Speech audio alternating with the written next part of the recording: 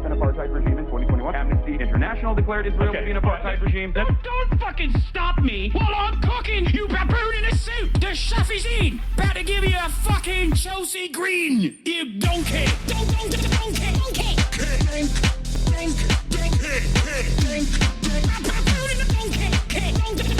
Listen to what I'm saying, and you will understand, perhaps, what I'm trying to imply. Patronizing. Yeah, I am being patronizing. I don't know who the fuck you are, and you're over here chirping all the way from fucking London about you want to fucking free Palestine, but also simultaneously you're talking about both sides are fucking fine. Shut the fuck up. You don't know anything, okay? Who the fuck is this pink-haired twink?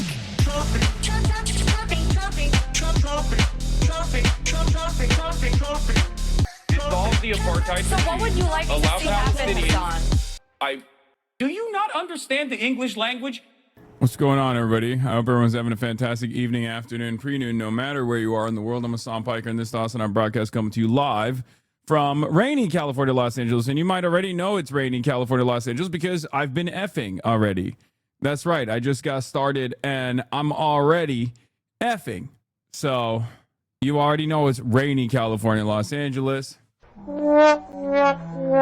It's pouring out here, but the soundboard is still alive and well. We're alive. It's Monday News Day. I'm gonna get right into it, but before I get into it, this is part of the broadcast where I tell you about my personal news about what's going on in the world of HasanAbi Piker in between the time period where I press the start streaming button and press the stop streaming button. So help me God, that's what I'm gonna do. I know it's been effing so hard. Your hair looks good today, big dog. Thank you. Anyway, it's Monday News Day. You already know what it is. I ended the broadcast last night and I did virtually nothing. Absolutely nothing. Okay? Nothing at all. No reading, just on Twitter, hung out with my brother and my brother's wife a little bit, but that's pretty much it. Outside of that, nothing else going on in the world. Of HasanAbi Piker. I woke up this morning. I worked out. I couldn't even take Kaya to the gym because it's been raining like crazy. It's been raining cats and dogs, if you will. Okay, raining absolute cats and dogs. Calm down. The data centers have rights too. Don't even get me started on what I think what data centers deserve. Okay, I just don't get me started. Is it effing again? Oh my God, it's already effing. It's effing so much. It's gonna be so annoying today. It's going to be so annoying today. The entire day, I feel like people are going to be up my ass nonstop with this shit. Everyone is going to be consistently complaining about how bad the fucking internet is. Hopefully they won't be complaining about how bad the misplaced the stupid misplaced soundboard is, because let's be real, I'm gonna be doing that quite a bit. Okay, I have an insane soundboard in front of me. I don't even know what half of this stuff does. I just click on them and sometimes it doesn't even make a real sound. Apparently, I don't even know. I didn't even know what it did.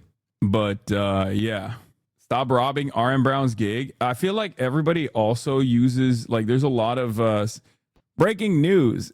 A lot of streamers use soundboards, okay? And I'm going to be a part of a lot of streamers that uses soundboards, okay? That's right. Will you be going to the Bernie rally on Wednesday? Yes, I am going to be going to the Bernie rally on Wednesday. Trying to secure an interview with Bernie right now at the Bernie rally. And I might even go to the Rokana Bernie rally in Stanford on Friday. So I might be doing it, I might be doing a twofer. Okay. Double Bernie, double the burn.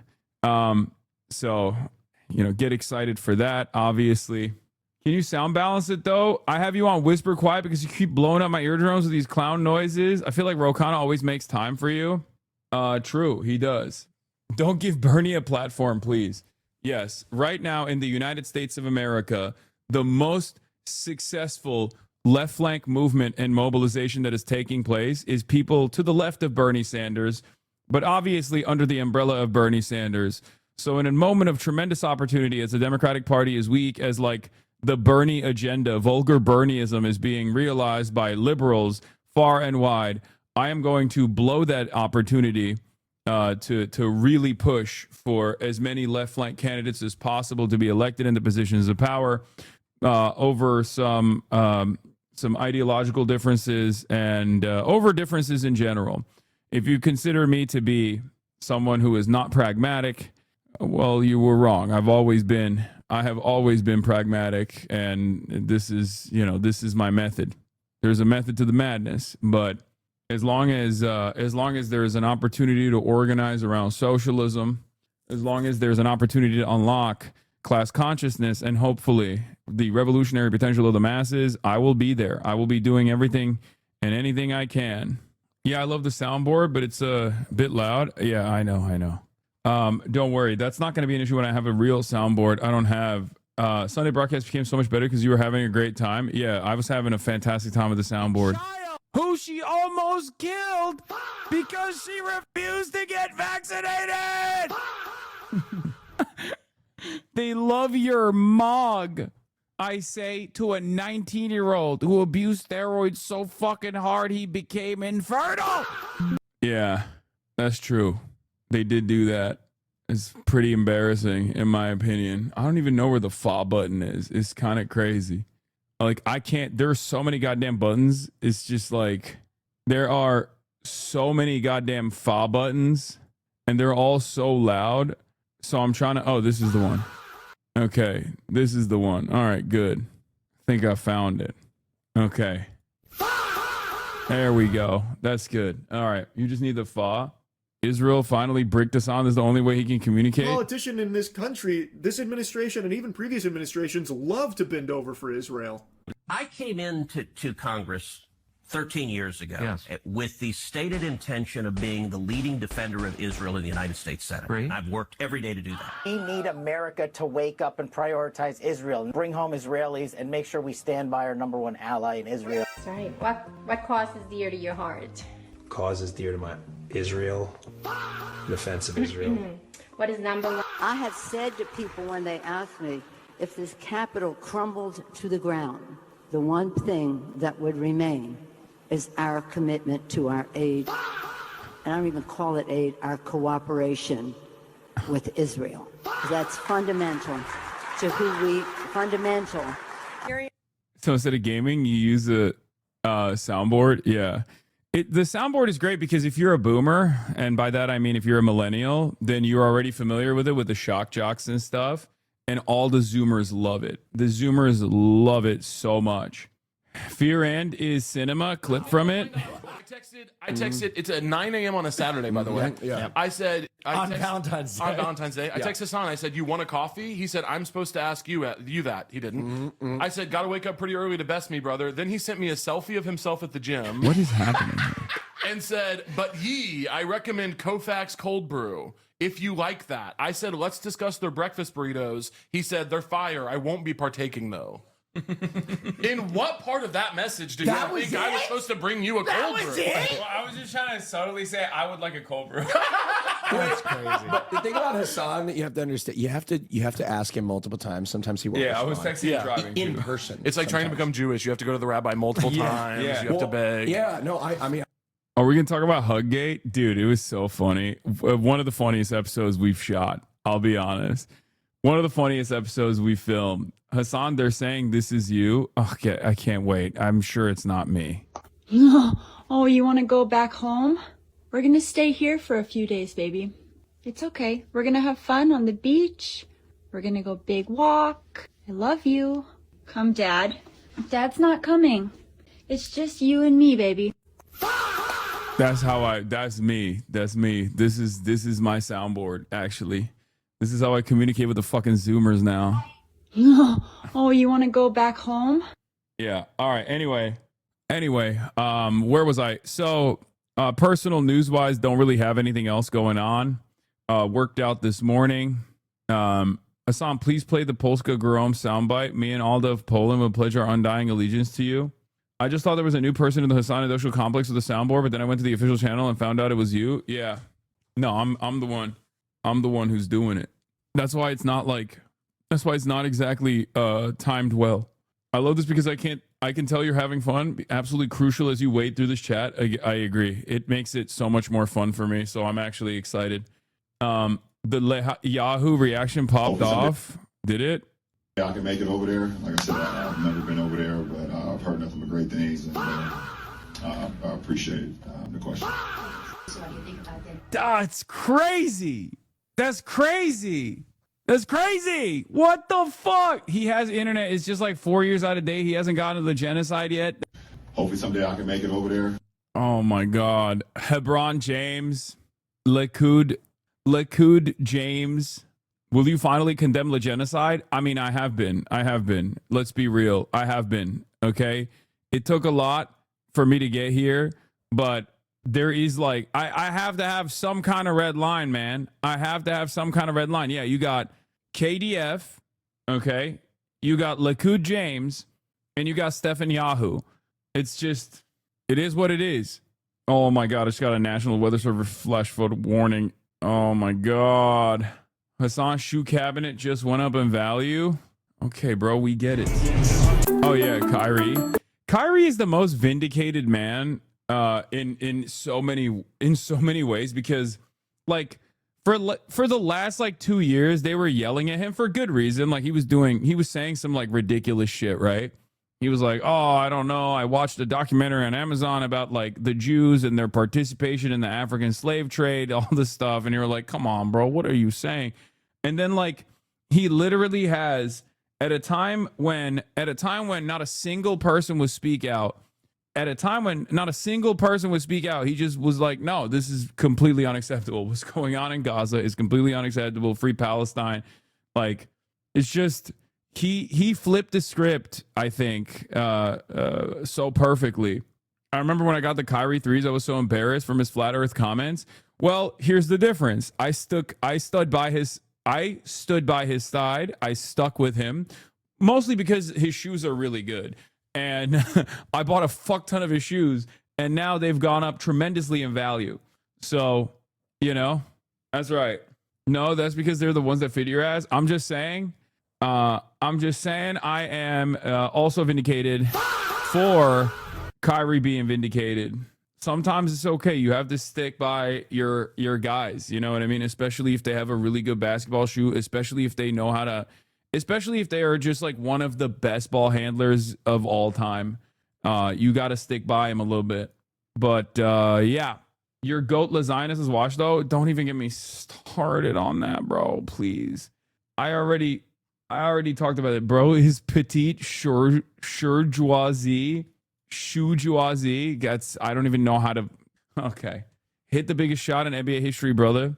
How is LeBron doing? It was a devastating day yesterday. Yesterday was a devastating day for like the GOAT conversation in general, because like people were talking about like MJ versus LeBron, right? That's always been the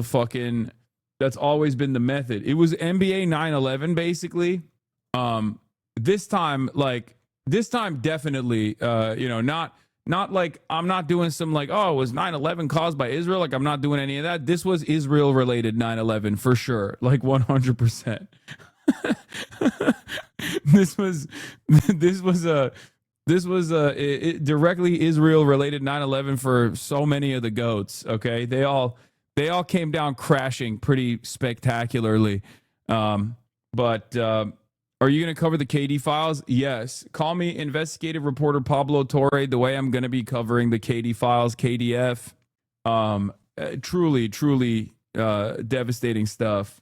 And let's blast off real quick, obviously, and then I'll get to it, because there's not really much going on in my life other than that. I just tweet a lot, and I am a fucking loser. I'm a whole ass loser who doesn't really do much. I just tweet. I tweet. I'm effing right now. That's not good. Silenced by the KDF. Yeah, that's. Hopefully you guys can see me or hear me. I'm in the F right now, but I think there's a little bit of rain, so you already know. It's back already. There's a little bit of rain, so it's going to go in and out today. It's just LA infrastructure, baby. You already know what it is, okay? God. Moments like this, I'm like, if I was in China, this would not be an issue, you know? actually not even China, like any competent government, like even I feel like even in like a European state or even like a developing nation, I feel like I would probably have better infrastructure. Honestly, it just sucks. Like in Turkey, we have a statement. We have a saying. Paramızla rezil oluyoruz. Okay, it means we're being embarrassed with all of our money. Like although you are spending so much money, you're still being humiliated. And that's pretty much it. That's just the American experience. That's the Los Angelino experience in general, I think, is just you spend a whole deal of money. You live in this incredibly expensive real estate market, and it rains a little bit and boom, everything falls apart. It's so shitty. It's so lame. You know? You're getting repped at Alveus. Am I? Okay, let me see. Oh my! I thought you were going to do mac and cheese. No, it's a t-shirt. Which I was like, that's for everyone. What is it? Are you kidding? This is the best. Yay! And then I got this one. This is the best gift ever. That's crazy. That's crazy. Dude, who sent this? Dote dog. Oh my god. They're from. I will cherish them. Wait, what does hers say? New Fear M was awesome. Thank you. I thought it was pretty good. This is the best unsanctioned unofficial merch out there. One of the best. It's so funny. I'm prepping to attend Students for Justice in Palestine at my school in half an hour. Just learned at school. Also scheduled a pro ice showing at the same time. Nice. Shangun is washed too for being friends with Denny. Yeah. Anyway, Clutch leaked the KDF files to distract from Hebron James. Open your third eye. The Chad Palestine supporter Spike Lee versus the Virgin Zionist LeBron James. Yeah, it's really awesome. Everyone is like yelling at Spike Lee. All of like the Zionist accounts are yelling at Spike Lee on the timeline, where it's like they find it to be completely unacceptable that he is repping Palestinians. Like it's great. Like I obviously don't make any like I don't shy away from saying what my position is. Position being fuck Israel, but like. Even a lot of superstar celebrities can just like do their part by simply being like, yeah, actually, I'm pro-Palestinian. Because that's enough for a lot of these guys in the media to just like lose their fucking minds. They're like, how dare you recognize that Palestinians are human beings? Like, how dare you do that? How dare you? And if that's your attitude overall, if that's like what you're going to be freaking out about, yeah, you're not going to win any favors here, you know? So... have you seen the insane Randy Fine tweet? When has Randy Fine not tweeted insane style? Let's be fucking real. I know, but I have seen it. Celebrities get blacklisted for being pro-Palestine. I know, but it's nowhere near as consequential as it once was. Let's be real, right? Like there was definitely a point in time when if you were pro-Palestine, you got punished. You got punished pretty aggressively, and now I feel like it's not as costly, which is a good thing. Joel Embiid, no Israeli ties, no drama, no arrests, no DUIs, no allegations, inspiring story, family man, just business, and some good basketball. Did you talk about the Dwight Howard video from a while ago? Yes, I have talked about it before. What is this? Newsom support went down, but at what cost? Oh no. Harris at 38%, Newsom at 13%, Buttigieg at 5%, Shapiro at 4%. Where is AOC on this? I don't think Kamala Harris is going to run. I mean, she might, but I don't think she's going to win. You know what I mean? Melissa Barrera came out in favor of Palestine and got fired from the Scream franchise. Insane looking back on it. Is it that insane? It was at the peak. That was at the heat of it. AOC is at 2% on there. I don't believe those polls. Those polls are fake. That poll is fake. AOC at 100% in my poll. Okay? She's 100% in the poll that I made up in my mind. They really weren't joking about blue no matter who. What is this? Admitting that you'll vote for someone objectively worse than Trump if they have a D next to their name. We know. That's our entire criticism. Counterpoint. If the Prince of Darkness rises from a fiery portal at the Iowa caucus declares opposition to Donald Trump, I will ride to battle with the host of hell. When asked if we vote for Gavin Newsom or J.D. Vance for president, Hasan said he'd vote third party. Counterpoint. If the Prince of Darkness. Admitting that you'll vote for someone objectively worse than Trump if they have a D next to their name. We know. That's our entire criticism. This is funny because if someone says they are vote blue no matter who, we can safely ignore their demands in the primary. Sit down and wait. We'll give you the exciting candidate that you have to support. Yeah, I get it. Like, I get why they say this stuff. And it's like, we know you will literally vote. You will vote for whoever, right? We got it. That's great. I'm glad to have your support. Now we should work. This is why I always say a lot of the vote blue no matter who guys do not actually have a real ideological position. They don't have any sort of like real investment, real interest in winning.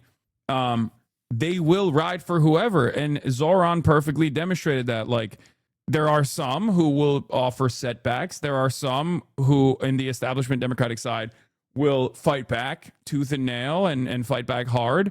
But once Zoran is the Democratic mayor, they become regime pilled. Like, that lady Stacey K is a perfect example of this. Like, she will literally yell at me if I as much as have like a minor disagreement with Zoran on one of the things that he has done. She'll come out and be like, you need to be disciplined. Like, you need to maintain rigorous ideological discipline. You are not praising your leader hard enough. Like, which is, I mean, that's fine. Like, I don't think that's a bad thing. We need people like that, you know?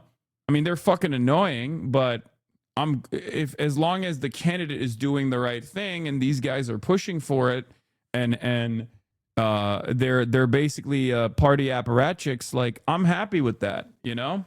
Hasan, what do you think about Professor Chiang interview with Sneeko? I think that guy is a little bit of a, I don't know. Okay. That guy's a little bit of a, I don't know about that. So it's not surprising to me that he's doing a collab with Sneeko. I've mentioned this before. He's got some weird takes in general. Fuck no, I'm not. Paint your ideal candidate. Let's manifest them together. His name is Vladimir Ilyich Lenin. Okay, doesn't have to be bald. At least in this day and age, you can have like finasteride, make up for that. Science and medicine have advanced in that to a place where like you can literally be not bald and be Lenin regardless. But yes, that is my ideal candidate. Just a man who understands what must be done. Who is Professor Chung? It's Professor Jiang. He's just like the predictive history guy. He does these like whiteboard posts, and he really started popping off when he was talking about like American foreign policy. But he's got like a strange, I don't know. A Lenin with hair is Stalin. The hair is what makes the ideological divide. Okay, that's a good point. Maybe we can keep him bald. Yeah, he's just kind of sus, man. He has like weird takes and a strange worldview, and I think he's also anti-China, if I'm not mistaken. So, but in a lot of circumstances, there are guys out there who are crank magnets, right? He's one of those guys. He is basically like a magnet. He's not anti-China, or maybe I'm thinking of, actually, he might not be anti-China. But I think there was a point in time where he was anti-China, maybe. And I think he's not. I remember looking into his background a little bit, and he had like some weird shit. And also he is one of those guys. He is one of those guys that he's got some good takes, and he's got a whole bunch of sus takes. Okay, that's all I'm saying. I mean, we can look into it. We can look into it a little bit better. But he teaches at Beijing High Law, brother. Do you want me to do it right now? Do you want me to look into it right now? Please read up on him better before commenting. I mean, I have seen stuff that he has said that I find to be a little weird. Okay, I have seen stuff from him that are strange. The problem is there are a lot of cranks in this community as well. There are a lot of cranks in my community as well, because obviously my politics is not mainstream politics in America. And therefore I have a lot of people who are like looking for alternatives, looking for a different, looking for a different method, a different approach. And they come into this fucking community, but instead of doing like the appropriate political education, they look for interesting conspiratorial sentiment. They look for like interesting conversations and interesting theories, and then they end up finding themselves in the throes of the likes of Jimmy Dore and fucking Tulsi Gabbard. And I have spent most of my career yelling at people like that and just telling them to shut the fuck up. And it's very fucking annoying, because the more some of these cranks blow up the more they basically engage in like sectarian infighting, the more they create opportunities of sectarian infighting. And yeah, he is 100% a fucking crank. And he has like some very weird theories in general. I don't think his like worldview of predictive history is based or rooted in dialectical materialism. That's all I'm saying. And when you don't have that, foundation in your predictive history, you end up finding yourself super invested in silly, nonsensical bullshit, like silly theories, silly opinions, sometimes scary opinions, as a matter of fact, opinions that I consider to be morally repugnant, right? I believe he's said some things that I consider to be strange about Jews and Judaism in general. That is the reason why a lot of fucking cranks actually lean into whatever he's saying.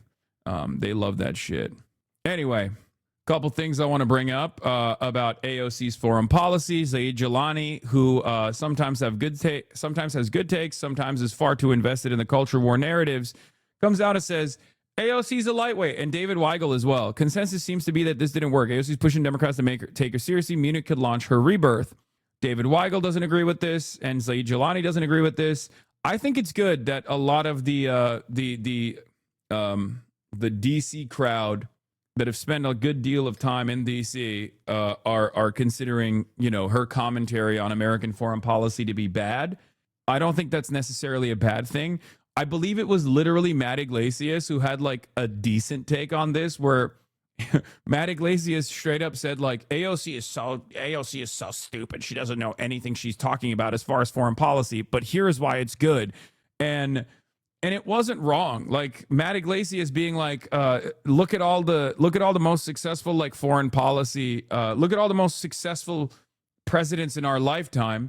Donald Trump doesn't know shit about foreign policy, and is communicating it in a way that like people can understand, oversimplifying it, blah blah blah, all this shit, and it's objectively successful. So I do think that the think tank pedigree. The think tank pedigree, NatSec liberalism isn't going to cut it, right? What AOC needs right now is more confidence in her worldview and more confidence in her advocacy when she's talking about these issues. And she needs to also present her worldview a little bit better, or rather, she needs to openly state that her worldview is antagonistic to the business as usual foreign policy machine that we have seen both from establishment liberals and also Republicans as well. That's it. That is the major problem, I think, or not major problem, but like just the only criticism that I would have. I feel like AOC gaffing her way through a series of prestige foreign policy questions is bullish for her presidential aspirations. That's how Bush, Obama, Trump all did it. Not caring or knowing about this stuff means you're in touch with the voters. She'd be non-optimal nominee for obvious reasons, but has more upside than Newsom, is a clear shot at the nomination. Her apparent ambivalence about actually running is odd. It's not odd at all. It's actually very good that she's being ambivalent about her aspirations, because that way you can present yourself as a serious contender because you understand the seriousness of the time itself. And you can say, I am being pushed into this position because I think that there aren't any good alternatives right now. Okay. Presidential candidates with detailed opinions about foreign policy: George W. Bush, John McCain, Hillary Clinton, Joe Biden. People I have a lot of respect for, but his loser energy. Low key, low Kirk. He kind of cooked here. Nobody gives a fuck about someone who is like super dialed in on foreign policy. I made fun of Joe Biden for that over and over again. He was Mr. NATO. If you recall, one of the things that I kept making fun of with respect to Joe Biden was like how hyper focused he was on foreign policy. And I obviously made fun of it for two different reasons. One, because like his vision of foreign policy was dog shit.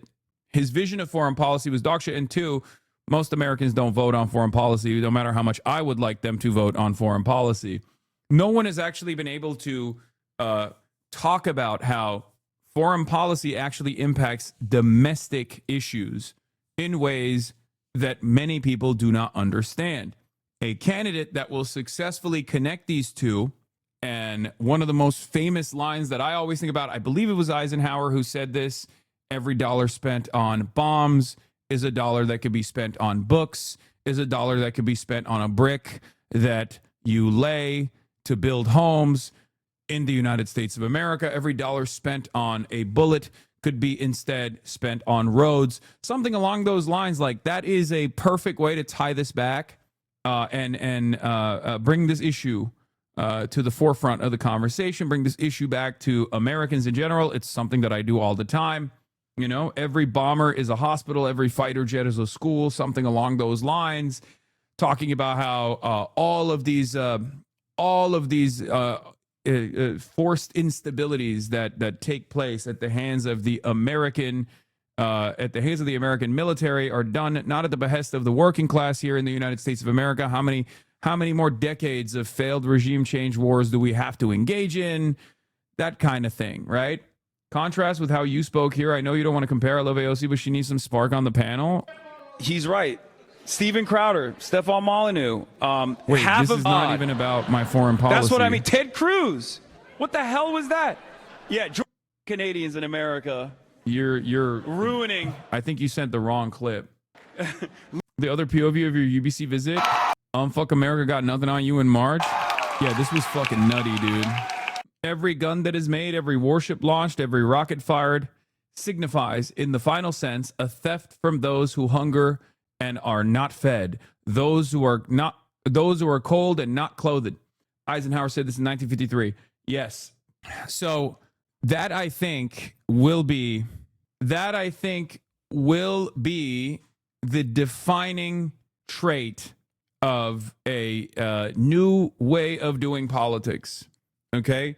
The candidate that arrives at the proper way of communicating that the military-industrial complex is designed in a way to take your wealth away, take your surplus value away from you and away from things you care about, away from improving your material conditions, and dump it in the hands of endless militarism overseas at the behest of parasitic global capital. That anyone who can take that and explain it in a way where the layman can understand will be able to design a new foreign policy vision where Americans can understand that. And what is this? Why are you guys spamming? We love the soundboard. Keep it up. Oh, Michael from Pennsylvania doesn't like the soundboard. Yeah, you're old, Unk. That's why you're chopped Unk. I'm not chopped Unk. Okay.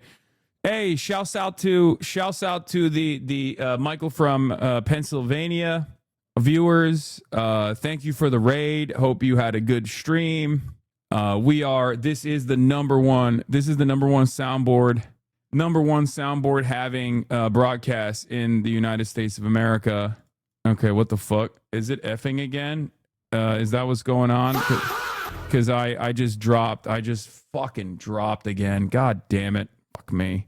Yes, we're still here. It's rainy. It's rainy in Los Angeles, so you already know what it is.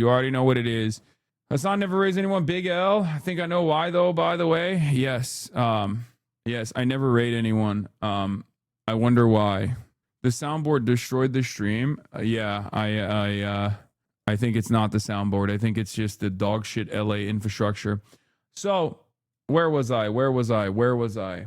Yeah, any candidate that communicates that vision is good.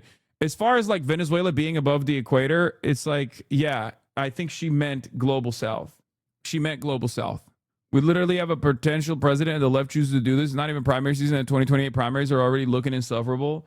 Yeah, she meant global south. Venezuela is a global south nation, even though it is above the equator. That's it. That's literally what was going on here. I don't know why we're having a back and forth on this. Like, it's very obvious. It's very obvious what the fuck she was saying here. I think most people understood it, right? Am I crazy? No.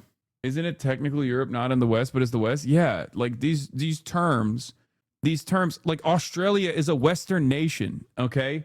Australia is a Western nation. Is it in the fucking West? I guess if you go so far west that all of a sudden it loops back around because the Earth is a goddamn sphere, a globe, right? Like, it's the same principle. Like, what she clearly meant to say there was that Venezuela is a global South nation, and then the people are mad that she said like, Maduro stole the elections, or Maduro denied elections, which is wrong. Maduro did not deny elections, okay? And the jury's out on whether or not it was like electoral theft, but it doesn't even fucking matter, because the point that she was making in that situation, what? You can't say that after you glazed Irving? Listen, I've already maintained my position on this. If I could ball handle like Kyrie, I would maintain the position that the earth is flat. If it helps me with my ball handling, or the earth is flat, you know what I'm saying? Venezuela is like 40 miles north of the equator, Lamau. No, it's irrelevant. What she's trying to fucking say there is that Venezuela is a global South country, which is true. Okay? It's true. And it doesn't mean that it's supposed to be south of the fucking equator. A global South country is a political designation, just like a Western country is a political designation. I cannot believe we're having this fucking nitpicky ass, pedantic ass goddamn conversation right now. Everybody understands exactly what she was fucking saying. Now, do I wish that AOC had the capabilities of delivering a speech in a convincing way that like appeals to everybody in the way that like, Pete Buttigieg does or something? Sure, maybe. I mean, she needs more confidence in her in her speeches. Like she does need that. But Pete Buttigieg's speech is filled to the brim with nothing. Okay, it's neoliberal trite for the most part. So just because he's confident when he is doing public speaking doesn't mean that he has anything new to say. Okay, so that's it. It's very silly, right? I'd rather have someone be wordy but try to communicate an alternative vision than have someone be concise and clear and confident, but also have the absolute fucking idiocy of repackaging neoliberal hegemony that has been a disaster so far. The Rosetta Stone for AOC's foreign policy right here. Economic elites are taking the lion's share of growth for themselves and leaving crumbs for the working class. This is an injustice. You are being screwed. And that story is not a cultural one, but a class one. Exactly. That's it. Boom, boom, boom. Clear, concise. And I think eventually she will start chopping this shit down and start nailing it. I am an ideas man, as you guys know. I care more about getting this message across. No matter who's doing it, okay? No matter who's getting the message across, I'm with you. I think there is something to be excited about here, and it's certainly better than someone who is charismatic, but is telling everybody that he is going to, Brandonize. He's going to do vulgar Brandonism. The more AOC cuts away from the previous old guard method of like NatSec, NATO liberalism, NATO Atlanticism, the faster we can make these designations, the better she can actually tie back endless militarism as a burdensome process that has directly played a role in ruining the material conditions of the American working class and the working class all around the fucking world. The better this will be. Okay? Anyone who believes that class conflicts at the heart of our problems will not be militarist, will not sim for global primacy, and will not simply copy and paste ban fanaticism of the Biden administration. That's it. Ultras are already smearing AOC and the left. It doesn't matter. It doesn't matter. It doesn't matter. It doesn't matter. It's just sometimes, like I said, you got to work with what you have. All right. You got to work with what you have. You have to be pragmatic. You got to work with what you have. All right. You got to work with what you have. You have to be pragmatic. That's always been my method. That's always been my attitude. A lot of people yell at me for this reason. A lot of people say I'm a betrayer of class revolution for this reason. It doesn't matter. Ultras will do the same thing that liberals do, or they'll basically do a handshake of claiming that I am a wealthy, white, privileged person who is not impacted by the devastation of the global South. And therefore, that's the reason why I'm actually sheepdogging people into the liberal side of things and cutting away at the revolutionary potential of the masses, when in fact I am fully cognizant, fully aware that there is no currently revolutionary potential of the masses because there's no class consciousness of the masses. and I want to instill class consciousness so that we can engage in organizing, revolutionary organizing down the line if necessary. Okay? That's it. Bro, please stop smearing people who follow Lenin as ultra. First of all, I follow Lenin. I am not an ultra. How dare you? Anyway, I've long maintained the position that I'm agnostic as far as how we get there. I don't, I'm going to try to get there regardless. Yes. Also, Leninists are not ultras. I don't know what you're talking about. And no, ACP is not ultra either. They're not ultras either. Why are you caving in to liberals? Pragmatic, aka caving in. Why are you caving into liberals? I love that every day we have to have these sorts of conversations, this back and forth. I'll bring you with me no matter what, okay? You'll get on the journey and you'll like it. Everyone says how this app is a right-wing echo chamber now, but it's usually only in the context of how pro-Trump it is. When I think the way it is lagged in reflecting how popular AOC has become with rank-and-file Dem voters is going to be way more relevant in the coming years. Take the anarchist pill, read Bakunin. Yeah, I'll take the cyanide. Dude, I'm over here trying to find the most pragmatic approach to unlocking the revolutionary potential of the masses, instilling class consciousness in the United States of America at the heart of empire, okay? Against all odds, against the direct material benefits that the American working class experiences as a consequence of being a part of the labor aristocracy. And you're over here being like, you should become an anarchist. Like, please stop. That's crazy. Please. Like, anyway, chat in 10 years' time, there will be an illiterate peasant class again. If you want to be Maoist, just give it a sec. True. That is true. We're nearing that boundary already. Once again, I'm going to say it over and over again. Not only am I a pragmatist, I am in favor of results, okay? One of the greatest examples of this is the obvious revisionist nature of modern day China, the People's Republic of China.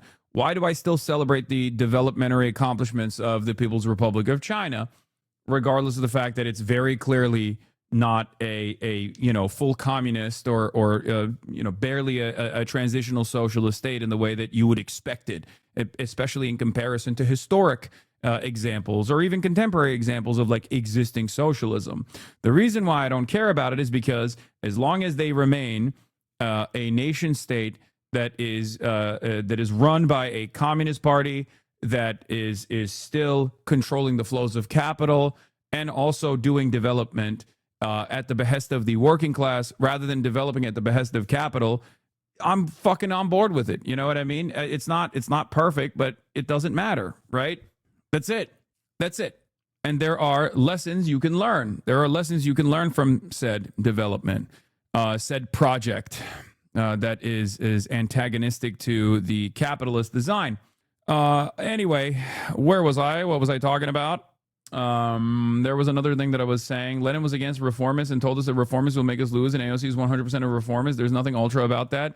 Brother, do you consider the current modern day material conditions in the imperial core to be identical to the conditions that Lenin was organizing in?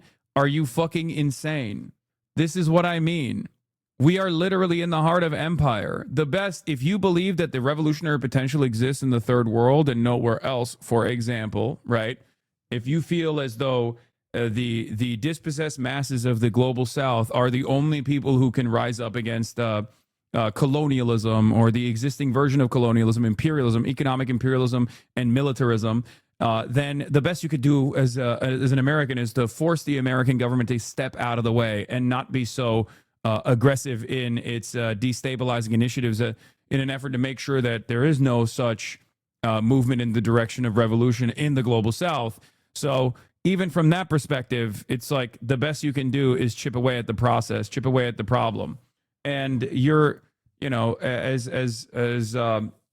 of course, there is a point where you try to the best of your ability, push back against reformists and liberals and anarchists and everybody else.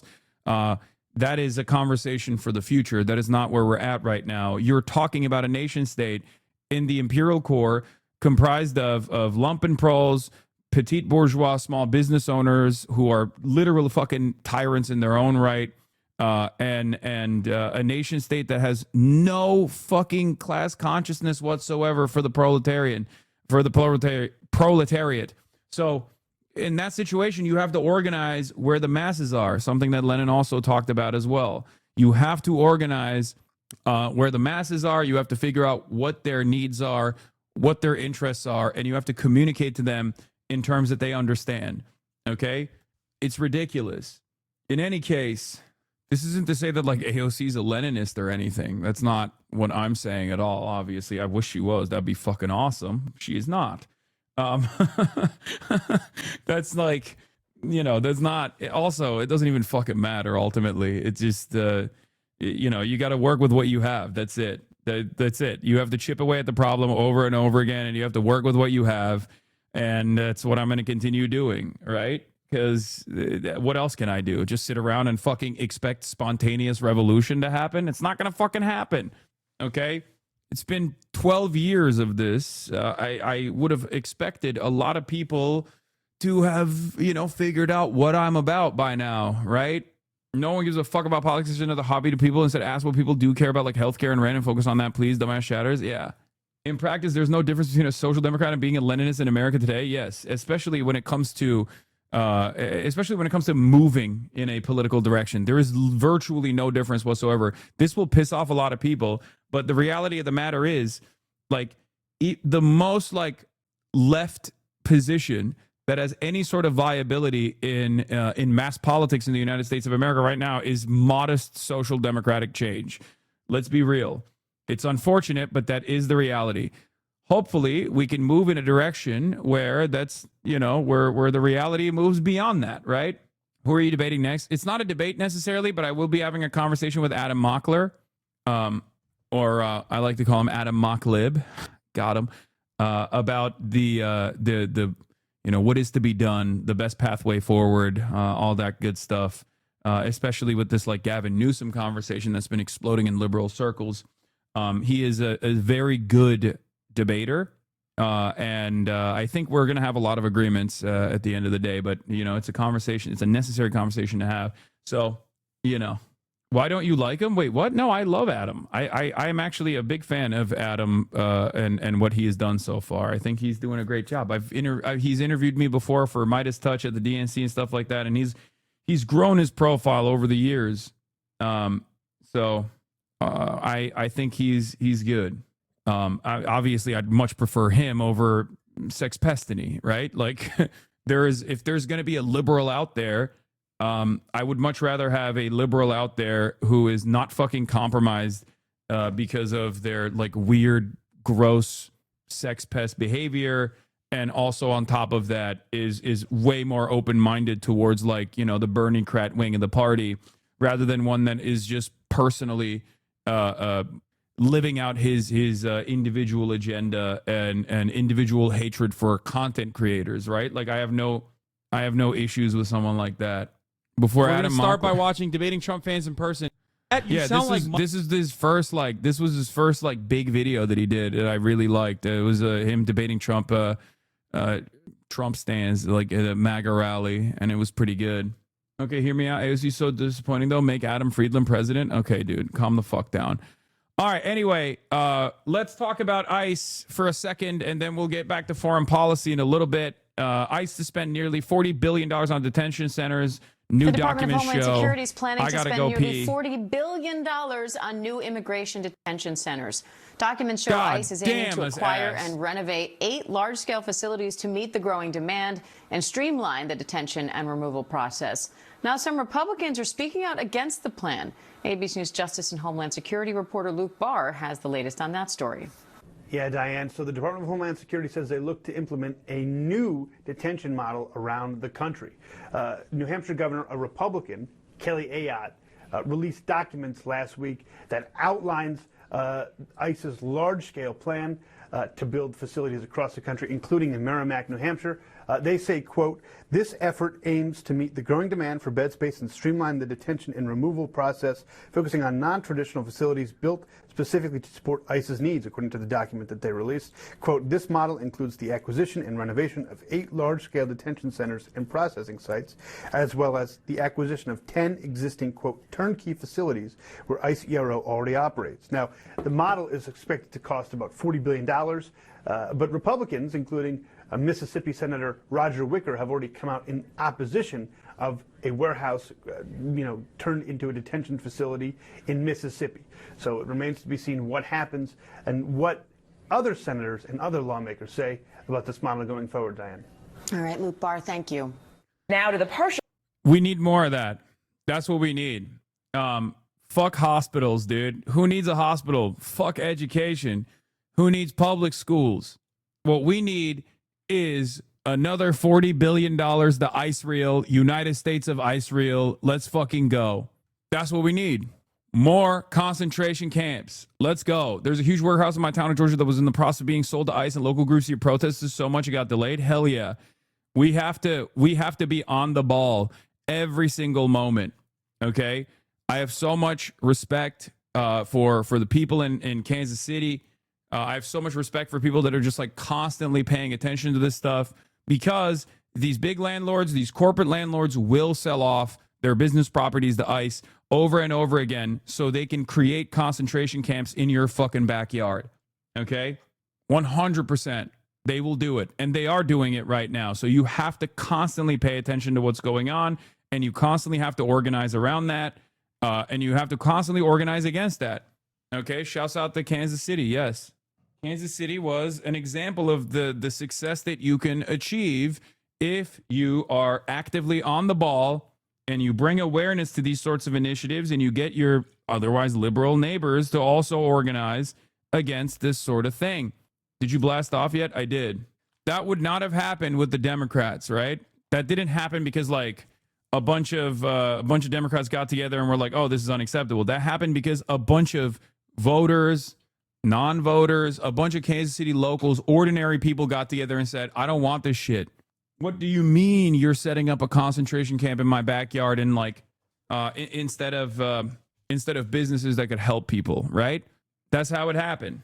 Carney making moves, middle powers unite. Yeah, I saw that. It's pretty funny. Dude, you think Marks Carney saw the UBC speech and was like, "It's time"?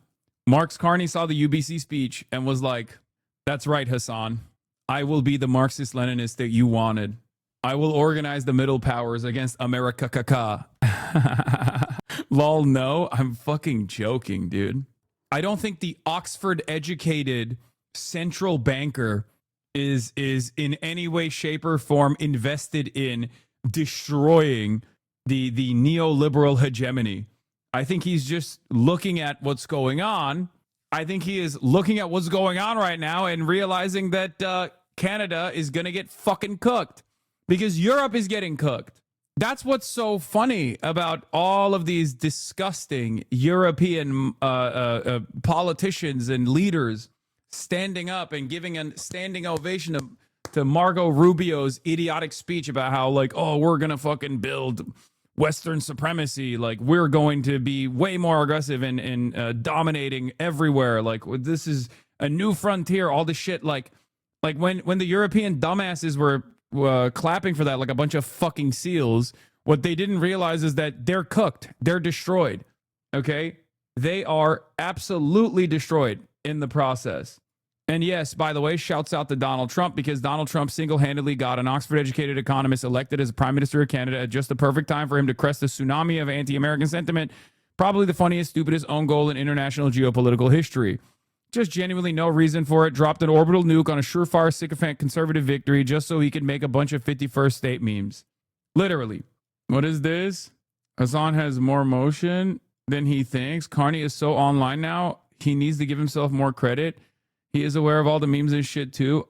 To be fair, so many other people did it too. I literally thought Hasan was racist. I honestly thought he was transphobic for a small amount of time. To be fair, what are you guys talking about in here? What the hell's happening in these logs? To be fair, he had the aura of every bigoted ass annoying dude I ever saw, which like obviously was good for him to gain an audience, but I found so repulsive. Yeah, Marks Carney is not a HasanAbi head, and Marks Carney is a banker. Okay, stop sharing notes. If you're going to share notes in the class, you got to share it with the whole class. Okay. Anyway, shutdown raises travel concerns. We're going to fucking obviously take a look at that as well, because this is the only Department of Homeland Security. The Department of Homeland Security is shut down, but it's fake. It's not a real shutdown. It doesn't actually compromise ICE's activities even a little bit, unfortunately. And the only thing it will compromise, once again, is domestic travel for the average American. Isn't that wonderful? Let's take a look. Government shutdown taking effect over the weekend after lawmakers failed to reach a deal to fund the Department of Homeland Security. Now, if the shutdown goes on, it could impact your upcoming spring break air travel. Transportation correspondent Gio Benitez is here now with more. Hey, Gio, good morning. Hey, Mary, guys, good morning. Yeah, the biggest concern right now is for spring break because that's when TSA workers will start to go without pay if the shutdown continues. So we all remember that last shutdown all too well. It was just a few months ago, lasted 43 days. TSA workers are deemed essential, so they have to work without pay before getting back pay. But many TSA workers called out sick, and that's the concern here. TSA workers got paid this past week. They'll get another check in 2 weeks, and then it would be another 2 weeks after that when they would get their first zero check. So that puts us right up against peak spring break travel. So many TSA people are HasanAbi has too. Like, Shout out to TSA. I used to talk a lot of shit. I don't anymore because y'all motherfuckers are all HasanAbi heads. It's crazy. I don't even know why.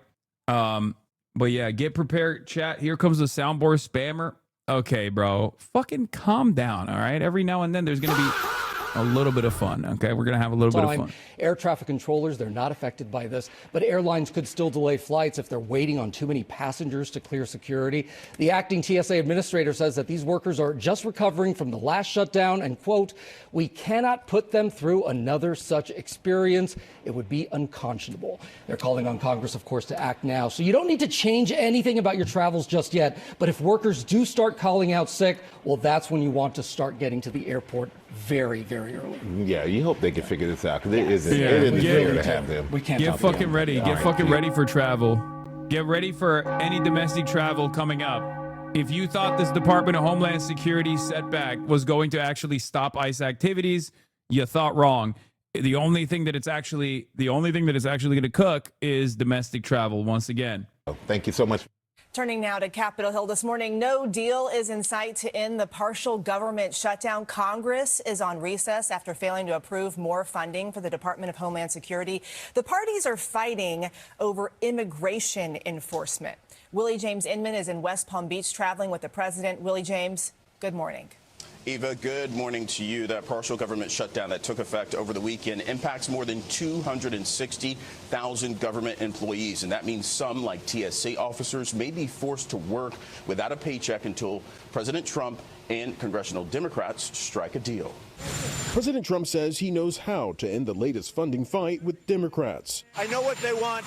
I know what they can live with. But the president and key Democratic leaders still won't say what they can live with. We're willing to have a good faith conversation about everything, but fundamentally we need change that is dramatic, that is bold, that is meaningful, and that is transformational. Democrats are... God, he's so fucking hot. He's so hot. I mean, come on, dude. He is so fucking hot. Can you blame me for this? I mean, what a sexual dynamo he is, dude. Hakeem Jeffries, you are the man. You are the GOAT, dude. Hakeem Jeffries, every time I see you speak on television, my panties are wet. Every single time, dude. Oh my God. I hate the soundboard with the power of 1,000,000 suns. Okay, well, you're just a fucking hater. I don't know why. I don't know why you're hating. I don't know why you're a hating ass bitch. Because there's a lot of good that's coming out of the soundboard. Okay, you got to use some other sounds with the soundboard. Yeah, I know. Like this one. Is that better? That's how I feel. That's how I feel every time. You can learn from him and fuck all the worker. Learn from Funk Flex.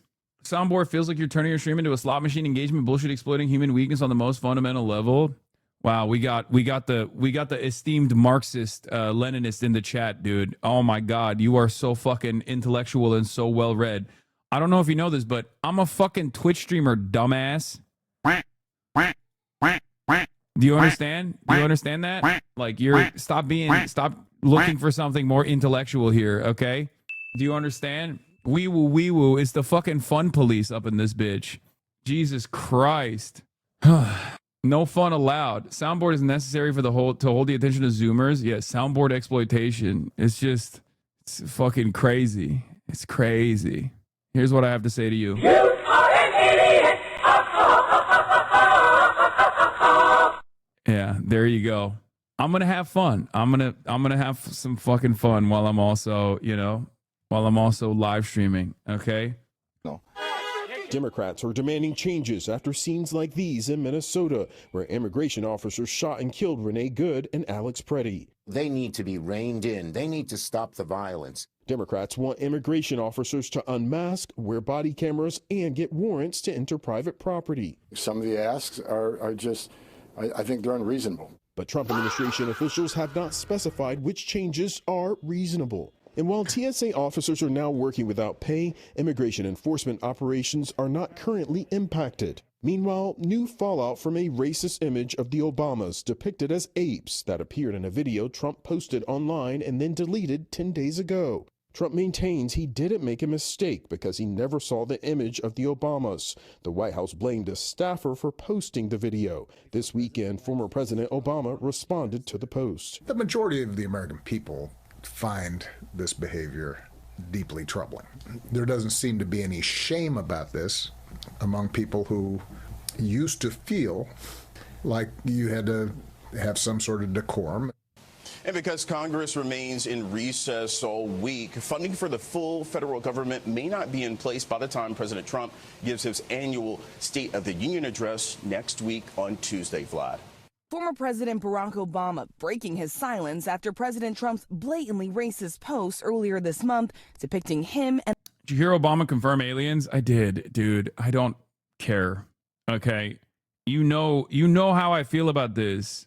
I have talked about how the UAP stuff and all this like alien shit is, I think, being mass distributed to get the conspiracy cranks to pay attention to like not the real pedophilic elite that are conspiring to ruin your lives, but instead on like some other stuff. It's trying to hold people's attention.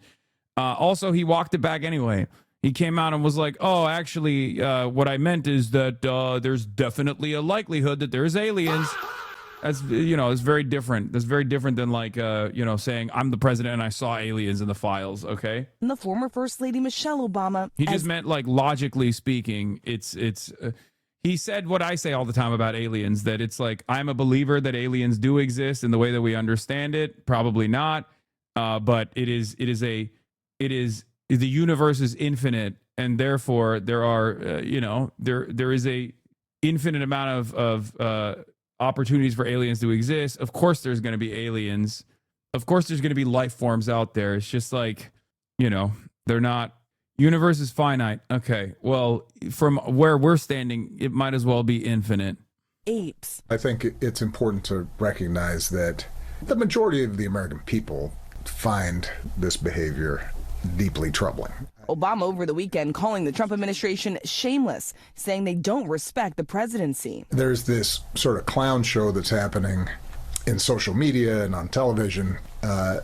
And what is true is that there doesn't seem to be any shame about this among people who used to feel like you had to have some sort of decorum and a sense of propriety and respect for the office. Right? So that's been lost.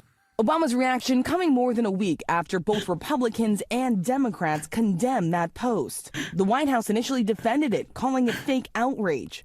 But the criticism only grew. Senator Tim Scott of South Carolina, the Senate's only black Republican, calling the president's post the most racist thing I've seen out of this White House. Senator Roger Wicker of Mississippi writing, "This is totally unacceptable." The president later deleted the post 12 hours later. The administration later telling ABC News a White House staffer erroneously made the post. And then on Thursday, a week after that video was posted, President Trump telling reporters he had not disciplined the staffer. And despite lawmakers on both sides calling on the president to apologize, the president refusing. No, I didn't make a mistake. So Obama says this is all a distraction. He said that both he and the former First Lady still travel the country and that they still believe in kindness, decency, and courtesy, Rebecca. All right. Well said. Rachel, thank you. I love the soundboard. I fucking love the soundboard. Holy shit, I love the soundboard. Hasan, so giddy over the soundboard. I'm crying. So cute and refreshing to seem so happy. Thank you. Sometimes your 34-year-old comfort streamer is a little baby, okay? is a little baby and has likes to have fun. It's a listen. We're led by clowns, so enjoy the circus. Okay. I mean, how are you gonna hate? How are you gonna hate? It's just we have clowns. We have clowns running the fucking show. Enjoy the circus. Okay. I'm jester maxing. Anyway, where was I? Have you watched too many Gatsu videos recently? No, but it's just, I love it knowing the ultras will snap one time you use it and they're having a bad day already. Yeah. Okay. Think about the audio files. Please don't. I never think about the audio files. Come on now. This is Hasan right now. Yeah, except I'm actually far superior to this silly ass sound machine. Okay. Anyway, there's a couple different things that I was going to talk about before we continue along with the Obama situation. One of them is this guy, I Am Wildcat, who got mad that I made a joke about fucking Israel's #1 streamer, Burnt Peanut, saying that he's just like, he's just dog shit. I love that whenever these guys who are noticeably absent for the conversation of Israel's genocide, whenever Israel is brought up, whenever Israel's brought up in a negative light, they'll be like, whoa, dude, I don't really like this kind of joke, this kind of humor. Okay, I don't really like this kind of humor. This dude stubs his toe and blames Israel. I said, is this your first tweet about Israel? Nice, man. Okay, yeah. Burnt Peanut from Tel Aviv. Sorry, but who is this guy? A new hater? I have no idea. Who this guy is, but I suspect he's like a big streamer or something. And a bunch of people got very mad at my Burnt Peanut is doing coworker humor. He's an OG YouTuber. Okay, yeah. Like, no Israel slander on my watch, sir. No Israel slander on my watch. How dare you? He streams a ninja, I think. Yeah, also, Asmongold was doing the same thing as well. Again, a servile little dog, a servile little piggy, hitting the Hasan is anti-Semitic lines. I saw that one too. That was really funny. I said, all these right-wingers are straight up dogs, by the way. This one loves Nick Fuentes, but cries like a bitch anytime Israel gets brought up, even as a joke. And then he put this as a reaction. It's like, yeah, dude, yeah, you got that. Israel's got that fucking collar on you, little man. It's so awesome. It's so awesome that these guys will straight up be like, oh, yeah, Nick Fuentes is base because he's like blaming the Jews for everything. Also, when Hasan is actually making a joke about like someone being shitty and associating it with Israel, well, that's a bridge too far for me, sir. That's really anti-Semitic. The weird thing where you're calling everything bad Israeli, I mean, I feel like this is just calling it Jewish with extra steps, right? I mean, like, what is the difference between calling something Israeli and calling something Jewish? Because, like, a lot of times... What do you mean? What is the difference between calling something Israeli and calling something Jewish? That's the whole point. The entire point is that there is a major difference between the two. There is a huge difference. You can't just directly associate these two things with one another. The entire point that I'm making is that Israel is a totally separate nation state that you cannot conflate, and you must not conflate with the entire Jewish population around the world. Is Asman shrewd enough to know the difference? I suspect that that's possible. He just likes to sow division. No, he is a fucking pure grifter through and through. That is the whole point. He will literally, in between this conversation where he's like, Hasan is being quite anti-Semitic, he will turn around and watch a Nick Fuentes video where Nick Fuentes is talking about how Hitler is based or whatever. I mean, send me the clips. Give me the clip where he's watching Nick Fuentes and going, yeah, this is based. Okay. Motherfucker, what do you mean? This is a little anti-Semitic for my taste. It's fucking like, ridiculous. He was like saying that like Ethan was like the most Israeli thing to do, or spiritually Israeli, with like suing people, and like no, that's not the point. The point is actively trying to undermine criticism and silence criticism. That is exactly what the Israeli state does. That is the point that I was making. Not like, oh, Ethan is so litigious because he's a Jew and that's how Jews are. Also, anyway, look at the, again, purposely misunderstanding the point that I'm making there and then turning around And then turning around and being like, yeah, this is kind of anti-Semitic. Yeah. Very, very common Jewish stereotype. So, like, whenever the, Venn diagram of being spiritually Israeli and, being a dirty Jew, right, for the South Park thing, are a circle, right? I mean, like, well, how is this not just anti-Semitism? Yeah, Mr. Based anti-Semitism defender, by the way. Let's take a look. Let's take a look at Mr. Defender, defender of Jews. You think Hitler was very fucking cool? Yes, I do. You think Hitler was very fucking cool? Yes, I do. One of them. And I'm tired of pretending he's not. Well, to be honest. This is the problem, you see. It's a bit like when you just say, I'm a racist. You're a racist who thinks Hitler's cool, but you're not anti-Semitic. If you're a Jewish person watching this, what are they thinking? You think... Bro, we didn't shift the... Look at his audience. Look at holy base, we're so back. One of the most lied about men in history. Talking about Adolf Hitler. That's his chat. Overton window. We burned down the house. We burned down the whole motherfucking... Yeah, they're all posting Wang Half, which is Nick Fuentes' rallying cry. It's like white ass N-word, I think. Going hard as fuck. That's what it stands for. Neighborhood. Oh my god. This is crazy. Yeah, this is nuts. I saw another clip about this too with no insurance. Yes, and no survivors. And all or nothing. No, there was another clip about this too. Here we go. This is where you talk about Jews, women, and blacks. I've seen it. You've seen it. We've all seen it. Just take a listen. They're always coming up with, no, it's not the Jews. No, it's not women. No, it's not blacks. It's actually really complicated. No, it fucking isn't at all. Jews are running society. Women need to shut the fuck up. Blacks need to be imprisoned for the most part. And we would live in paradise. It's that simple. Man. Okay. He's just nodding. Would you like to clarify? Base, that's a take. True and real, King. What you meant there? That's all true. Yeah. So that's the guy who's like, oh, Hasan is being quite anti-Semitic for associating negative things with the beautiful state of Israel. Asman uses Jew as an insult. I'm not surprised, but I haven't seen that. Yeah. I got a mini F again, but I think we're back. A tiny F, but it's not even loading. No way. Asmongold reacts to the Jewish stereotypes in Epstein emails. This is not me saying it. It's not Nick Fuentes or Cinco saying it. It's Jeffrey Epstein. How is Nick going to react? I can't wait to find out. Like, again, the entire point is they know that it's not anti-Semitic. They want to be able to use it as a talking point against a commentator on the left. That's it. They want to use what remains of the appetite for censorship while simultaneously constantly decrying Jewish censorship and Jews are organized and Jews this, Jew that, while consistently actually engaging in trafficking in anti-Semitism.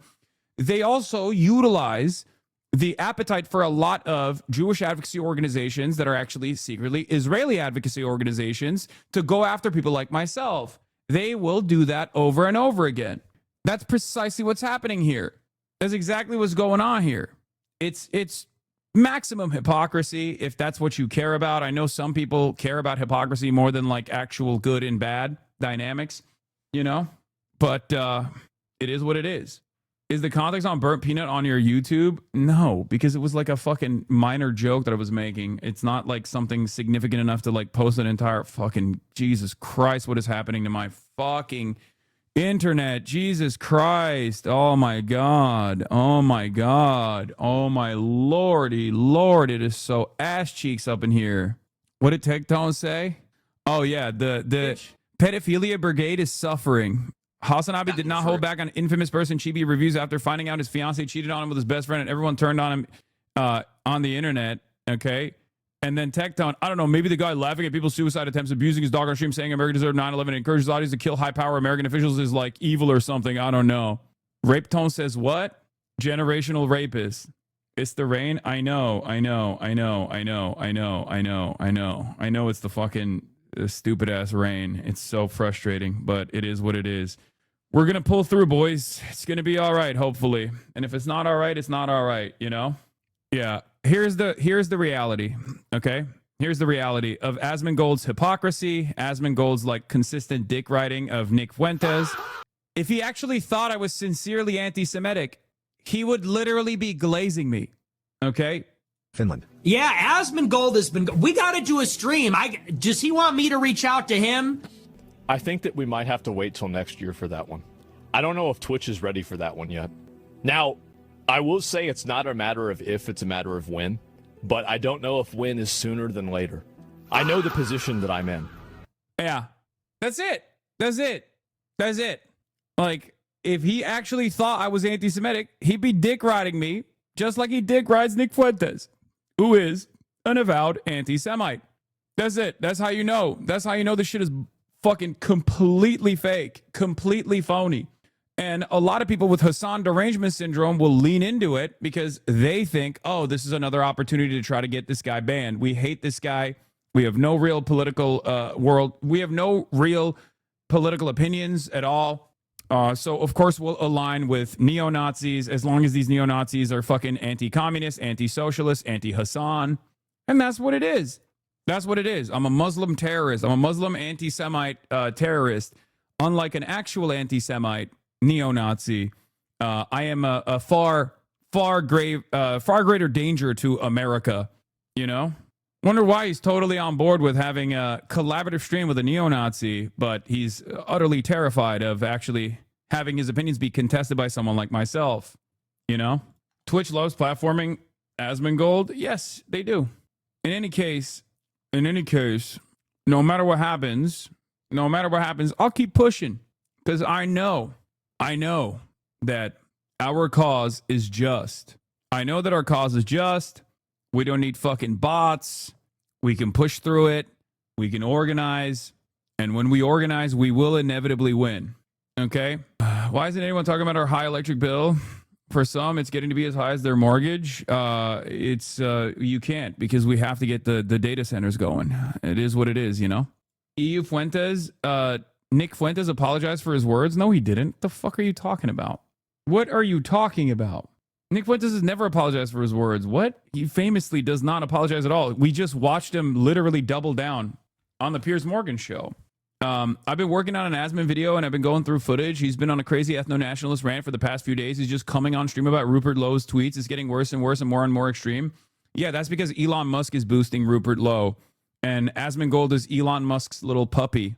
So that's the reason why he's like hyper focusing on Rupert Lowe. That is like even more right wing than reform. New guy. They thought Nigel Farage was a little bit too woke for their opinion, for their takes. So Elon has moved on to another guy, Rupert Lowe. And because Asmongold is a billionaire lapdog and a dick rider of billionaires, specifically Elon Musk, he is Elon Musk's little lapdog. Elon Musk has the shock collar on Asmongold, let's be real.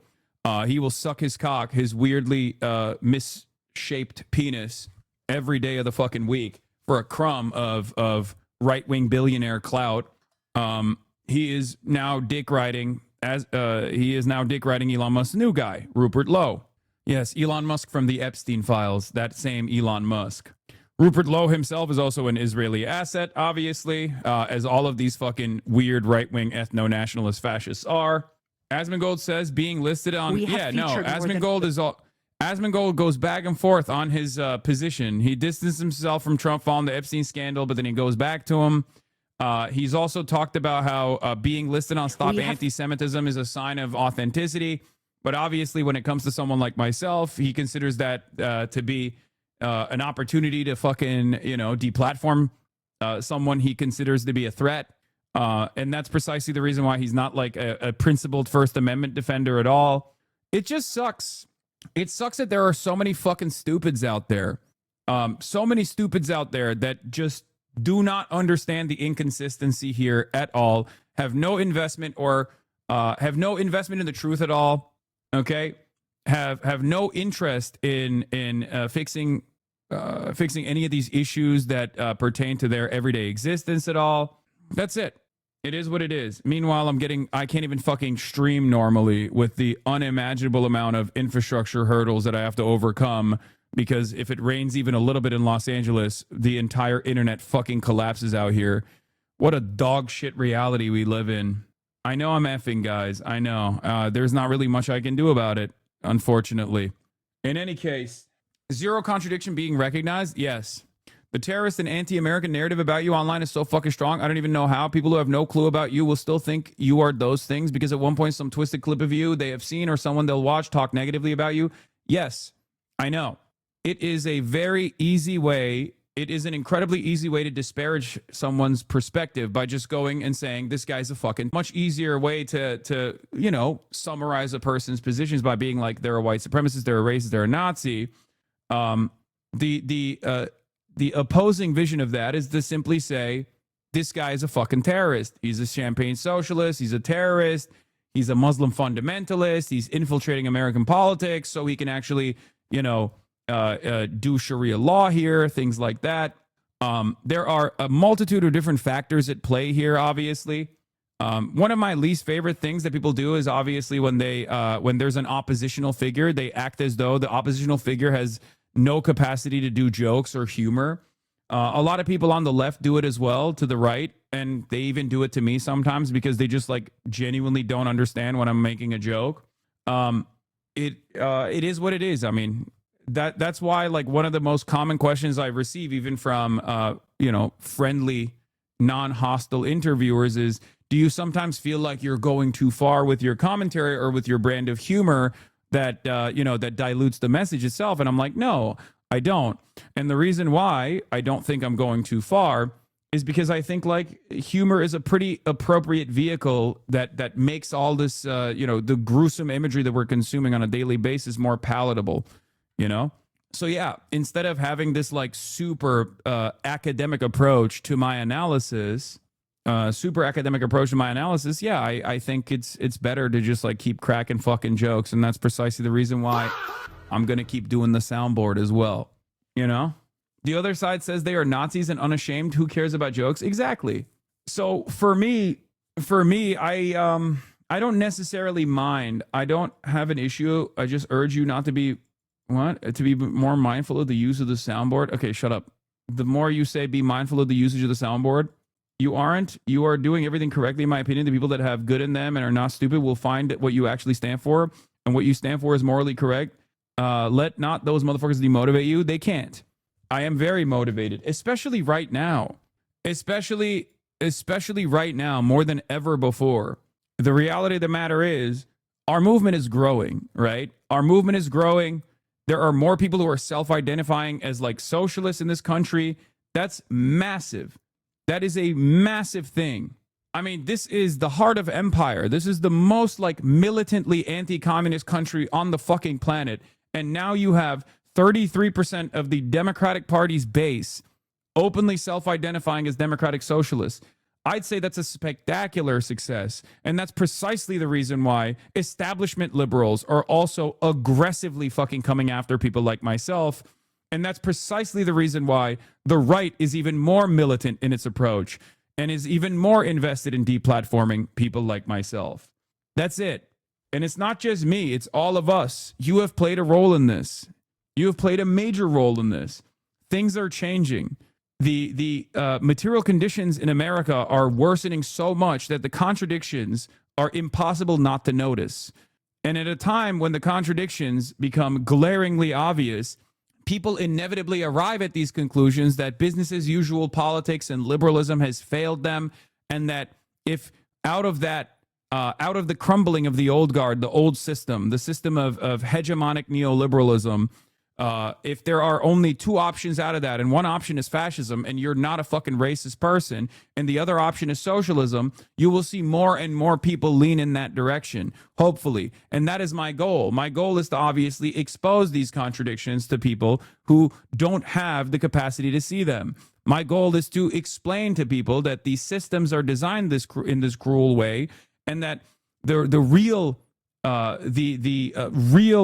reasons as to why they're experiencing this harm is not because of some like undocumented migrant or some vulnerable population. but instead it is because of the parasitic international conglomerate of capital. That is the reason why they feel the way that they do. That is the reason why their rent keeps going up. That's the reason why cost of living is impossible to contend with. There is a better future that is possible, but we have to fight for it. We have to fight for it every step of the fucking way. Okay, we have to fight for it tooth and nail. We have to organize. But before we organize, we have to unlock class consciousness. First, we unlock class consciousness, then we organize, then we educate, and then we engage in revolutionary organizing. Okay, that is in the simplest ways, in the most reductive ways. That is how you actually make the change you want to see in the world. Okay. Yes, your rent goes up 30% in 1 year, but your pay does not. How do you deal with that reality? You can either get mad, and in all of that anger, you find yourself malleable, you find yourself vulnerable, and you find yourself more perceptive to shifting the blame over not to the capital owners that are responsible for this system, but instead to vulnerable populations and marginalized communities. Oh, undocumented migrants exist. That's probably why my shit sucks right now, right? My goal is to move your attention back to the real issues, the real systemic problems, the real reasons as to why you're experiencing this unjust and incredibly cruel system. Okay?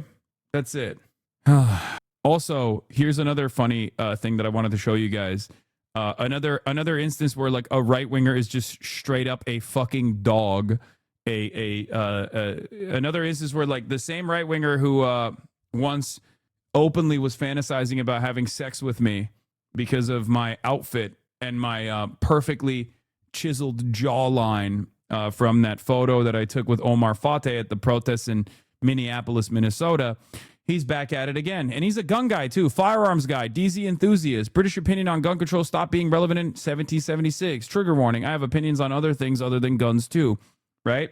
This guy has gun in his name. Louisville Le Gun. He has a gun in his fucking PFP. Anyway, I posted this photo with Brandon Johnson, a mayor of Chicago, and also jokingly said Caleb is the other mayor. Right? And he goes, that's a Daniel defense rifle. It was either a pistol with a brace and he switched it for a buttstock in violation of NFA 34, or it's a registered SBR somehow in California, which prohibits them. How? Gavin Newsom just lets leftists break California laws about 30-round magazines and SBRs. California Penal Code 33215 is quite clear on SBRs. California PC 323110 or 310 bans all large capacity mags. No one is above the law, right? And then everybody starts dunking on him for being a fucking bitch-ass snitch, right? I also quote retweeted. I said, do you guys believe in a single fucking thing? Because, like, if you're a gun guy and that's your entire output and you think this is a real gun, right? Why the fuck would you snitch? You should be saying, I'm actually doing, the bravest thing possible. I'm a Second Amendment auditor, right? Then he goes, people are saying that's an airsoft rifle. If so, LOL, like I said last week, this dude is the most inauthentic person I've ever seen. Fake rifle, empty plate carrier, giant lift boots, appearance over substance, perfect commentary on the average champagne socialist dipshit. It's like, oh, I was wrong in a way that actually betrays all of my, first principles and my values. Well, guess what? He's still the reason why I was wrong. I can't believe you'd snitch on Hassan Piker. Yeah, unironically, fuck him. I'm perfectly fine with making him obey the same laws he demanded get enacted by the politicians he slobbers all over. He's pictured with Brandon Johnson, who's actively suing Glock and has supported red flag laws, among others. Considering the unhinged shit Piker says on stream regularly, it'd be a shame if he got 5150 and got a taste of the government he demands we be subjected to.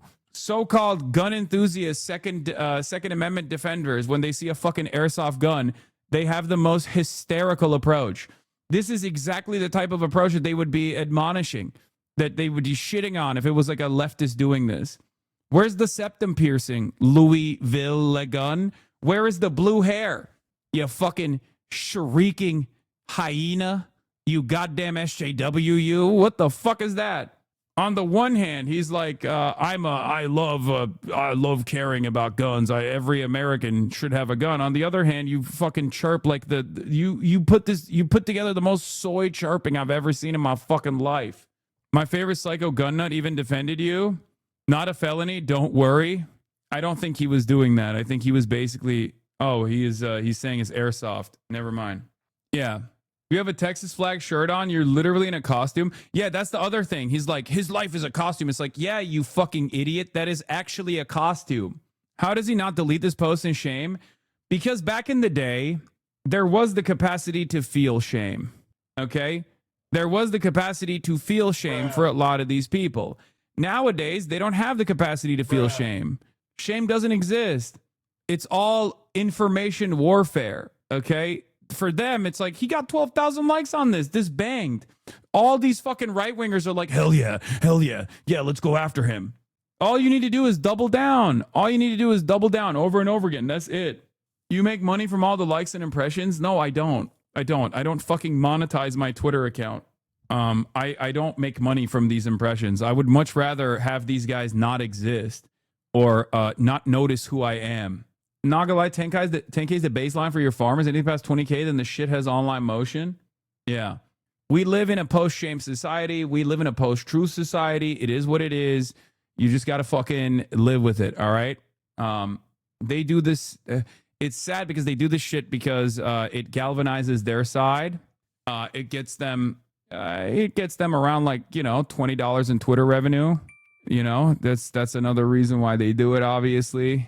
But this is like how neglected dogs don't know the difference between good attention and bad attention. Yeah, exactly. Why not monetize it and give it to charity? I don't care. I don't want to monetize Twitter. Okay, shut the fuck up, please. Oh my God, you guys are so fucking annoying. Everyone knows exactly.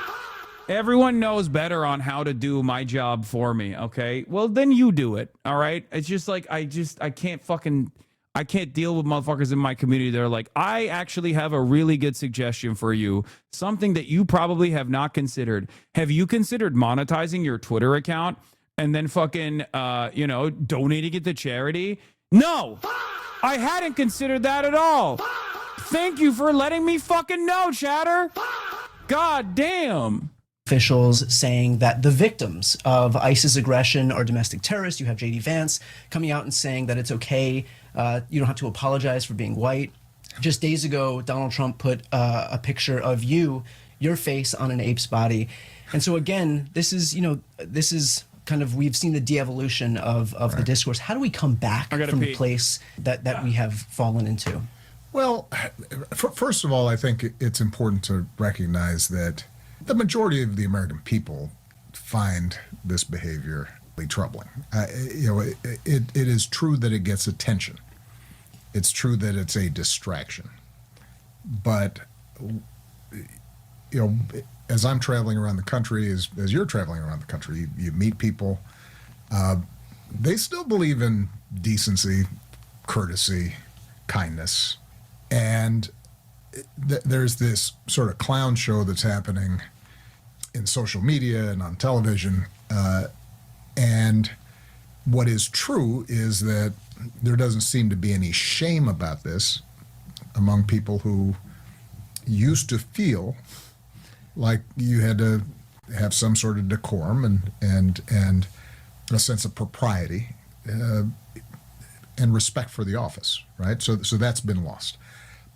But the reason I point out that I don't think the majority of the American people approve of this is because ultimately the answer is going to come from the American people. And we just saw this in Minnesota, in Minneapolis. It is important for us to recognize the unprecedented nature of what ICE was doing in Minneapolis, St. Paul. I don't understand why a lot of these guys act as though there is no precedent, that this is not a logical continuation of endlessly dishing out unlimited funds to an unaccountable organization that is behaving in this unconstitutional manner, that is singularly under the control of the federal apparatus. Of course ICE is going to be like this under Donald Trump. You guys gave him unlimited funds. You used ICE. You were the guy who gave Tom Homan a medal. It's so frustrating to me that like Democrats will consistently fund ICE, defend ICE, utilize ICE, do these mass deportations, refuse to actually counter message against the endless appetite that Republicans have towards mass deportations. And then when a guy runs on mass deportations and utilizes ICE in the most logical ways possible, because why the fuck wouldn't you use this unaccountable federal law enforcement apparatus that you can use to occupy cities and whatnot? They go, oh, this is unprecedented. No, it's not. It is very much precedented. Okay? It is. It is very much precedented. We act as though there is no context that came before Donald Trump, that Donald Trump is not simply expanding on the pre-existing confines that were set by both Democrats that came before him and Republicans that came after those Democrats. It's very frustrating. And that's why I hate this conversation that's taking place right now with like Democrats saying, oh, we just got to reform ICE. We just got to reform ICE. This is what I have to say to them. Shut up, bitch. The reason why this we got to reform ICE conversation is so stupid is that even if reform is the ultimate goal, you should never actually say you want to reform ICE. You should say we should abolish ICE, and then you'll be happy if it only gets reformed, right? But the problem is the Democrats don't even want to fucking reform ICE. They don't want to reform ICE at all. They just want business as usual politics. They want the base of support to shut the fuck up about ICE. That's the reality. Just as the liberal capitalist safeguard in the European Union is frustrated not at the fact that they are vassals, but frustrated at the fact that Trump is reminding them that they are vassals, a lot of the Democratic Party is frustrated at the fact that is frustrated at the fact that Trump is basically making it much harder for them to be controlled opposition parties without their base demanding more from them. They don't like that. Trump is fucking up the bag because he's behaving in this like very crude fashion. You're throwing out a whataboutism that conservatives do. Wait, what do you mean whataboutism? Describing the logical conclusion of Trump's utilization of ICE after decades of Democratic administrations that gave additional unlimited funding to ICE that was always an unaccountable force. To a guy who also criticized this under Obama, for the record. Like, what do you mean? That's not whataboutism. When Obama was the fucking president, what about the Democrats using ICE? That's not whataboutism. You fucking idiot. When I was a young, up-and-coming political commentator under the Obama presidency, I criticized Barack Obama's utilization of ICE back then as well. Just as I criticized Joe Biden refusing to do something about the migrant crisis at the border when he was president. This is not whataboutism. What the fuck? Perfect F. I never knew those existed. Do you think Democrats are operating on a separate plane of existence? Are Democrats actually in control of a separate country? Is that what you think? Because this would be whataboutism if I was turning around and going, what about like China's immigration policy or something? That would be whataboutism. It is utterly irrelevant in this conversation. You just heard the words what and about, I guess, and you immediately lasered in on it. ICE would not have the capacity to do this much unlimited cruelty if previous Democrats had put in safeguards. Okay? Do you understand, chatter? Democrats are not in control of a separate country. Democrats, when they are in power, are in control of this country. I'm explaining how we got here. And when they were in charge, they didn't do anything to rein ICE in at all. As a matter of fact, they funded it. They continued to fund it. They continued to expand the budgets. And even when Democrats were in charge, ICE was still operating within the Constitution-free zones, as the ACLU used to call it. Okay, now that Constitution-free zone is expanded to the entirety of the nation state. But back then, it was a legal gray area, 100 miles in on any fucking border or any international airport was a place that ICE could technically operate. That was happening under the Obama administration as well. And when they didn't do anything about it, when they were in charge, it obviously was inevitable. It obviously was inevitable that this would turn into a major problem. And the very fact that the Democrats refuse to say abolish ICE right now, like cut it apart, cut the federal agency apart, the Department of Homeland Security needs to go back to the pre-9/11 structure where there were three totally separate agencies. Customs was one thing, Border Patrol was another, and INS was for, interior removal operations, but not even interior removal operations necessarily, but more so to issue the paperwork necessary. When they don't want to do that, when they refuse to do that, even now, it's very obvious that they are not exactly upset with, what ICE is doing. They just have to say that they're upset with it because Donald Trump is actually greatly over using and abusing the control that he has over this agency that is unaccountable. Don't worry, I speak lib. The Dems left a loaded gun on the kitchen table and are now acting surprised that little Donnie is taking pot shots at passing cars. Yes. And to expand on the kitchen table analogy for liberals to understand, the Democrats actually put bullets in the gun and have used the gun in the past when people were saying, hey, maybe you shouldn't use this gun. Maybe there's an alternative solution here. Maybe we should get rid of the gun. And the Democrats are like, nah, it's fine. And they kept waving the gun around over and over again when they were in charge. And they kept putting more bullets in the gun. And now Trump has taken the gun and he's fucking swinging it wildly and shooting at everybody. The delay. You even told Kamala exactly how to campaign against Trump's immigration policies and what would lead to these concentration camps. You fucking ignored it to campaign with Liz Cheney. Exactly. So yeah, I'm a little bit frustrated when Democrats come out and they're like, well, there's a reasonable way to do this and there's a non-reasonable way to do this, and Trump is doing it in an unreasonable way. The way that federal agents, ICE agents, were being deployed without any clear guidelines, training, pulling people off their homes, using 5-year-olds to try to bait their parents. All the stuff that we saw, tear gassing crowds simply who were standing there, not breaking any laws. So the rogue behavior of agents of the federal government is deeply concerning and dangerous. It is important for us to recognize the unprecedented nature of what ICE was doing in Minneapolis, St. Paul, the way that federal agents, ICE agents, were being deployed without any clear... Wait, isn't it the same one? Anyway.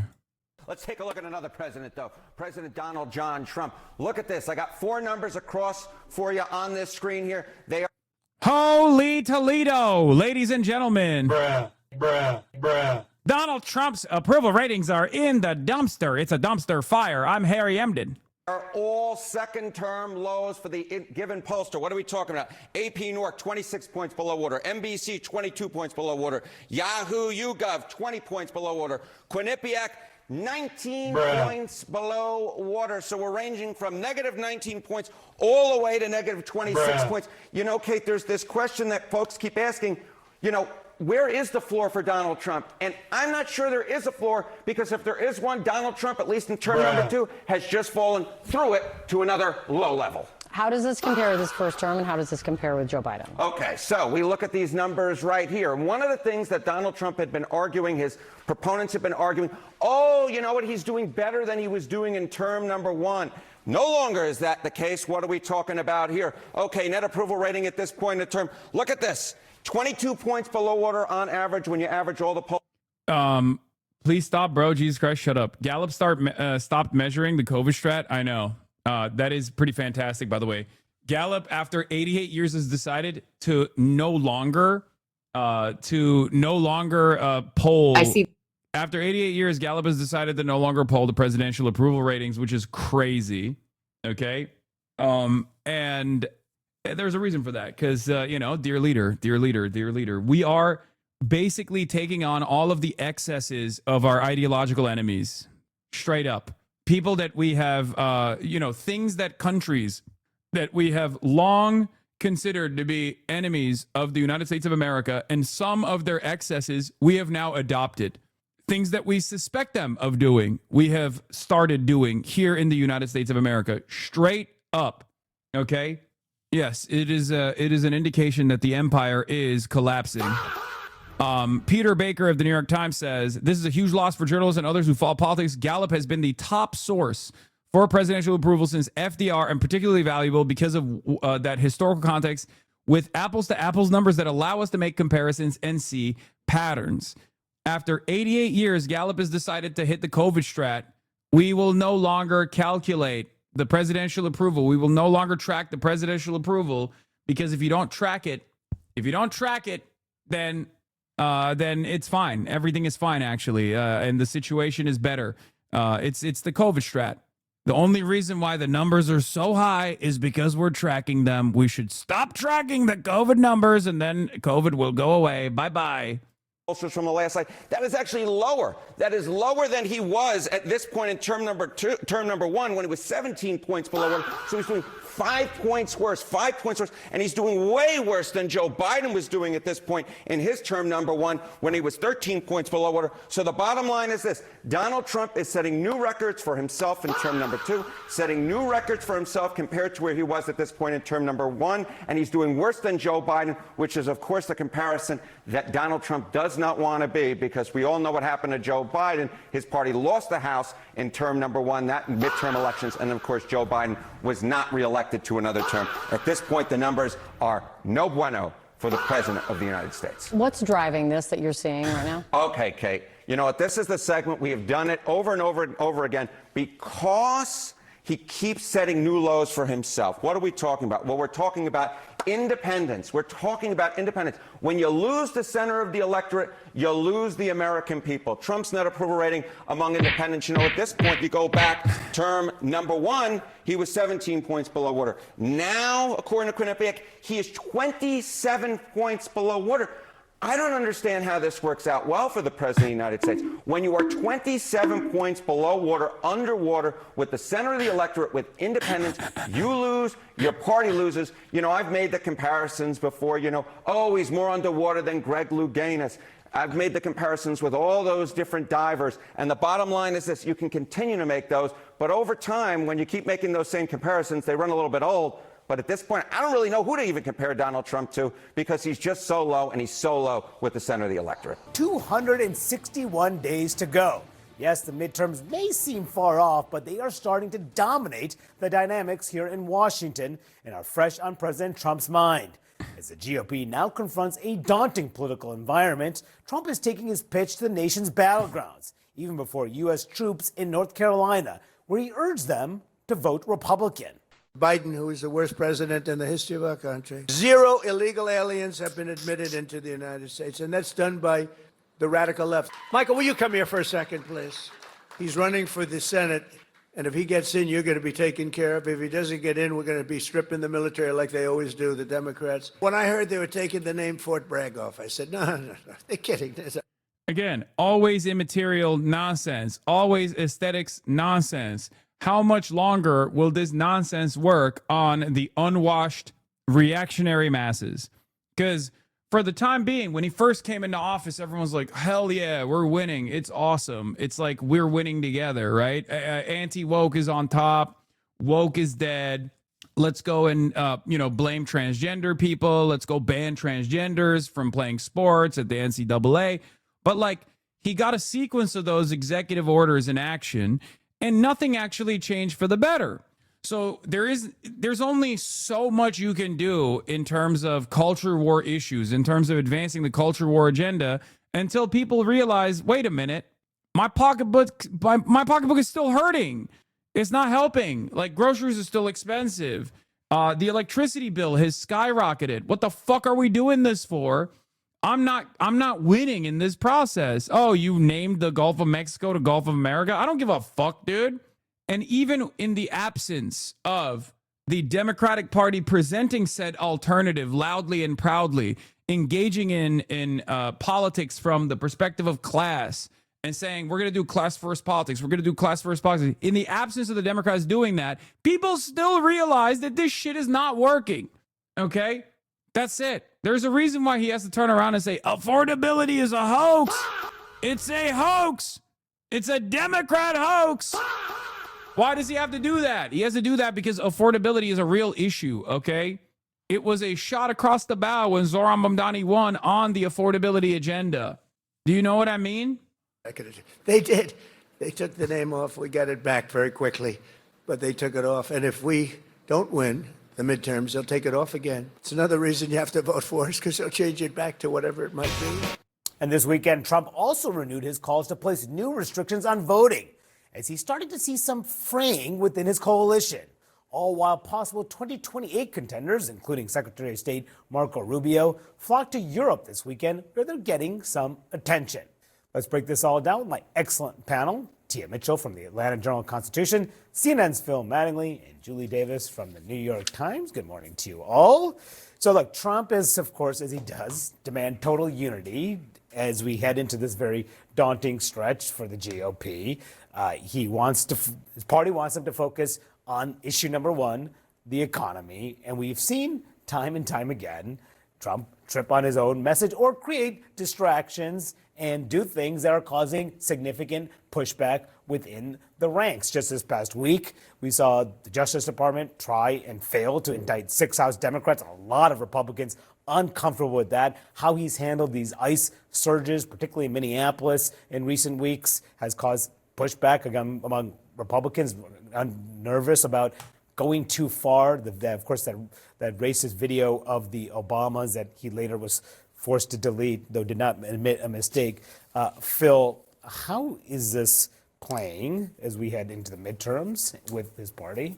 Not great. I think, and Monty, honestly, like I watch you work the halls every single week, and it's always a really good barometer of when do we hit self-preservation mode for members of Congress? And I think that as powerful as Trump's grip on the party has been, and I think we should all be very careful to pronounce some grand break or diminishment of his authority over the Republican Party and over his members, which has been so kind of ironclad over the course of the last 13 months.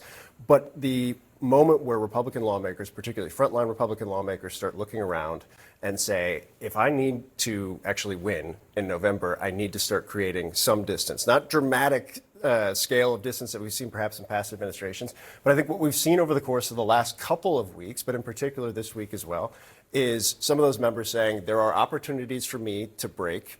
The repercussions of that from Trump's Truth Social posts are not in the kind of cost-benefit analysis, bad enough for me to not want to risk this, and therefore I'm going to move forward. Is it a grand kind of fracturing of the party? No, it's never going to be a grand fracturing of the party. They're never going to fucking fracture, okay? They have to hold on to Donald Trump. Donald Trump is a connective tissue, okay? Without Donald Trump, they are absolutely cooked. They have to circle around the dear leader and offer him unlimited praise because he is the glue that holds the base together. The problem is there's nothing that they can do in the absence of a totally unique and different vision that looks at this system of unlimited exploitation that is fucking over the working class and say, we have to find something entirely different to do here. We have to build a robust industrial base. We have to bring back manufacturing into the country, which Donald Trump is saying he wants to do, but he's not actually following through on because he wasn't elected into power to do that. He was elected into power to defend the pedophilic billionaire cabal. In the absence of socialism or an alternative vision or even moving into the direction of social democracy, which is not going to do because it undermines the interests of capital, and no Republicans are ever going to do that. No Democrat is really ever going to do that either. They're out of options. He just has to keep hitting the same button over and over again. He has to keep hitting the same culture war buttons over and over again. Oh, this, that, Jeffrey Epstein. We're going to invade a city. We're going to invade a fucking city with ICE. We're just going to do more deportations. That's it. That's all we got. We don't have anything else. All it peters out into is this. That was so nasty that it literally, I felt like I could smell it. Like, that's one of those things that's I'm never going to hit that button ever again.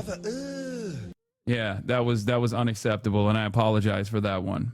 Absolutely not. And typically in a normal, what's normal anymore, but like in his previous administration, the president would be like, okay, break with every other president says, like, I get it. Like, this is what you have to do. Trump is not that president, and how that dynamic plays out in the coming weeks, we're going to see more of this, is going to be really, really telling. Yeah. Right, and I think that's why it's been as limited as it's been, right? We saw that tariff vote last week. You had 6 Republicans. That's not anywhere close to the universe of Republicans that if they wanted to protect their political flank and guaranteed success in their races would have wanted to vote yes on that to cancel the Canada tariffs. There'd probably be a lot more. There are there are a couple in there who are retiring. Yeah. There's one in there who's redistricted into a bad position anyway. So this is not as dramatic of a shift as we normally see at this point in the cycle, where you have a party that realizes they need to get some distance from the sitting president.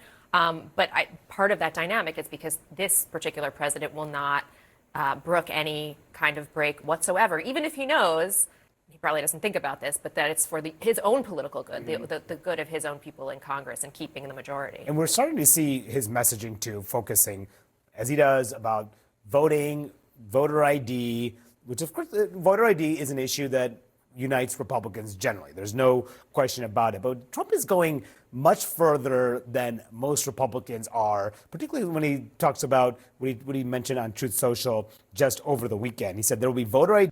Yeah, this is the other side of the story where he knows that his popularity is waning and they have to maintain the appearances that they still have this mandate. And obviously, if the midterms are coming around and he's going to fucking destroy this movement, and Democrats, regardless of how shittily they perform, are still probably going to make significant gains. And I do think that it's not as my fear still right now in the midterms that Democrats are going to underperform if they keep up this if they keep up this like bullshit, wishy-washy, business as usual approach, hoping to eat at the gains that they make off of like the overall resentment the population feels towards the Republicans in power. They're not going to do as well as people think they are. Okay. But they probably still will make modest gains. And Trump is fearful of that because it undermines the agenda. It undermines the agenda because Donald Trump has to maintain this idea that he is super popular. Everybody loves him. Things like the Gallup poll no longer, after 88 years, no longer covering the presidential approval ratings is helpful for Trump's ambitions here. And then, of course, the other side of this is to go in and focus on voter ID, SAVE Act, try to maliciously weaponize that against like Democrats in general, purge them from the voter rolls, offer or make it more difficult for them to get like true ID, real ID, or a passport or whatever, and institute some sort of like poll tax, basically. And then also maybe even put ICE at polling stations, right? With the claims that, we got to stop undocumented migrants from going in and voting or whatever, even though these claims are completely unsubstantiated, but unfortunately not pushed back against by Democrats as aggressively as they should be. All of this serves a very important purpose: voter disenfranchisement and electioneering of this sort, trying to make it more difficult, trying to literally put the fear of God in people that want to go out and vote and engage in this civic duty. All of this is to stop people from going out and voting against the administration. And this, paired up with the fact that the Democrats are not giving them something to vote for, even in the fucking midterms, is going to cause issues in the Democratic Party's performance of the midterms. That's why I'm saying they're probably going to have, if they don't change their attitude from this point on until the midterms, you will see something very different than the expectation. For the midterm elections, whether approved by Congress or not. Also, the people of our country are by the way, Kirsten Elm openly said that too. When it gets to election day, we've been proactive to make sure that we have the right people voting, electing the right leaders to lead this country. Is another one of those critical infrastructure responsibilities that I have as well. And I would say that many people believe that it may be one of the most important things that we need to make sure we trust is reliable, and that when it gets to election day that we've been proactive to make sure that we have the right people voting, electing the right leaders to lead this country through the days that we have, knowing that people can trust it. And elections is another one of those critical infrastructure responsibilities that I have as well. And I would say that many people believe that. Why is the Department of Homeland, the DHS secretary, worried about the right people voting and what the infrastructure is going to look like around voting? This type of shit is treasonous. Okay? Straight up. They're saying it. This is why I say the controlled opposition party, the Democratic Party, is sleepwalking into fascism. Okay, it's happening in real time. It's literally a 1-to-1. Like, what if you have any understanding of history? The capitulation by liberals and the titans of industry towards the growing Nazi movement in the early days of fascism in Nazi Germany, early days of fascism developing in Italy. You recognize that powerful forces in the country that were servants of capital on the supposedly opposing side engaged in unprecedented appeasement, not just Neville Chamberlain or whatever. I'm talking like internally within the domestic governance of Germany at the time. They did this exact same thing. Citizenship and no mail-in ballots, okay? And then he goes on to say, if I can't get this through Congress, there are legal reasons why this scam is not permitted. I will be presenting them shortly in the form of an executive order. What is he talking about? And states run elections, not the federal government. And here he is again saying that we will just do this, regardless if Congress approves this. States run elections. The Constitution outlines some of this stuff. So what he's talking about, you can't do by executive order, and you can't do without violating the Constitution. You know, it's the way our government was set up. But I don't think Donald Trump cares about that.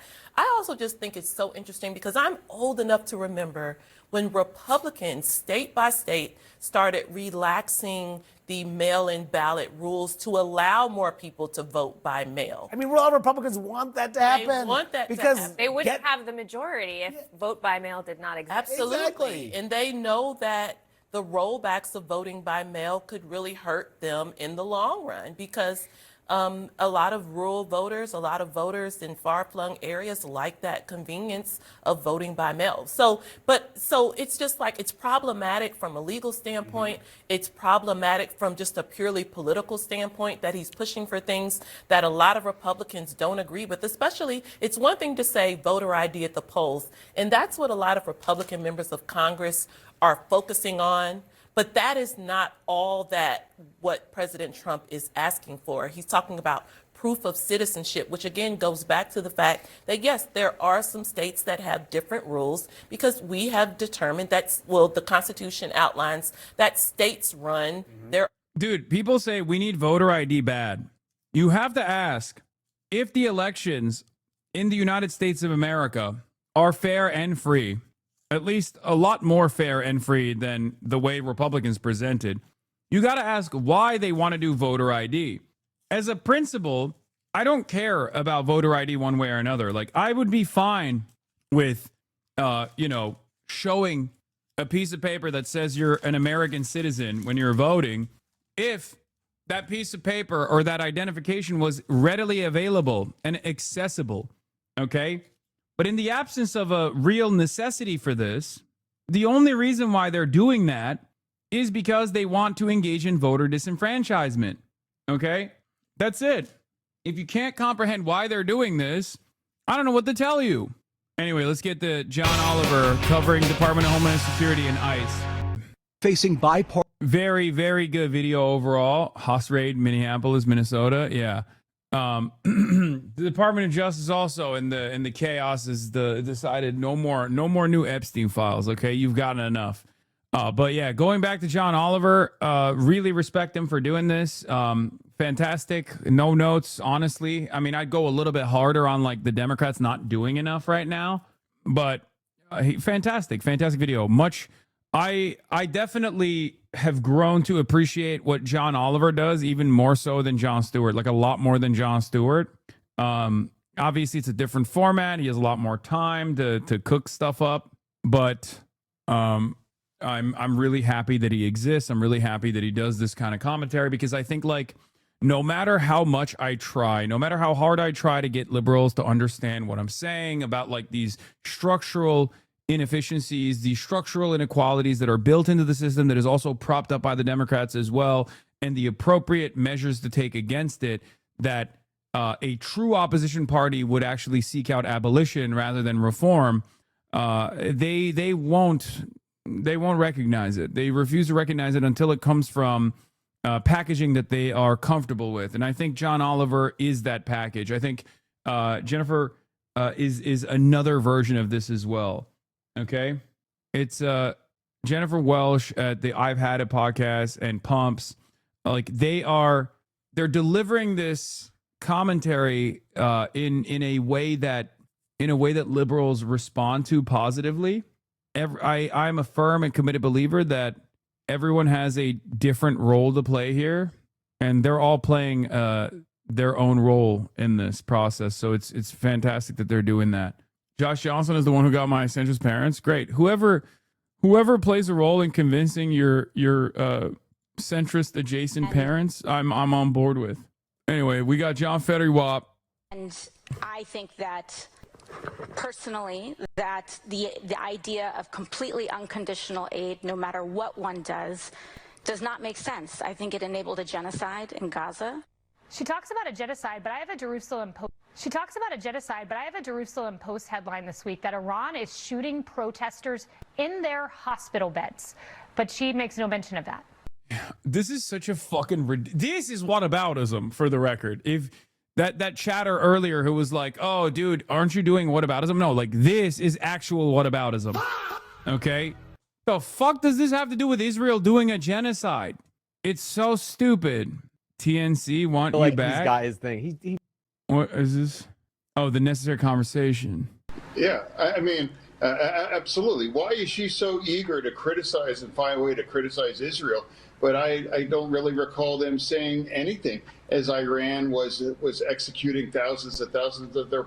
There's also bullshit. You don't recall anything because you don't have a working brain, dumbass. Of course, AOC and every other liberal instantly said what is happening in Iran is unconscionable.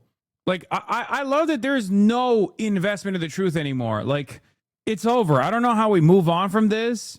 I don't know where we go from this, but like, there is no need to say the truth any longer. You can just be biased in a certain direction and just lie about your enemies, and no one will go, wait a minute, I did see AOC actually fucking condemn Iran. What the hell are you talking about? Right?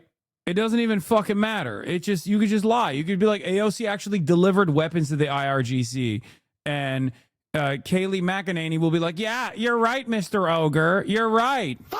Protesters for that. Now, there was never any genocide in Gaza.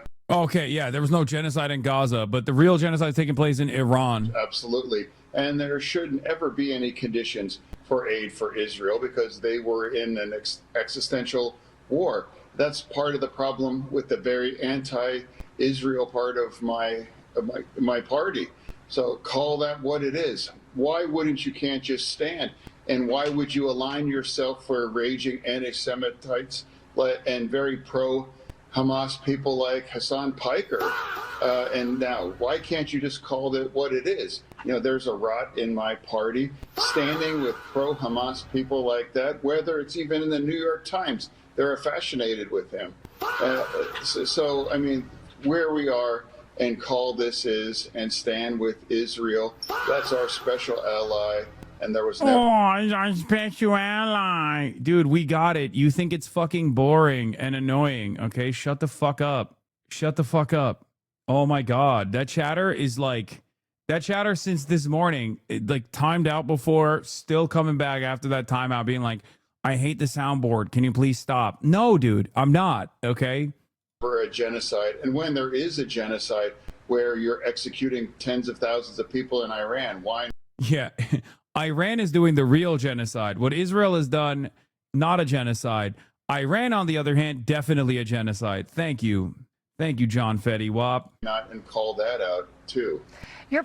Yeah, this is the ogre. He said this a couple days ago, but I guess it's like being recirculated by ASIN today. I covered this already.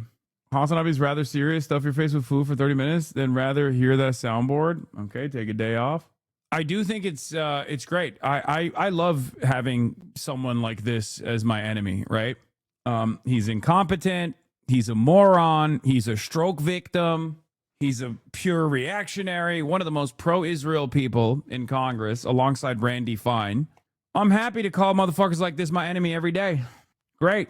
Keep him coming, dumbass. Fuck you. Why are all your ops ogre shaped? I don't know. This motherfucker said anti-Semitite. Anti-Semitite, brother. Anti-Semitite. Infascinated. Wouldn't be surprised if he switched parties at this point, says Mike, talking about John Fetterman, of course. A serious question. In the UK, MPs can have the whip removed, effectively being kicked out of the Labour Conservative Party. Can that happen in the US system? I don't think the Democrats are ever going to do that. I'm not going to play the John Fetterman song again. I'm going to move on from this because we already saw this. Speaking of Israel First congresspersons, we obviously have Lindsey Jedediah Graham up in the building. We're going to be talking about that as well. Lindsey Graham came out and openly said the quiet part out loud, which, you know, once again, I respect it. I said, so we're going to get U.S. troops killed for Israel's ambitions of regional domination. Got it. Anyone who thinks this is for the Iranian people is being disingenuous or outright stupid. Let's take a look at what he said. Could our soldiers be hit in the region? Absolutely, they could. Can Iran respond if we have an all-out attack? Absolutely, they can.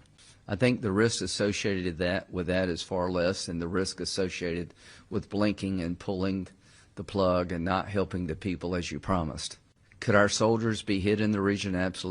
He not only said that, what is this? Okay, dude. Sometimes Senator Graham just puts it out in the plainest language. The wars of the future are being planned here in Israel because if you're not one step ahead of the enemy, you suffer.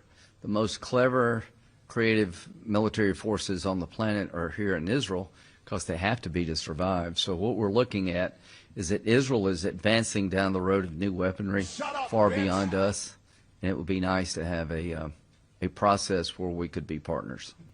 The war. Yeah. Israel. The more your uptight, humorless part of chat cries about the soundboards, the more I just want you to let it rip. I know. It actually, I think, is a perfect filter for a lot of the fucking uptight, like, laughter is bourgeois decadence ass people, laughter is counter-revolutionary ass people. I kind of like it a lot. To them, I say, shut up, bitch. You know? It actually, I think, look, I've talked about this already. It is important for someone like myself to make this as lighthearted as possible, even though the news is awful. And I need to make it more approachable. I need to make it more palatable. And I think a soundbite, like a soundboard, makes it funnier. Like I'm entertaining myself, you know? It's not funny, though. It's just annoying and distracting. See? It's great. And I suspect in the upcoming days, there will be a lot of think pieces being written on Twitter talking about how Hasan has actually betrayed the revolution once again by using a fucking soundboard. And, you know, for those people I say, once again, for those people I say, shut up, bitch. You know, on Reddit probably too. Yeah. Make a poll? No, I'm not going to make a poll. Because while I do believe that the poll would show overwhelming support for the fucking soundboard, I want to stress the importance that this is not a democratic process. This is not a democracy. This is Stalinist, okay? We have a dictatorship of one guy that is doing his very best to abide by the needs of the proletariat. Sometimes dear leader knows better, okay? That's how it is. Oh, wait, someone already wrote about it? Oh, damn, he was on it. A friend get cheated on by his girlfriend in 7 years. He was opening up his heart to me, talking about the memories he spent with her, how he can no longer enjoy same things because it reminds him of her, and how he can no longer trust women. My head the entire time. Oh, that's because of the Chibi Reviews review that I did. Yes, we will do some custom.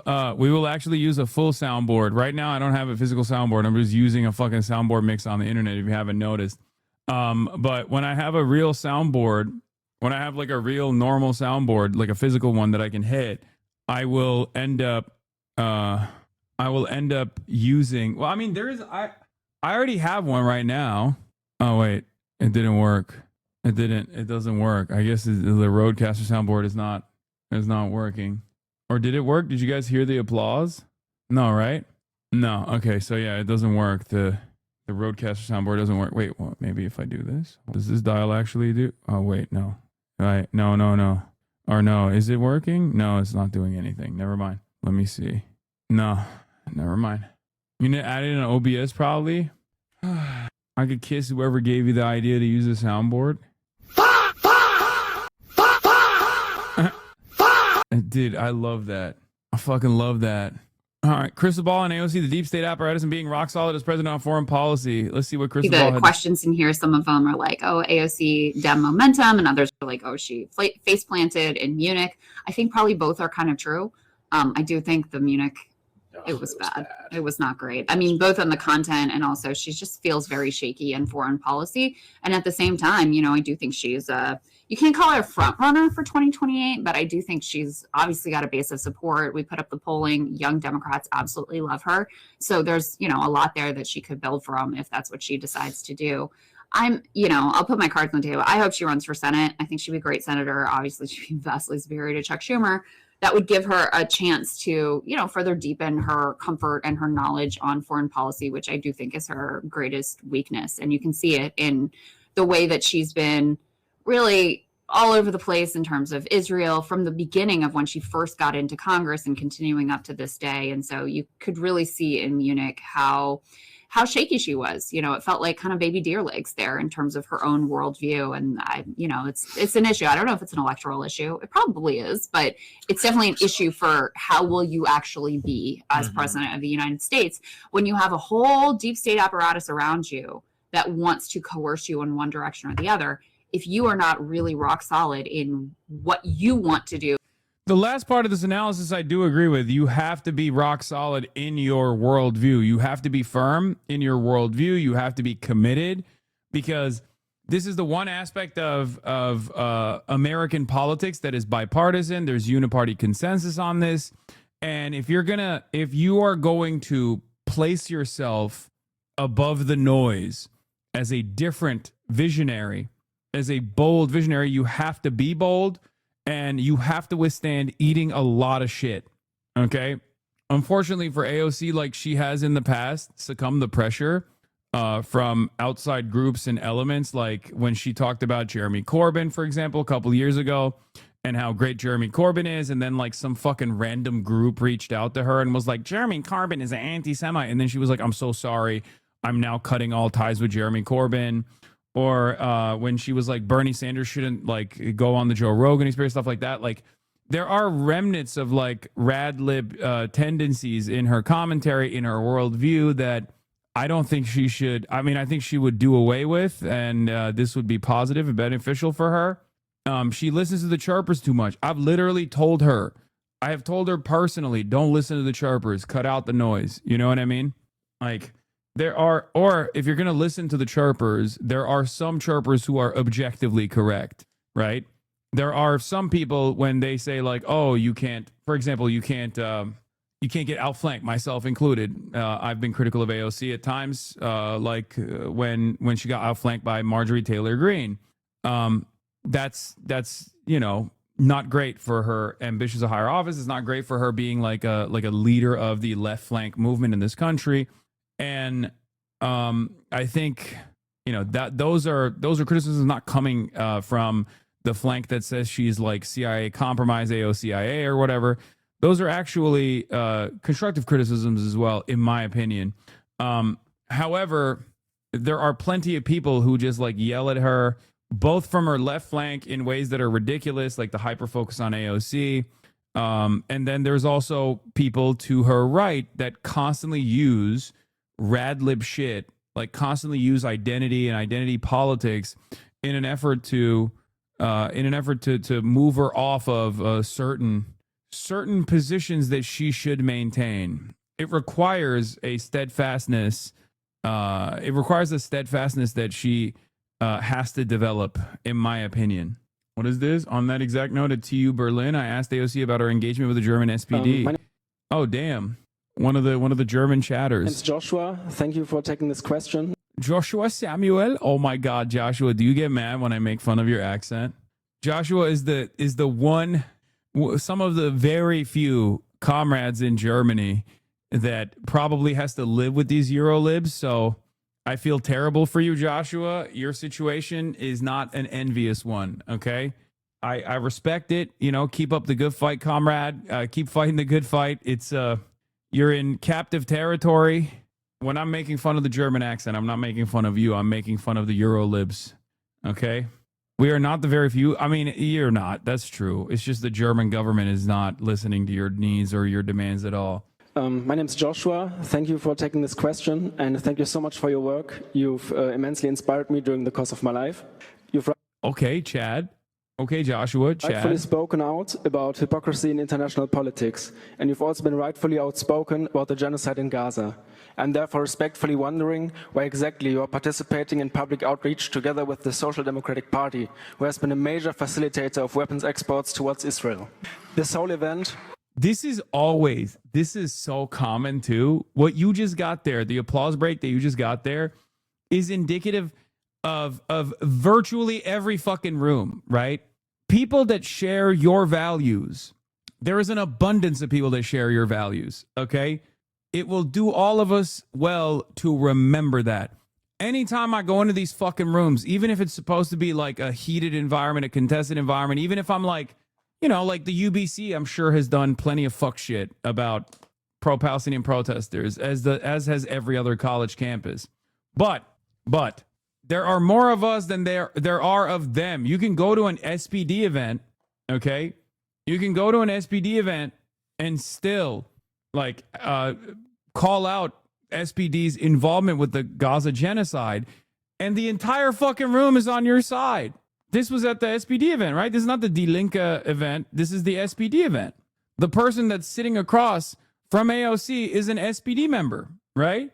No, it's at a university. I know, but the fucking person that is sitting across from her, yes, it was an SPD event. Yeah, the former SPD mayor of Berlin, Franziska Giffey, was in the room and was booed when she came on stage because the students were all leftists. Yes, this is the same principle behind like going to a Bernie rally, like the oligarchs, the anti-oligarchs tour, right? This is what I keep repeating to people. You go to No Kings protests, you go to the Bernie Sanders rallies, and you are reminded that the people in the crowd are far more radical than Bernie is. Okay, especially on the issue of Israel-Palestine. So you can't disparage. Professor Chong gave you a shout out. You guys would be a cool interview. Like you have to work with whatever is available to you. You have to work with the opportunities given to you. Okay. This whole event, while very interesting, also comes across as an attempt by the SPD to whitewash their image and rid themselves of their complicity in this. Wait, 2 events, 1 campus. Nova survivor testimony and political provocation unfolds simultaneously at UBC. Canadian-Israeli photographer Shai Klein and controversial political commentator Hasan Piker attracted different audiences at UBC. Oh, this is the Canadian Jewish News. I was like, what the fuck is this newspaper saying controversial streamer Hasan Piker? They had a competing event at the 1,400-seat Chance Center for Performing Arts. A sold-out crowd filled the auditorium to hear controversial online streamer and political commentator Hasan Piker. Meanwhile, 5 minutes away at UBC Hillel, 50 students, faculty, and community members gathered to hear Shai Klein, a Canadian-Israeli photographer who reflected on his journey since surviving October 7, Hamas attacks at the Nova Music Festival. Wait, why are they dunking on themselves? I don't understand. That's crazy. That's crazy that they're like, yo, Hasan fucking, the arena erupted. Hasan IRL ratioed the pro-Israel event that was competing on the college campus.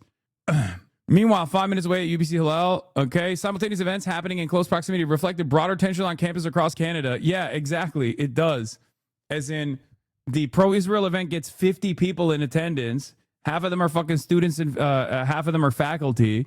The anti-Israel controversial streamer gets a fucking closed out, sold out arena event.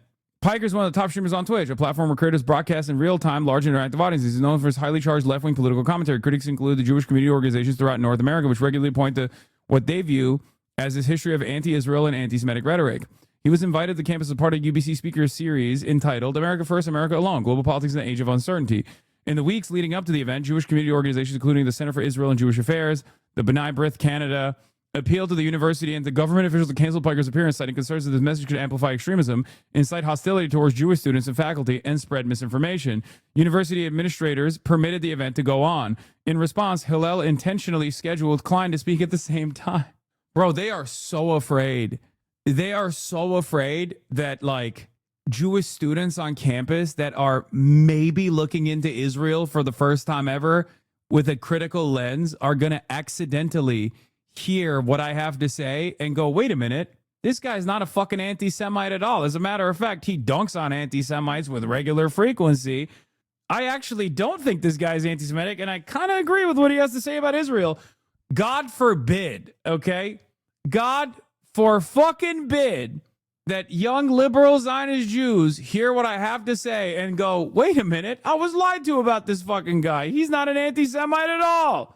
Instead of letting that voice in the Chan Center be the only voice on campus tonight, we have gathered to offer an experience grounded in truth and lived experience, Hillel BC executive Ohad Gavrieli said in his opening remarks, adding that the attendance at the Hillel event sends a clear message that our community will not be silenced. Yeah, it does. Hillel, no. It does. The clear event that it says is it's no motion. Okay. The clear message from the event is that you guys got 50 people there, whereas the Chan Center was sold out. Okay. It's just, it doesn't make any sense to me that you would look at that situation and instead of like acknowledging the truth, instead of being like, this guy is not a fucking anti-Semitic extremist, you choose to engage in this like self-inflicted wound, right?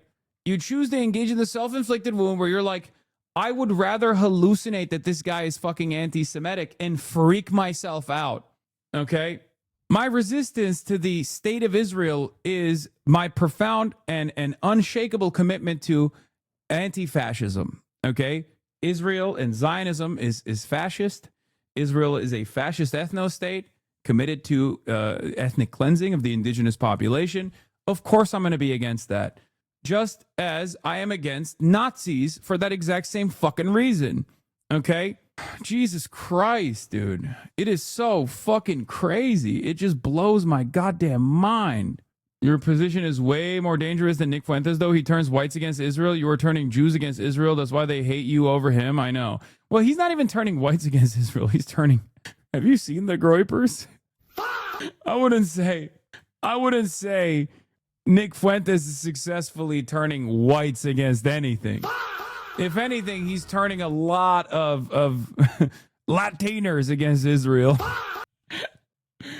Oh man, that motherfucker has a more diverse audience than me, dude. Are we being for real? Okay. Yeah, Nick Fuentes is turning South Asians and Mexicans into white supremacists. That's what he's doing.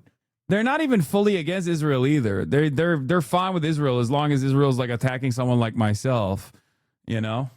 Anyway, I'm going to get back to the German guy in a second. Hillel did not anticipate security concerns around Klein's talk, and there were no noticeable demonstrations near Hillel during the event. Yeah, because all the anti-Semites were over at the Chan Center.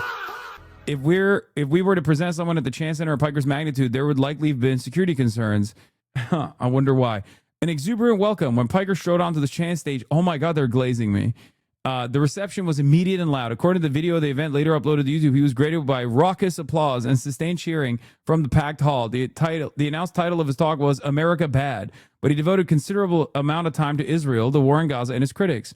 In response to a moderator's questions about complaints across the line from criticizing Israeli government policy into anti-Semitic rhetoric targeting Jews and Israelis more broadly, Piker smiled and said he's an entertainer first, adding that some hyperbole is inevitable, but I think that's a totally valuable trade-off. I like that they literally they clip-chimped my response and totally did not write the part where I was like, I combat anti-Semitism, I'm not an anti-Semite, all this stuff. And instead said like, oh, he thinks like a little bit of anti-Semitism is fine. No, it's not, okay? Piker also described himself as an avowed anti-Zionist and said he was sure he shared that view with everyone present except any plants in the audience. One of the several remarks that drew laughter or applause. He urged students to pressure universities to divest from Israeli companies and to push for cultural boycotts, calling such measures to be the bare minimum. On alternative, at UBC Hillel, the tone was noticeably different. Klein, 28, began with photographs rather than politics. In the fall of 2023, he had been visiting a cousin in Israel, was invited to the No Festival with friends. During the hours before the attacks, he was doing what he usually did at big events, moving among the crowds with his camera. He introduced himself to strangers, caring for self and others. Like others, Klein faced significant PTSD, stress-induced health problems, both of which persist, even amidst his struggles. Disillusionment. The CGN interviewed Klein in late 2023 again at the 2-year anniversary of October 7. By now, he estimates he's visited more than 250 cities across North America to share his story. Okay, what? And then the rest of it is just him talking about Klein's experience. Okay. That's nice. Did he photograph the IDF shooting them? No, I don't think he photographed the helicopters facilitating the Hannibal doctrine. I don't think he was filming that part. So they just go to campus and show pictures of October 7th to college kids now? Yeah, I mean, they've been doing that. What do you mean? It's just that, like, you know, there was a genocide that took place after October 7th. I don't know if these guys are aware of, and that kind of made it hard for people to still pay attention just exclusively to the atrocities that unfolded on October 7th. Genocide, especially amid the upcoming Berlin mayoral election, in which the left party has an actual shot of winning. Franziska Giffey was booed today because as a mayor, she stood against everything that Mamdani would fight for. Thank you. Thank you. Thank you for your question. And, you know, I think first Chatter, that was a goated question. and foremost, this is not the only engagement that we're in my visit to Berlin. I'll be visiting with Die Linke tomorrow. I'll be at the Rosa Luxemburg Institute discussing the wealth tax. And I think in the totality of that, in the totality of it, and the reason I've made those choices intentionally is to speak to that earlier point, which is that, and I certainly don't want to come across as though I'm favoring any one party over another, and that's why we're visiting with multiple in this trip. But again, as a left coalition, we are going to have to figure this out. I do believe that just as in the United States, there needs to be. She said both sides.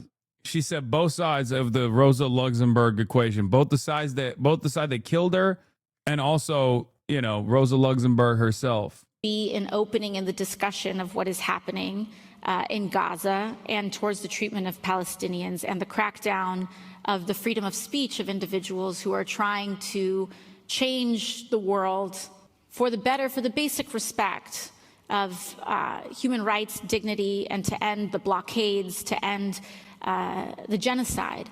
And so I say that because we also have to do that coalitionally. We can grow left. Even if Die Linke wins, they have to work with the SPD is terrible, but she's right. No, I know. I don't look, guys. I am a pragmatist first and foremost. I've explained it already. I care about results. I care about delivering results.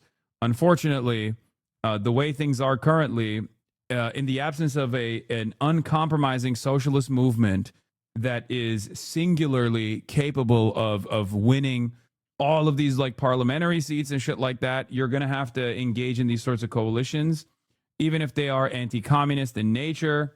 I mean, Die Linke itself is not communist. There is no real communist party in Germany that has any sort of electoral viability. That's just the fucking reality, okay? It is what it is. You have to work within the confines of permissibility. You know, I've stressed this position over and over again. Like, I will fucking work with the Democrats too to get certain things across. Like, we're currently facilitating. We're setting up this like flotilla. It's going to be comprehensive. It's not just going to be the boats. There's going to be numerous other factors at play. I can't like reveal too much information at the time being, but that also requires like working with congresspersons potentially, right? And if that's the case, we're going to work with congresspersons. Like, it's fucking ridiculous. I don't give a shit. As long as we can deliver aid to the Cuban population, as long as we can show the world what like Cuba looks like, what America is doing to Cuba. If you work with congresspersons in the process, what, you think I'm going to be like, if there was a congresswoman or congressman that is like reactionary on so many different issues that are like, that's like anti-Medicare for all, for example, something I care about deeply. Okay. But they, for some weird reason, are super invested in Cuba. Okay. And they come out and they're like, no, I'm going to fucking support this shit, right? I'm going to support this Cuba thing. You think I'm going to say no to that person? What are you, fucking delusional? I think a lot of people that behave in this like idealistic way don't recognize the immediate desperation of people that need help. Okay? Straw man? Wait, what? That's not a straw man. That's a hypothetical. You're using a different argument here. That's not a logical fallacy that you can apply here as a counter. I'm giving you a fucking hypothetical. Like, Thomas Massie is a great example of this, okay? Thomas Massie is a reactionary through and fucking through. But in the case of the Epstein files, I'm not a debate pervert. I don't know my shit. Yeah, I can tell. Thomas Massie on Epstein, no notes. Thomas Massie on Israel, no notes. Fantastic, right? Thomas Massie on every other issue is a fucking prime chud, okay? Every issue, whether it be no gun control whatsoever, whether it be, taking away funds from every fucking federal regulatory agency. He was a massive champion of Donald Trump's budgetary goals, right? And yet, I'm perfectly fine with working with Thomas Massie on singular issues like this. Okay, but now we have the hush take of, yeah, I'd work with segregationists. I don't think you guys understand. Thomas Massie is a segregationist. I'm not saying I will build a fucking coalition and I'll vote for a segregationist. I'm not going to vote for Thomas Massie. I'm not going to vote for Thomas Massie to be in office. I'm saying while he is in office and he has a unique position on an issue that is important to me, I'm going to fucking build a coalition in that issue alone. That's it. There's a difference between having a principled approach to problem solving and working with whoever will offer a lending hand, will lend a helping hand, versus being like, oh yeah, we have to vote for this guy. This guy should be the leader of our movement. This guy is going to do a great job of advancing our agenda. It's fucking ridiculous. You're going to glaze because it helps you ultimately? Well, glaze who? Vague posting chatter? Yeah, vague posting. Also assuming that I have like a cynical position in why I do certain things, even though I'm more than forthcoming. I am unimaginably transparent with the way I approach these issues. I say it all the time. As a matter of fact, I'm in the process of explaining why I care about working with people that I normally would not agree with, right? Like, it's one of those situations like AOC. I don't fully subscribe to her worldview. I'm far more radical than she is. But I think as far as like who has the potential to win more power, who has the potential to win more power in this country that is like closest to my worldview within the current ideological makeup of the Democratic Party, then yeah, fuck yeah, I'm going to lean on AOC to the best of my ability. I don't think you have a cynical position, but it's AOC. But I think AOC has a liberal idealist position that you have far too much respect for. That's it. No, I recognize the limitations of this allegiance. Okay. I have certain goals that I don't shy away from revealing with regular frequency. That's it. But would you vote for her as president? Yes, I would. Of course I would. What the fuck kind of question is that? That's ridiculous. I would vote for people worse than AOC for president. Like, there are people who I'm less ideologically aligned with that I would vote for president. Yes. Like, if we're talking about electoralism, if we're talking about the process in which someone gets elected into the fucking presidency, yeah, what kind of question is that? It's ridiculous. I have voted for far worse people than AOC as president. What the fuck are you talking about? Like, what?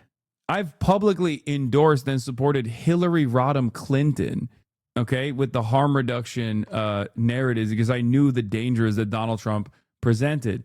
Same thing with Joseph Robinette Brandon. Like, there's a reason why. Like, I had a red line when it came to genocide, which I think is a fairly normal red line. It's probably the most normal red line of all time. And that's the reason why I did not endorse Kamala Harris. And I stand by that decision, and I will never go back on that decision. There's a difference between like harm reduction narratives and then being the person who is delivering the harm. Electoral movements, and we have to persuade moderate movements to have an open mind about how we discuss and approach human rights in the region. And that is why I say that our work has to be coalitional. It has to be coalitional. We have to grow our ranks and we have to persuade. And so I say this again because if we go separately, we will lose. I think the moderates are not necessarily persuadable, but they're malleable. Okay, they're sharks. When they see blood in the waters, or when they see whichever way the winds are blowing, some of them, not all of them, some of them are ideologically committed, some of them are zealots, but there is a good chunk of moderates that will move in that direction in an effort to make sure that they remain in power, okay? It all. We will lose it all. And so it's and I want I'll be honest though, I do hate when people talk about like AOC's skills as an orator, because it feels like you're attacking me directly, because I am just as bad, if not far worse, I think. At least in my mind, I feel like you guys are just basically fucking doing this to me every time. I am wordy as well. You're worse. See, immediately. I am wordy as well. I have the capacity to drone on and on and on. It's fucking, not gonna lie, it's different because she preps and you don't. It don't matter. I don't know how to prep. And not only do I not know how to prep, I also am incapable of delivering non-wordy, clear, concise messaging. It's cope to be like, oh, you're not prepping. Sometimes talk for like 6 hours and I don't even finish the point. Okay, shut the fuck up.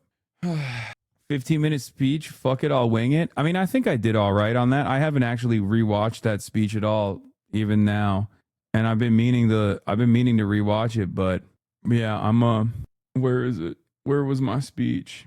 You'll see us on the regular live stream, and then after that, we'll say our goodbyes and we'll peace out, and then I will do the CBC interview and Q&A with the students. McFarlane. I'm the director of the School of Public Policy and Global Affairs here at the University of British Columbia, and it's really a wonderful pleasure to welcome you all to this evening's event. Before we begin, I want to acknowledge that we're gathered on the traditional, ancestral, and unceded land of the Musqueam people. This land has long been a place of learning, exchange, and dialogue, and we're really grateful for the opportunity. Okay, I'm skipping the introduction. Oh, damn, look at the edit work on this shit. That's crazy. You got to stop telling the people that invited you that you didn't prepare. It kind of sounds like you don't take the event seriously. I think they were very happy. Let's keep it at $150. I can tell you personally that they were fucking stoked. They came up to me after the event too, and were like, that was incredible. I bet Thomas Friedman didn't get that kind of reception. Anyway, no disrespect to all the previous guests. I'm actually probably going to deliver a much worse speech than everyone that came before me, and then everyone that will come after me, including but not limited to Rachel Maddow. Especially considering that I just found out that I'm sharing a stage in a program with Thomas Friedman and Rachel Maddow approximately 10 minutes before I got out of the car. And I walked in, and they told me, oh, you have a speech. And I was like, oh, yeah, like a 2-minute speech, something like that. And they were like, you signed on for 15 minutes. And I thought to myself, well, I done did it again. This is probably, like the 20th time that I've done one of these sorts of, college speeches where I just come out on stage and start blurting it out.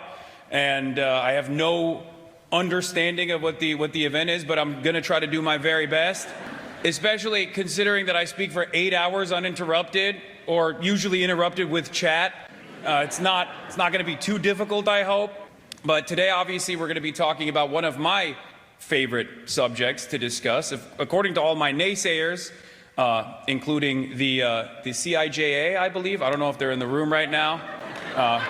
Sorry, I'm sorry that you guys couldn't stop me from coming to Vancouver, but I'm gonna be talking about one of my favorite subjects, according to my haters, which is America Bad. I think a lot of Canadians have learned that lesson if they weren't aware of this concept, except for the Albertans, that America is, as a matter of fact, somewhat of a parasitic force in the global New World Order. And it was actually one of my only failed predictions of 2025 when I thought that Pierre Poilievre, am I saying that right? Poilievre? Doesn't matter. This college campus is so woke, you don't even... Anyway, one of those guys that's usually I guess he wasn't really, but usually the Conservative Party from where we're standing in America always tries to be American for some weird reason. And I guess because of Donald Trump, that really backfired spectacularly last election cycle for you guys. And I thought he had a shot, a real shot, until I found out that Canadians do value dignity and sovereignty and don't want to be annexed by the United States of America. Notice how the real life humans love jester maxing, but chat hates it. Yeah, something to consider. Which is a very healthy attitude to have, especially considering that I think with this last iteration of our beautiful President Donald Trump's attempts at forcibly annexing Greenland, which is a part of our NATO security cooperation. Someone should tell Donald Trump that. Especially after that, we saw many European leaders openly take to the stage at Davos and say, we'd rather be happy vassals than angry slaves. And I thought about that quite a bit. And I thought about Mark Carney's speech quite a bit. And I think that there is a failure of the previous liberal international order. You were talking to an audience who already like you. Try jester maxing at the October 7th event and see how they like it. That's crazy. That's crazy, chatter. You're fucking insane for that. Okay? They would kill me at that event. Order and consensus. And I don't think it's necessarily just Donald Trump, even though we like to talk about him as the harbinger of doom. The reality of the matter is these systems have been collapsing for quite a while. If you're in the third world, if you're in a developing nation, you already know exactly what it's like to be on the receiving end of endless amounts of bloodshed and domination. Now, of course, people of my political background have been talking about it for years.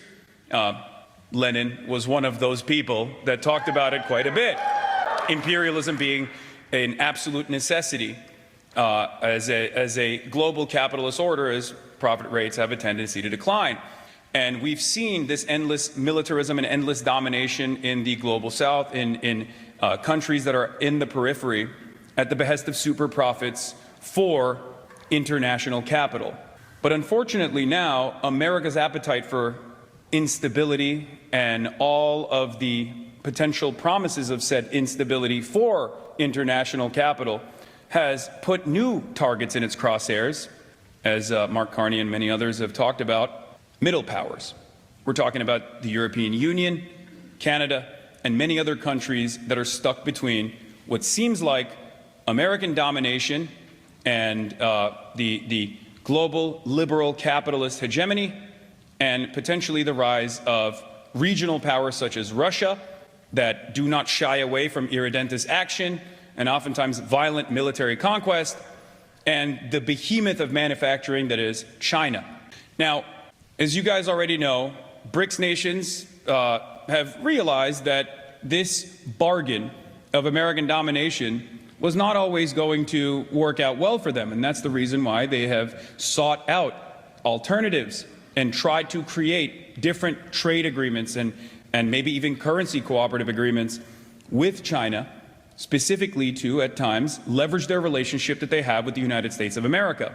And I've been a longtime advocate in developing European sovereignty and developing sovereignty for countries like Canada. And now, I believe, is the time for these middle powers to be able to develop sovereignty once again. Yeah, this is completely, completely off the dome. Yeah, I'm going off of this is my favorite subject to discuss. And I hope this is it's completely off the cuff, it's completely unscripted. And I hope I'm delivering these points in a way that people can comprehend though. I hope it's not too wordy. You know what I mean? And I fear that if these countries don't do it, specifically Canada, I worry that American domination will at first look like the tariffs negotiations that Donald Trump has seemingly haphazardly thrown around, and then, in the worst case scenario, complete military annexation. Now that might sound terrifying to you guys, but we have the most peaceful option ahead of us, at least for the time being, because this growth that we are seeing, this change, this nuclear option of trade, this destruction of international agreements that America was not only the safeguard of, but also the architects of, are coming to a close. What comes next is up to all of us. And by that I mean not just international capital, capital owners of different sorts, petty bourgeois, small business owners, mom and pop landlords and the like. I'm talking about you, the people, the workers, you who comprise the masses. And the quicker we develop sovereignty for ourselves, both in our workplaces, both in our universities, the quicker we organize for ourselves, the easier it will be for all of us to preserve said national sovereignty and to hopefully make it as costly as possible for America to continue dominating the world and engineering whatever kind of design they have. I saw a piece of this in action when I went to Minneapolis, because American domination... Sounds like you wrote this? Nah, all fucking off the cuff. But is it good? That's the real question. Is it good? Now, you're the worst audience to ask because you guys are glazers, let's be real. Actually, that's not true. You guys fucking are endlessly critical of whatever I say. I don't know how I can punch this up is what I mean. I guess I could just like add more. The reason why I'm looking at this is because, like, other than a few ums at the intro is really good, it's a little rambly. Your speech was great, though you expand. You are contrite on your focus, the social fabric of the world. I think the issue is you do not have a memorable tag. There's nothing repeatable. I did a competitive extemporaneous speaking, and note card or paper with key points can improve flow even if you don't write anything. Has often put its crosshairs on developing nations, as I've talked about before, Iraq, Afghanistan, as recently as we saw in Venezuela, where the American government kidnapped the leader of Venezuela and his wife and is facilitating a mock trial, a sham trial at this moment. You don't have to love the Venezuelan, you don't have to love the Venezuelan government. You don't have to be a communist or a socialist to recognize what that says for the international order, which was something that many European and even Canadian partners did not recognize initially as they celebrated this action, only to receive the exact same type of lack of autonomy when Donald Trump put his crosshairs on Greenland.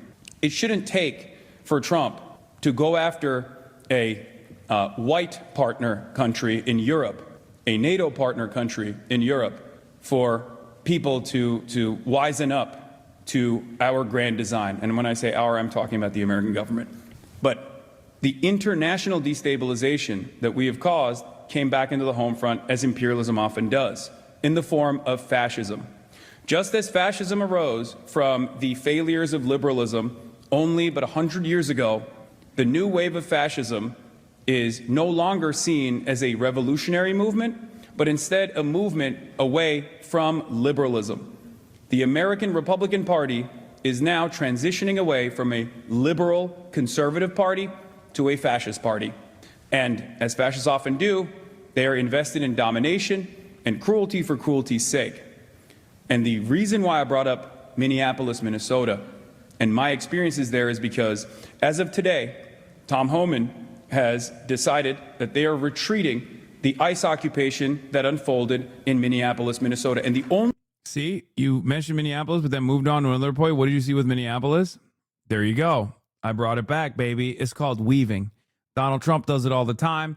Your boy does it too. Only reason, yes, and the only reason that happened was because the people got together, they organized, and they protected their neighbors. And while there was tremendous cruelty, kidnappings taking place on a daily basis, and community defense, and people that got shot and killed like Renee Good and Alex Peretti, rest in power, the people did not stand down under minus 35 degrees Fahrenheit. I don't know if you guys use Fahrenheit here. Minus 35-degree Fahrenheit weather. It was very cold. 50, 60,000 people got together and did a day of direct action, somewhat of a general strike. They call it a general strike. It's not the same as the traditional general strike, but there was a day of action. Small businesses from the community also participated in this blackout. And in the aftermath of all of this participation in community defense, ICE was forced to back away. This is the most peaceful option. JFK has said, those who make peaceful revolution impossible make violent retribution inevitable.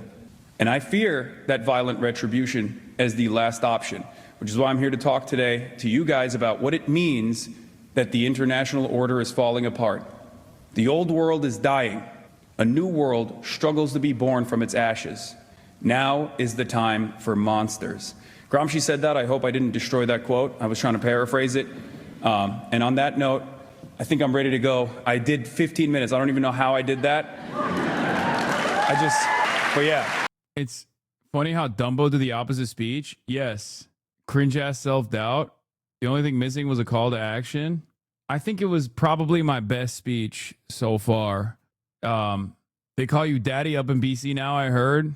Is peaceful protest make violent revolution inevitable? Stop dead quoting. No. Those who make peaceful protest impossible make violent revolution inevitable. The reason why I also dead quoted is because I don't want to say, I don't want to fucking... It's a very liberal quote anyway. I'm using my own version of it, okay? I don't know, the Mamdani speech was amazing. Brother, Mamdani has a speechwriter who I think is fucking brilliant, Julian. I wish I could get him to write my speeches for me. Shouts out to Julian, the HasanAbi head. He's the GOAT, okay? He is the GOAT. And let's be real, if I had the opportunity to have him work for me instead of fucking Zioran Mossadani, okay, I would steal him in a fucking heartbeat. Anyway, it's the Lunar New Year, year of the horse, a fire horse year. You don't even write your own speeches, Law. You don't need him. I mean, it'd be nice if he wrote my speeches. Brother, those who make peaceful resolution impossible, make violent retribution inevitable is objectively better and not lived up. You just didn't remember it, Law. No. I think that it, first of all, it is lived up because it's saying that violent revolution is bad. Okay. Sometimes it might be an inevitability and perhaps even necessary. That's the reason why I say it's fucking lived up. It is directly an anti-communist statement, just so you know. It is a revisionist. XQC now denies supporting Trump. He says if you watch the stream, you see he's in a big Trump supporter, but if you watch Aiden Ross's stream, you see XQC's a lying weasel who promoted Trump for nothing more than clout. You're right should not be supporting Trump when you're a goddamn idiot. You suck, buddy. That audience is AI as fuck. Yeah, they faked it. It's not a real audience. Buddy, we could have talked about this the entire game. Why'd you open your mic now then?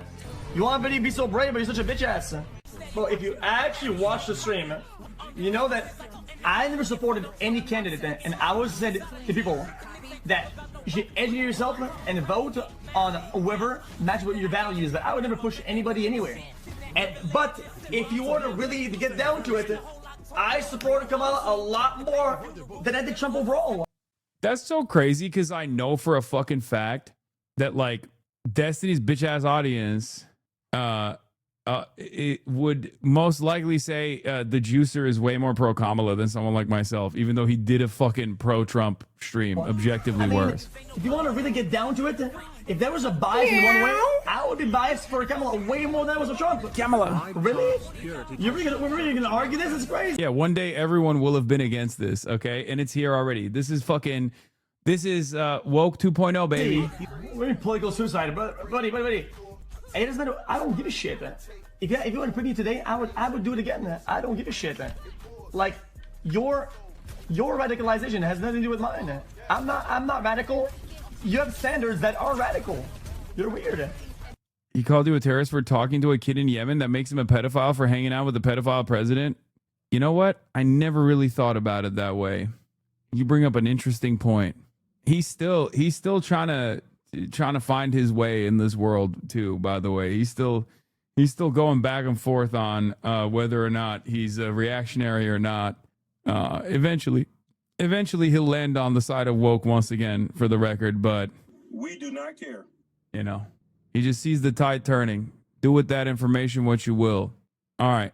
Speaking of pedophilia protection, let's get back to the Epstein files. No more Epstein files to be released, according to the DOJ. Partisan backlash, the Department of Justice sending a letter to Congress defending its handling of the release of more than 3 million pages of files tied to convicted sex offender Jeffrey Epstein. In a letter it was legally required to send, the DOJ listing more than 300 high-profile names that appear in the files.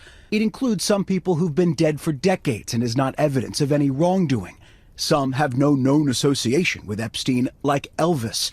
And the DOJ arguing the millions of pages the department withheld and the heavy redactions in the records it released were to comply with privacy protections in the law, writing no records were withheld or redacted on the basis of embarrassment, reputational harm, or political sensitivity. Some lawmakers not buying it. This is a massive cover-up being led by the White House and the DOJ. Even several Republicans arguing the DOJ did withhold files or redact information the new Epstein Files Transparency Act explicitly says must be made public. Republican Congresswoman Nancy Mace writing the excuses provided for not releasing all the files will not hold up in a court of law. This isn't going away until people go to jail. 40 minutes of me catching you red-handed.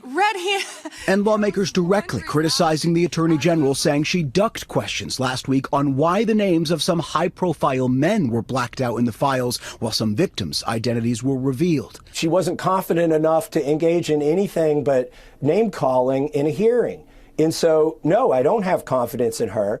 Meantime, in Hollywood, high-profile sports and talent agent Casey Wasserman announced he's now selling his agency after the DOJ files revealed he exchanged emails with Epstein's now-convicted co-conspirator Ghislaine Maxwell in 2003, years before Epstein first pleaded guilty to sex crimes. In an email to his staff, Wasserman said he had, quote, limited interactions with Epstein and Maxwell, but said he now believes he's become a distraction to the company's work. And he said he's devoting his full attention to his other role as chairman of the 2028 Los Angeles Olympic Games. Michael. All right, Jay, the fallout seems to be far from over. Thank you so much for that.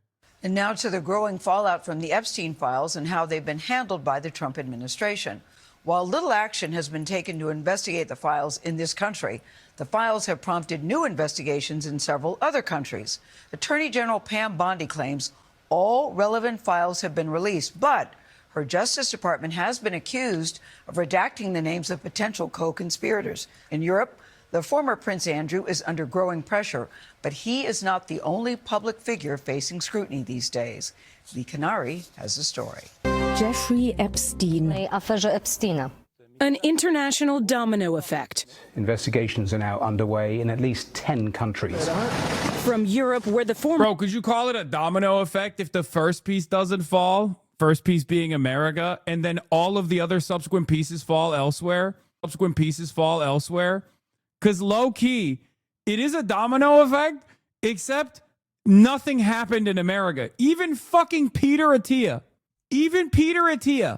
who is like super low-level, just a random fucking sham, self-help guru guy, is being protected by Barry Weiss over at CBS and is not being fired. Like, not even the lowest level pedophile affiliates are getting punished. It's fucking crazy. Yet, I don't think there's any punishments coming, chatter. I'm going to keep it a $150 with you. It makes me feel like this country is dominated by the pedophilic cabal, and they actually like that everyone is a pedophile. That's what it makes me feel like, okay? Because, goddamn, it is fucking crazy. Like, not even like a little bit of scrutiny. No friends are just, rolling up at dinner being like, yo, you were a pedophile? That's crazy, man. What the fuck were you doing with the international pedophilic cabal, brother? Not even a little bit. It's fucked. Side note, Pam Bondi's atrocious performance last week will lead to her firing. I'm calling it the one thing Trump hates more than insubordination is undeniable unpopularity. She's becoming a brand risk. I agree. I said that last week. Former Prime Minister of Norway is charged with gross corruption, which he denies. To the Emirates, where the CEO of one of the globe's largest companies has stepped down after the files released displayed communications with Epstein, including an email with a reference to, quote, torture video. He has not been charged with any crime. In the UK, Andrew Mountbatten Windsor faces new calls to be investigated for allegedly leaking state secrets. And in Hollywood, top marketing exec Casey Wasserman is selling his talent agency. He's not accused of a crime, but said he regrets flirtatious emails he sent to Ghislaine Maxwell that had become a distraction. Once again, I mean, Casey Wasserman was more deeply embedded with the Epsteins than just trying to fuck Ghislaine Maxwell, for the record. Like, he's been photographed with them over and over again, which is why it's so crazy that, like, they're presenting this retreat. They're presenting this retreat as a guy who was just too horny and he wanted to fuck Ghislaine Maxwell. That's not the case.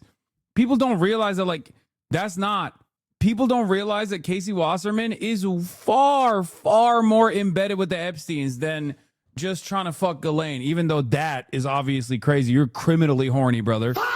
I mean, Jesus Christ. He was not too horny. No, he was trying to fuck Ghislaine, which is crazy. But a lot of people don't realize that this is, I think, is a distraction. Like, he's trying to present it as like, oh, I'm pulling out of like I'm pulling out of the public eye because everybody caught me being, pathetically horny trying to have sex with Ghislaine Maxwell, when in fact, he's far, far more embedded with the Epstein folk than just trying to fuck Ghislaine Maxwell. I'm just saying. I want my scalps Bondi first. Respectfully, she kind of bad. Oh my God, Chatter. Jail for you, dude. Chatter, that is fucking crazy, brother. Shut up, bitch. Oh my God. Hating you from outside the club. What is this? America Man Hero. If you think revoking gay rights and abortion rights is moderate, what could be further right than that? What? Dude, Indonesian far righters are so funny. These guys would, dude, hey, listen. I have so much love for the Ummah, okay? Except for the Indonesian right wingers, okay? I'm sorry. Y'all are fucking begging to be slaughtered. It is crazy to me.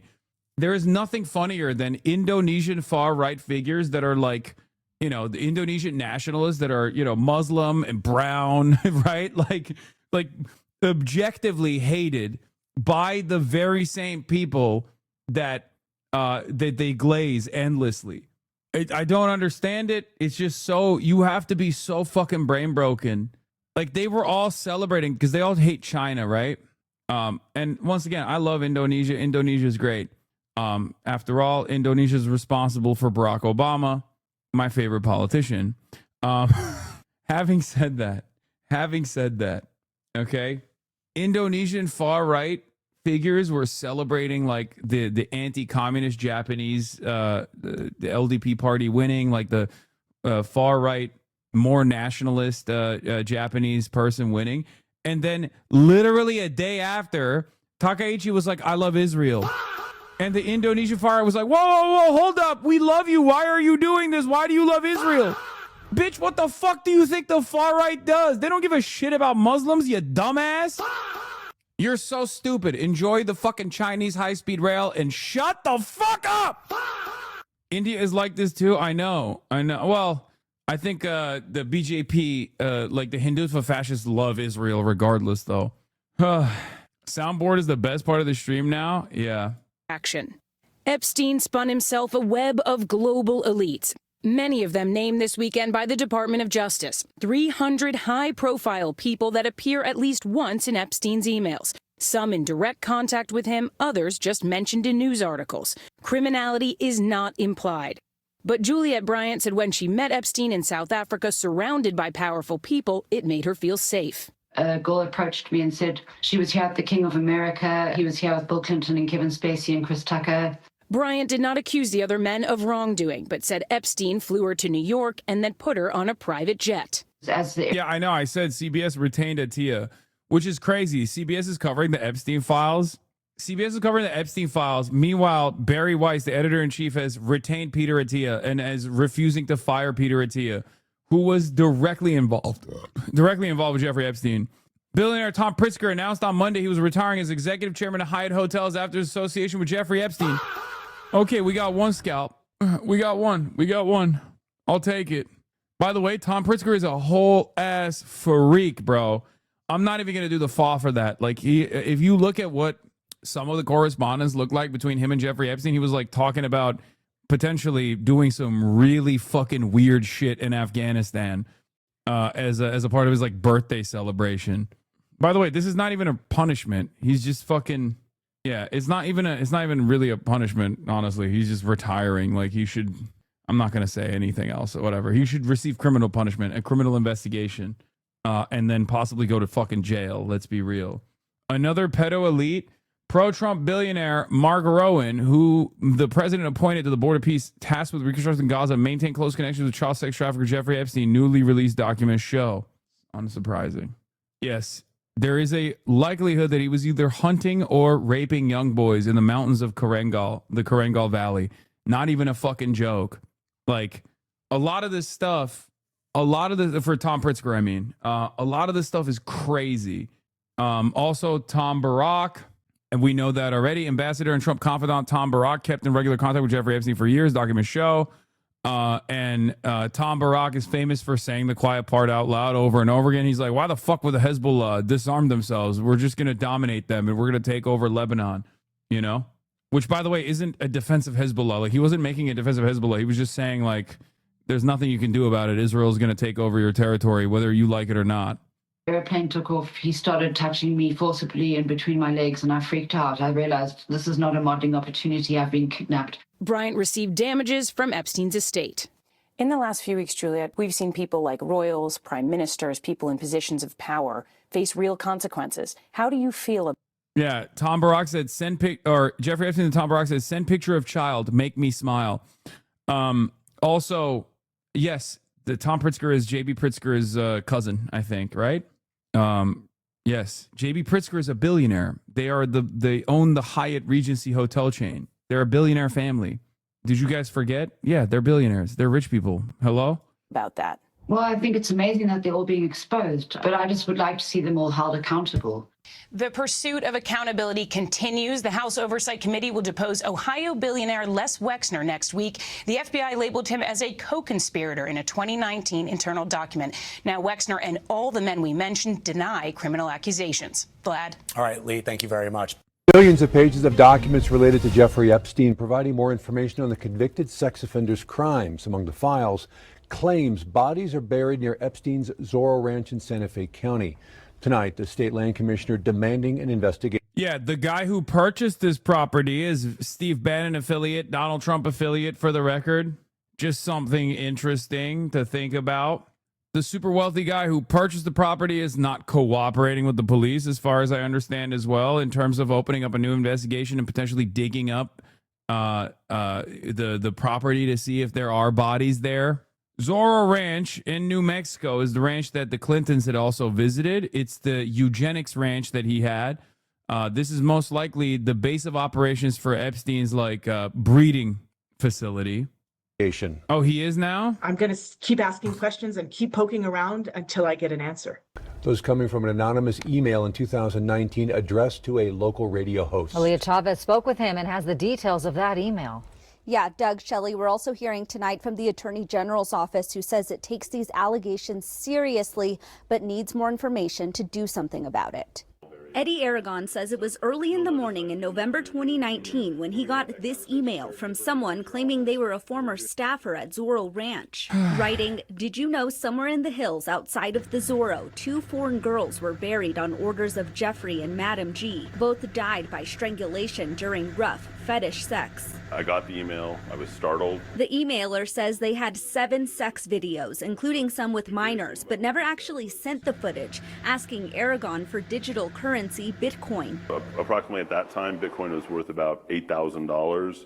They wanted to exchange 1 Bitcoin for the videos that they had in possession. Aragon says he didn't know what to do with the email, so he sent it to the FBI. I've since referred to the FBI on a number of other things, and I've never heard back from them on any things. Fast forward 6 years later, the DOJ released Aragon's email as part of the Epstein files. Matters. I think that New Mexicans need answers. I think the victims need answers. That's what prompted New Mexico Public Lands Commissioner Stephanie Garcia Richard to send this letter to the Attorney General and the U.S. Attorney's Office Tuesday, asking them to thoroughly investigate this disturbing allegation regarding the referenced burials. We need to get to the bottom of really what happened in New Mexico. She says she was horrified to learn in 2019 that our state was still leasing lands around Zorro Ranch to Epstein's company. I canceled the leases at that time. A month after Epstein killed himself in jail, the land around the mansion totals around 1,200 killed himself in jail, sure. acres and hasn't been leased out since. We're thinking to possibly turn it into a memorial to honor the victims, or as some kind of wildlife sanctuary, perhaps. So that's what we're thinking for that land. Attorney General Raul Torres' office responding to Garcia Richard hours later with this letter. As we understand it, the allegations appear to be unsubstantiated, it says, going on to say they will work to obtain the original files. Once such information is obtained, our office will review it to determine whether any further action is warranted, and if so, the appropriate next steps. To my knowledge, no investigation has taken place thus far. It doesn't sound like anything is going to be taking place very soon. The commissioner says she's ready to offer all state land for investigation, but can't do anything about the ranch since it's privately owned, bought by new owners and renamed. Aaliyah Chavez, KOAT Action 7 News. We asked the U.S. Attorney for a comment. They referred us to the FBI, which declined comment. The Joe Rogan Experience. I'm not watching this shit. I'm sorry. I don't give a fuck about what Joe Rogan has to say about all of the Luciferian conspiracy theories and stuff like that. Anyway, breaking: U.S. Department of Homeland Security requests Google, Reddit, Instagram, and Facebook to provide names, phone numbers, and other identifying information of users who criticize ICE. We're not gonna make it, bros. I think it's over for us. I'll just turn on that music for everybody. It's over. You're along for the ride, I guess. Hey, ICE can suck my dick. Fuck ICE. Fuck the president. Donald Trump can suck my cock. Fuck the Department of Homeland Security. ICE is Gestapo. Bovine Bovino is 5'3", not even, like 4'11" maybe on a good day. A fun community meme about the soundboard. What is this? When a sound found this meme soundboard website. Research is a very. Why are you still putting? Don't stop pushing sound effects. I want to. Which one is that one? This one. It's a laser beam. Yeah. I like that one. You like that one? Yeah, I'm gonna pepper that one in. Okay. Research is a very. Why are you still putting? Oh yeah, people are really pissed off about Spike Lee. We're gonna be talking about that as well. Obviously, I covered the NBA shit. Do you think they will give your name up? Yeah. Disturbing news article for Epstein's girlfriend to be sharing with him with no context. Missing dental Columbia student's family gives desperate plea for her return. That's weird. She was later found in the Hudson River with an undetermined cause of death. Apparent suicide. Such a coincidence how suicide rates skyrocket for people anywhere in Epstein's vicinity. By the way, the missing woman, Juwan Lee, also shows up in a 2014 bank statement. That's Epstein's girlfriend. She went missing April 1, 28 days before the donation, possibly to the search for GoFundMe. Why is the article redacted? What do you mean? I don't know. Clinton's and their 300 suicides are overshadowed at last. We'll talk about Spike Lee in a second. This is how China is reporting the Epstein files? So the Epstein files are out. Millions of pages, thousands of videos in order from Congress. And what have we learned?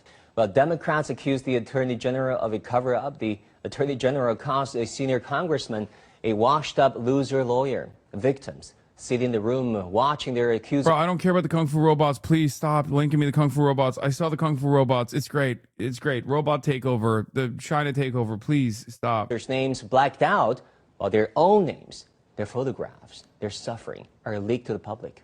Welcome to accountability, Western style. For years, the Western elites, the Western men, have stood on what they call the moral high ground. They lecture other countries on human rights, on fair courts, on the worth of every person. They send diplomats to lecture former colonies about the rule of law, as if that law were a custom-made suit only for a rich man. So here's the uncomfortable truth the West does not want to face. The Epstein archive is not just one file on one criminal. It is a CT scan of the whole system, the courts, the banks, the politicians, even some academic institutions. Not evil in some movie sense, silent partners in real world sense. Silent through doing nothing, through convenient forgetfulness, through the quiet belief that some men are too powerful to ever be brought down. And yet these same institutions continue to grade the rest of the world on human rights, continue to issue report cards on judicial reform, continue to act as if they're the world's moral judge. I do think it's like hypocrisy is easy to understand, right? It's easy to understand for even the dumbest fucking guys out there.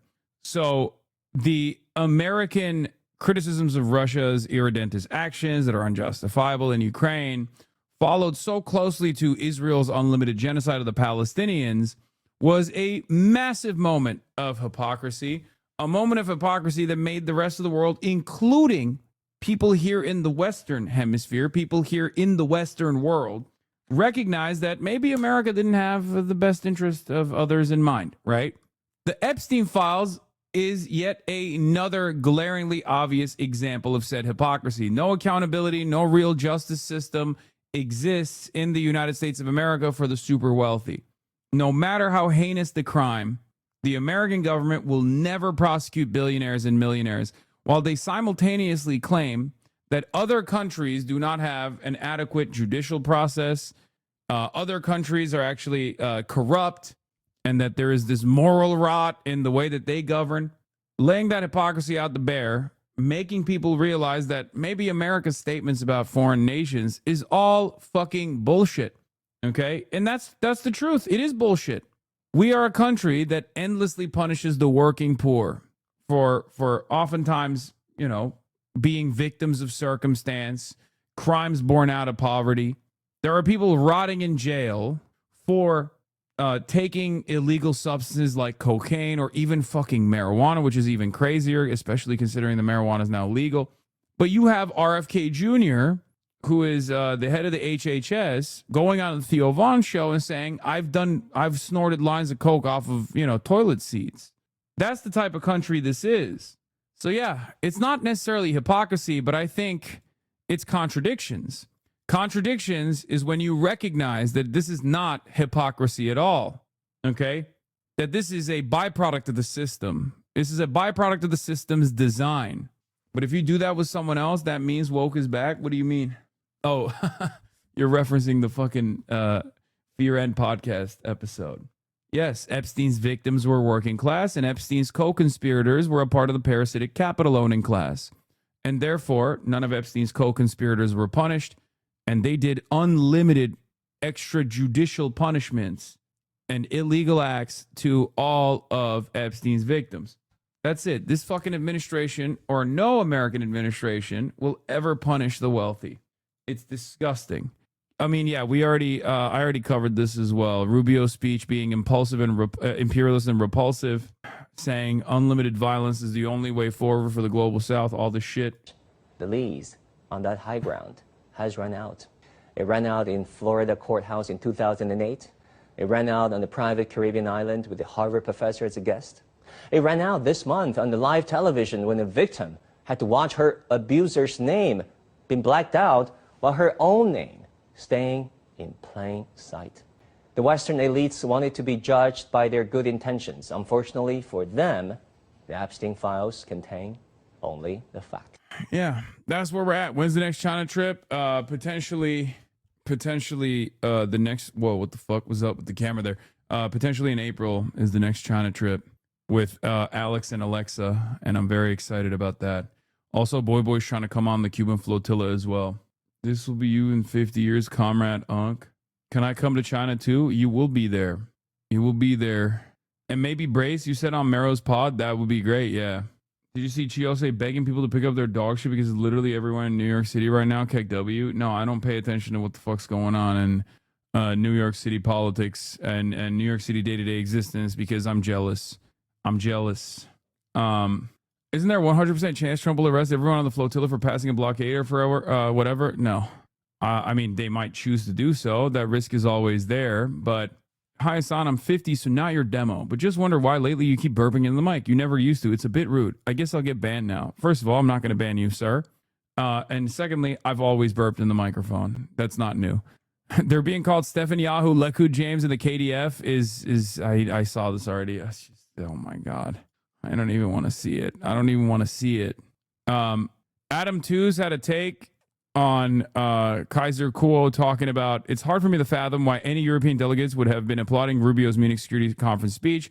Was it just that it wasn't as unhinged as Vance's last year? Yes, the lament over the end of Western colonialism and imperialism landed. Jesus fucking Christ. Adam Tooze says, it isn't an audience particularly interested in colonialism and imperialism. Atlanticism is the key. They just wanted nice words about NATO and less overt AFD stuff. It's Munich, after all, not Paris or London or Madrid. To which G here responds with, I think this is right. Zombie Atlanticism dominates European elites, which means that they will gladly clap like seals at any sign the USA still has some residual NATO commitment. Intellectually, they still haven't accepted Carney's point that a rupture has occurred and they need to build new alliances. They need to build new alliances, but the problem is there's a second order here. And I think communists, socialists, anti-capitalists alike recognize that this higher priority is a commitment to the parasitic capital class, right? NATO is yet another mechanism that holds this international capitalist class together, or at least advances their interests, okay? That's the reason why these guys glaze NATO. It's not because they fucking are. I mean, some of them might be truly fearful of Russian incursion. Because, like, when it comes to Euroscepticism, when it comes to, like, their attitude towards the USSR, those old wounds have not healed. It reminds me of Admiral Zuko saying, we liberated Europe from the Nazi scourge, and they will never forgive us for it. And I do think that there is truth to that. Like, the European industrial class absolutely was fine. Historically speaking, this is Zhukov, not Zuko. Admiral Zhukov. Did I say it wrong? Did I say Zhukov? Okay, fuck you. Fuck you, chat. Yeah, Zuko the firebender. Okay, he was bending some shit, all right. Anyway, they didn't leave. That's a problem? No, that's not the real problem. The real problem is the same appetite that the European titans of industry had that caused them to align with the Nazis initially, with the fascists initially, is the same reason why they were fearful of incursion from the USSR. Okay? That is it. It's the same reason why they maintain zombie Atlanticism and a commitment to NATO above all else. Because they know that as long as America is still a power to be reckoned with, okay, he was not an admiral, he served the land army. Okay, Marshal Zhukov, sorry. Fuck. God damn it, dude. Fuck! My point is, these guys do not want class warfare. These guys do not want the current existing system to go away. And as they have in the past, they will once again align themselves with fascists if fascism promises stability and the current order, okay? Maintaining the current order. That's it. That's fucking it. And that's precisely what America is promising them right now. But instead of Adolf Hitler, the person who's doing that is Marco Rubio. The person who's doing that is Donald Trump. That's it. So if the representatives of not the European peoples, but instead the capital-owning class in Europe are the very same people that go to the Munich Security Conference, the very same people that are part of the EU, the very same people that are part of the political class in European countries, of course they're going to still fucking clap like seals when Marco Rubio basically says, we're going to do unlimited imperialism, we're going to do unlimited domination, imperial conquest is what made the Western civilization the superior power that it actually was, and we're going to do that more aggressively going forward in Europe. We're going to bring you along on the journey. Of course, they're going to clap for that because the alternative is far more terrifying for them. The alternative is class first politics. The alternative is socialism. The alternative is socialist organizing, crippling the industrial production in the European countries at the behest of the working class to ensure that these countries actually have some semblance of accountability or a better distribution of their own economic output. They don't want that. They would rather have fascism. They would rather have Palantir-backed fascism. They would rather have complete domination over the 99% at the behest of the 1% than anything else. It's that simple. There will come a time when people will ask themselves the question, which side are they on? Which side are you on? I don't know if they want to know the answer to that question, though. John Cusack says, what the Epstein files and the continuing genocide reveal is that class is the issue, and elites feel themselves to be higher forms of life who can do whatever they like with cattle. It's about right and wrong, basics, morality. What's most repulsive about Rubio's speech and the warm embrace it received by the European ruling class is that its only vision for Western civilization is a future of endless imperialist violence. They have nothing else to offer to their citizens or to the world. No vision for addressing social or ecological crises. No vision for improving people's lives. No vision for human progress. No other vision for greatness besides violence and plunder. It is, in fact, the antithesis of civilization. It is barbarism. I 100% agree with this sentiment. And one thing that will add on to it is that if you wanted permanent domination, let's be real.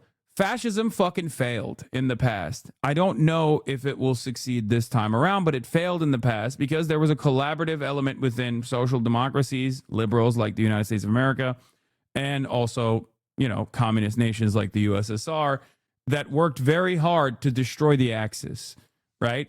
And what's interesting in this iteration of the fascist resurgence is that no such axis really exists. America, which is the Nazi Germany of the equation this time around, is a nuclear superpower with 800 military bases, and most of the European allies are also incredibly servile and invested in the continuation of American domination.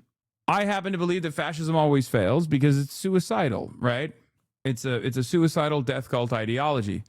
It is inevitably, it is always going to fail. It is destined for doom no matter what. But if we were to look at resilience as far as imperial domination, the continuation of imperial domination, let's be real, liberalism was far more successful than fascism in doing that.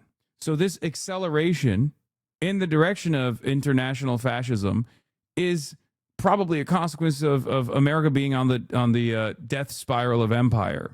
So when these guys turn around and say, no, you don't understand, like the real way to do this is by being overtly fascist, engaging in vulgar imperialism in ways that people understand that they're being dominated, rather than the softer approach, you know, that is far more complex, far more sophisticated, creating a self-justifying cycle of destabilization. Like, you don't just go in to a country and decide your resources are ours now. You go in and you create civil society organizations. You create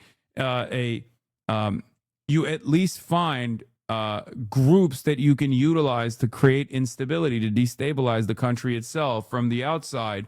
But at least you have like a native face to your domination. You prop up compradors. They're not even doing that now. They don't have the soft approach of liberalism. Okay? So I think, maybe I'm being too hopeful here, but I think that this fascist move, this naked, brazen imperialism will inevitably collapse. Obviously, it's not going to collapse on its own. You talk about liberalism like that, then why are politics close to it? If I talk about liberalism like that, then perhaps you should come to this recognition that my politics are not close to it.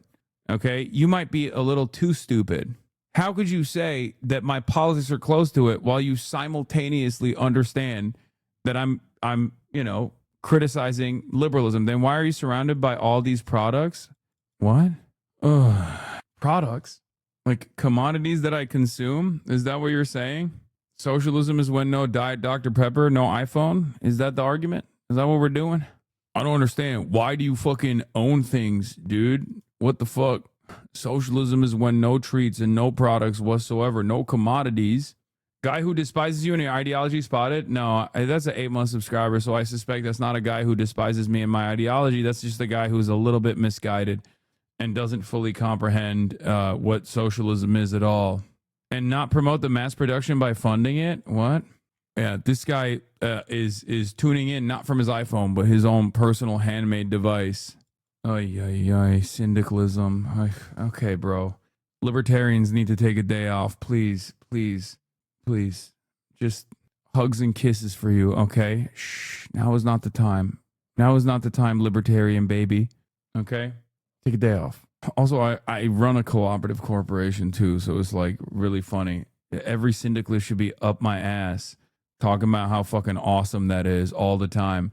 But this one was like, I'm too sweaty, brother. For me, anarcho-syndicalism actually means no commodities. I was reading on someone's analysis of degrowth. I forget who it was, but it was like there's this like fundamental misunderstanding of degrowth where someone hears degrowth and just assume that means like we just need less things, like you shouldn't own things, right?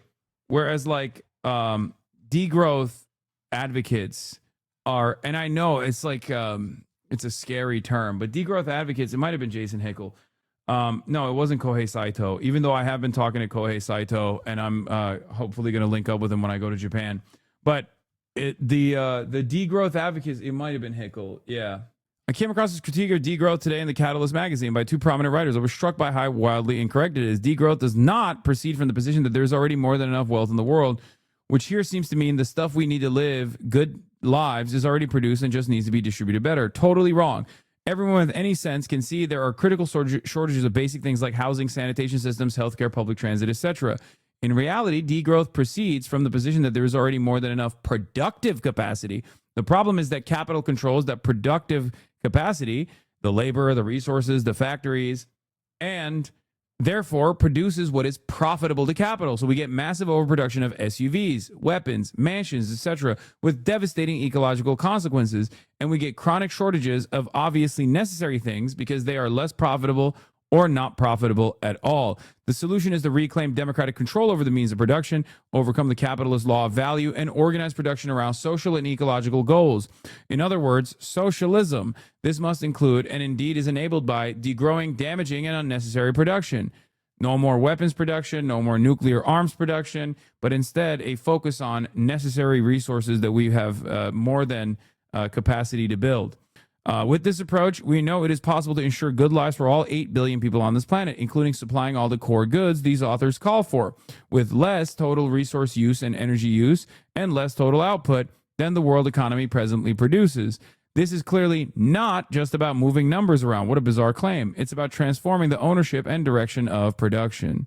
The greatest example of degrowth that I fully subscribe to is food. Okay? Famine in this day and age should not exist whatsoever. We have a surplus of food. Our agricultural products, like our agricultural output, is more than enough, right? But the reason why famine still exists, leading to approximately 14 million people dying every single year annually, okay, as a consequence of famine or famine-related diseases, is specifically because of capitalism, okay? We have the productive capabilities right now to distribute food to every single person on the planet so that famine is a thing of the past, okay? But the reason why we still have famine is because you have to make the productive process profitable. That's it. That's it. Also, that 14 million number is obviously important for you guys to remember. Whenever someone says communism killed 17 gorillion people or whatever the fuck, you can just turn around and be like, what are you talking about? Capitalism kills 14 million people and we already have an abundance of food supply. It's far worse. So we're not even talking about crop mismanagement or the downsides of collectivization initiatives. You know what I mean? Like, this is not even like a mistake that leads to tremendous amounts of casualties. You're talking a deliberate mechanism of starvation. Will Chamberlain, the equivalent of showing up to Jackie Robinson's first All-Star game in a Klan outfit. Joel M. Pelton, if your first reaction to seeing an Israeli NBA All-Star on the court is to greet him by showing solidarity to the people who massacred over 1,000 Jews on October 7th, you may be an attention-seeking anti-Semite. I'm sorry, I didn't see him wearing the banner of the Israeli Air Force. I mean, 1,000. If you're saying 1,000, like, it's, make no mistake, you know, the Palestinian resistance absolutely killed a bunch of civilians and a bunch of Israeli occupational forces soldiers on October 7. There were atrocities that took place on October 7. But there was also a litany of atrocities that took place in the hands of the Israeli Air Force and also the Israeli occupational forces. And I don't think Spike Lee was wearing an IDF dog tag, for example, you know? So mostly soldiers, come on, brother, there's no reason to do atrocity denial. You can understand what the inception point of said atrocities is. We're talking about fucking 80 years of apartheid ethnic cleansing, okay? The standard of violence is always set by the colonial occupier. The resistance against the endless system of violence enforced by the Israeli government, an apartheid state that's constantly doing ethnic cleansing and ethnic displacement, is of course going to be inevitably incredibly violent. Having said that, there's no need to just deny said atrocities. You can understand where it came from and factor that into your analysis. Having said that, there was still plenty of violence that took place on October 7 in the hands of the Israeli occupational forces against the Israeli civilian population. Okay? Now, what's really interesting about all this is that Spike Lee is not saying any of those things. He's just simply saying he recognizes the existence of Palestine and the Palestinians. But that was a bridge too far for many Zionists who have lost their damn minds altogether once again. I personally really appreciate when Hollywood celebrities actually stick their neck out like this, even though the penalties for sticking your neck out like this is nowhere near as severe as it once was. I still think it's good, and more of this should happen, especially because it literally pisses off the dumbest people on the fucking planet and makes them engage in hysterics. Okay? Even just like the most modest recognition of Palestinian existence causes people to lose their dang minds. Now, I responded to something of the sort from Todd Richmond. Todd Richmond said, I've been to more New York Knicks games than I can count, and I've never seen Spike Lee make a statement like this courtside. With Denny Avdija representing Israel on the All-Star stage, it doesn't seem to be accidental. He's making a statement, and it's not a good one. The NBA All-Star Game should unite fans around basketball, not turn into a political billboard.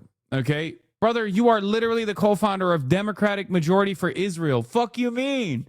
The only reason why you're mad is because a high-profile celebrity recognizes the existence of Palestine and Palestinians. That's all this is. Shut the fuck up. I said it's not a good statement. It's the best statement. Respect to Spike Lee. Free Palestine. Okay? NBA should ban Spike Lee for disrespectful pro-Palestine outfit. Ugh. Gross. But here is my favorite, my queen, Lizzie Savetsky. Let's see. Just a little neighborly gift for Spike Lee. Look at her face, by the way. No disrespect. I'm not on some misogyny shit, but like, it is honestly journalistic malpractice if I do not mention how fucking AI base boosted her face is. That's crazy. That filter is wild, Lizzie. You're a beautiful queen, Lizzie. Just show your normal face. I don't know why you're doing all this. All right, guys. So Spike Lee wore quite an outfit last night at the All-Star game. And, you know, he happens to be my neighbor. So I thought I would pop by his house and leave him a present.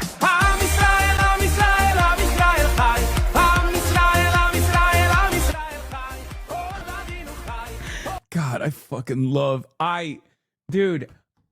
I'm sorry. I fucking love pro-Israel people. They're so psychotic. They have zero chill. They have no way of managing the situation at all. They constantly get ahead of their higher priority, the highest priority, which is to defend Israel and to make it look normal and cool. You know what I mean? They can't do it. They just immediately start fucking shrieking. They're like, you don't love Israel! You don't love Israel! You don't love Israel!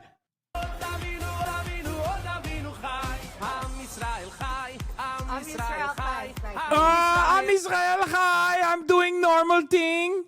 Look at me! Doing normal thing! Look at me! I am being so normal! Oh, they're so fucking deeply insecure, dude. And so crazy. They're so fucking nutty. All right, guys. So Spike. I'm doxing Spike Lee. If someone put a Palestinian flag in your mailbox on camera, you call it an anti-Semitic hate crime and blame Zohran Mamdani for it. The people who did it would be on the cover of New York Post. The ADL would fundraise $1 million off of it. You would leverage to get a paid speaking opportunity in Tel Aviv. Just unbelievable to me how openly and gleefully racist and dehumanizing one can be towards Palestinians, while any show of sympathy towards them jeopardizes one's privacy, safety, and career. Yeah. But I will recognize that, you know, this kind of behavior is seen as fucking gross. Most normal people see this shit and go, what the fuck's your problem, lady? Like, dude, you fucking be normal. You know what I mean? Israel now spends every day going after 20 or 30 people in America and Europe, demanding their silence of ritual punishment or permanent ostracism for crimes such as using the word Palestinian or being disturbed by the death of thousands and thousands of children. I can't see that this will last. Yeah, I'm one of those 20 to 30 people, by the way, so it's pretty funny. But he goes to Equinox on 63rd and Manhattan East Side. Spike is actually a huge asshole. Surprised he did this. Okay, bro, chill out. It's awesome. I think we should do this more frequently, okay? The reason why I say that is because, like, obviously I go I go beast mode on Israel. I don't fucking hold back at all, as you guys know. Many of these people won't do that, obviously, because, you know, they exist in polite society. Maybe they're afraid. Okay. What is this? My 10-inch Jew cock thanks you for your sacrifice. Okay. That's weird chatter.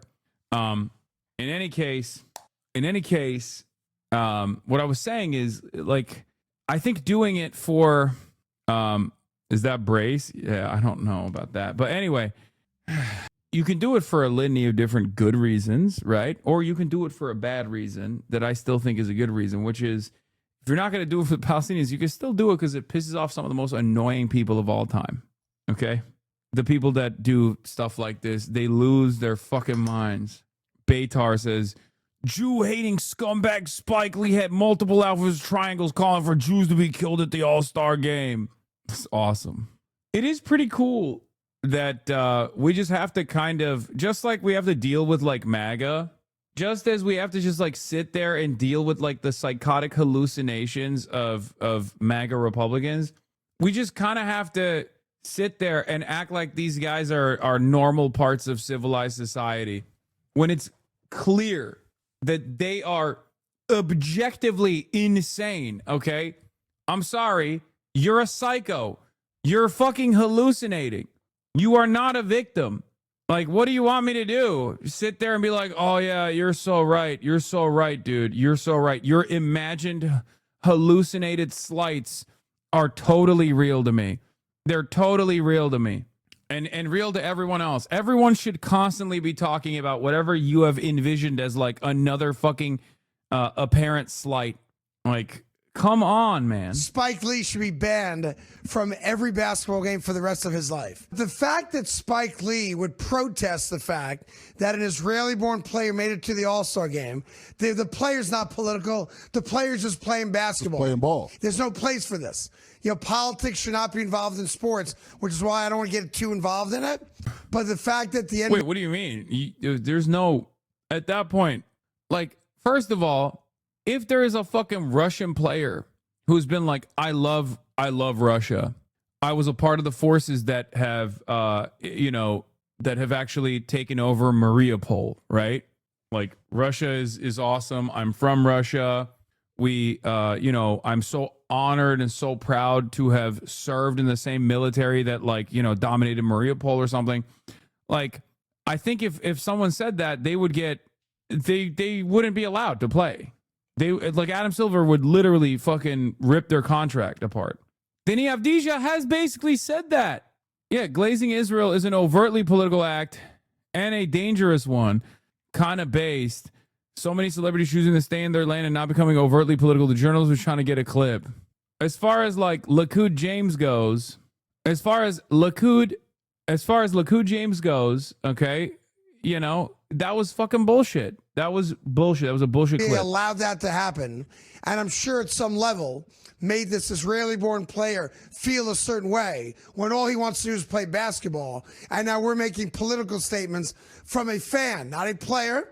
If a player wants to do it, that's a player's prerogative. It's their game, not our game. But for the NBA to open up their doors and front row service to a despicable human being and allow him to make this Israeli-born player feel bad, he shouldn't be allowed in Madison Square Garden. He shouldn't be allowed in another NBA arena for a long time. Spike Lee should... Wemby had a better quote on Denis than LeBron. Fourth row on the left. How would you describe playing with Deni Avdija during this experience, and just how's he viewed around the league at this point in the step he's taken this year? How's he viewed? Takes a lot of free throws. So playing against him, I haven't played against him this year, but advice is to not defend without fouling. And I don't know how many minutes I shared with him on the court, but as I was saying before, today was a pretty fun experience. I think what we displayed basketball-wise was solid, and it shows on the results. It was close games with intensity. You say he takes a lot of free throws. That's awesome. Why do they try to get Denis quotes from everybody? Is so weird. Bro, Israel. That's why, okay? What the fuck do you mean? Like, straight up. Straight up. That's it. That's why they're like, oh, would you go to Israel? Would you love Israel? Would you kiss Israel? Would you let Israel into your home? Would you let Israel fuck your asshole? Please answer this question right now. Are you anti-Semitic? Why do you love Hamas? Why do you love Hamas? If you won't let Israel fuck your butt, you are Hamas. Why are you Hamas? Why won't you offer your entire NBA salary to the nation state of Israel? You are Hamas. Are you Hamas? When is the last time you offered arms to the Palestinian resistance? That's basically it. Do they have missiles aimed at me? That impacts my answer. If you do not purchase arms in an Israeli fucking arms company, if you don't purchase stock in an Israeli arms company, when is the last time you said Am Israel High? Yeah, it's the same with FIFA and Eurovision cultural boycotts. They have to keep up appearances. They have to make it seem like they're a part of like normal society. They're a normal country when they're fucking objectively not. And everybody despises them. And ironically enough, Denis' father is a Yugoslav Muslim. It doesn't matter, dummy. What the fuck? He served in the IDF. What the fuck are you talking about? What is this argument? I've heard this over and over again. He literally was in the IDF, bro. The fuck? I don't give a shit. Yeah, there's also Druze people in the IDF too. You think I give a fuck about that? If you are repping Israel, it don't matter to me. Like, this argument only works. This argument only works if you are an anti-Semite. Okay? If you're like, oh, he's not full Jew, then I guess it's not a problem. Like, what? You think I'm gonna fucking say some shit like that? What are you, insane? I don't give a fuck about their religion. It doesn't matter. You could be a Zoroastrian, you could be Muslim, you could be Christian, you could be Jewish. If you're pro-Israel, you fucking suck. Okay? That's it. Like, if the ref doesn't call a call, he's obviously Hamas. Yeah.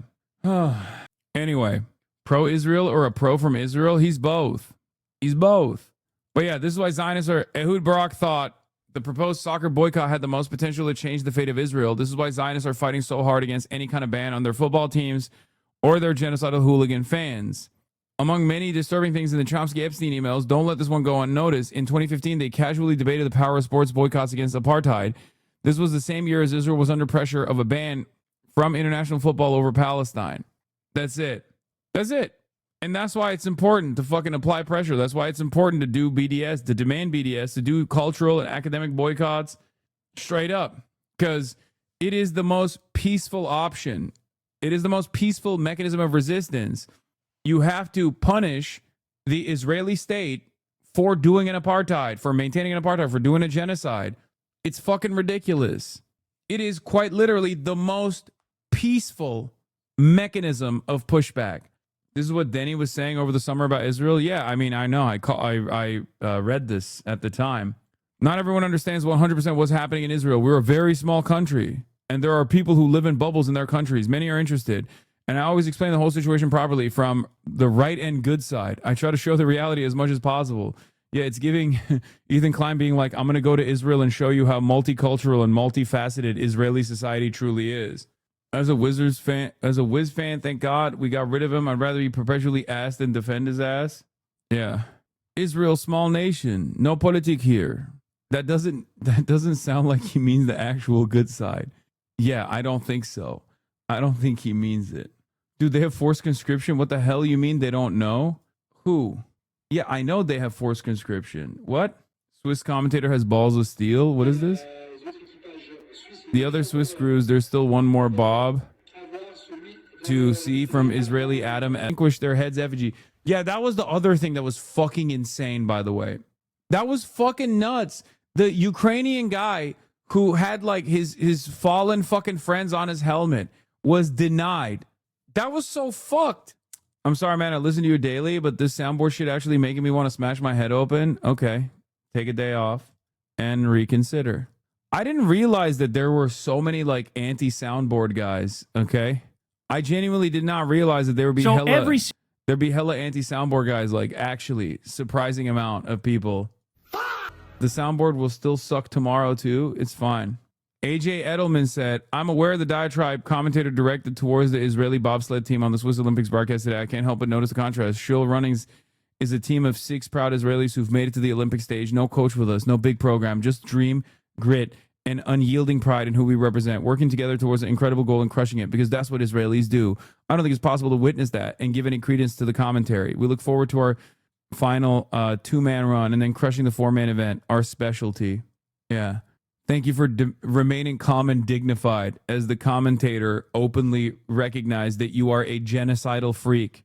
You know, it's just like it can't be fun to just like constantly defend this disgusting institution, this violent institution that is responsible for so much death and destruction, so much pain, so much torment, and you just openly position yourself as a whole ass villain, right?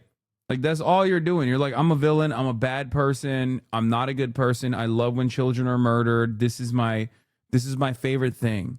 It's not even profitable. No, this is something different. This is like pure insanity. I guess they also revel in that hatred though, because they're like, see, everyone is anti-Semitism. Everyone's doing anti-Semitism. No, it's just a bunch of fucking religious fanatics who we have decided are not like, it literally is equivalent to a bunch of ISIS supporters. Okay. Like straight up. It's as though, because I know Americans can't comprehend when like Jewish people do this, because Jews in the Western world are very much firmly a part of the white group now.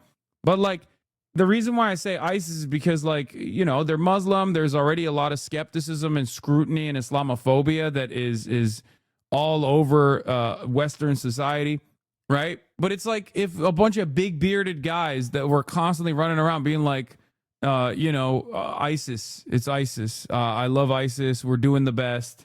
You know, we are the true Islam. All of the other kuffars will be punished. And you guys are just jealous because we're fucking, dominating the region or something. Because that's what it is. Logs, please. And every time someone fucking spams logs, please, is the dumbest fucking bullshit of all time. Help, I need your advice. I have a proud Zionist political operative brother who has many political connections. Do I use him in my own political ambitions, or will that ruin things with the Israeli connection? What? No, don't fucking... What? Chatter, are you an anti-Zionist or not? The fuck do you mean? Convert your brother. Turn him into an inside-outside operative.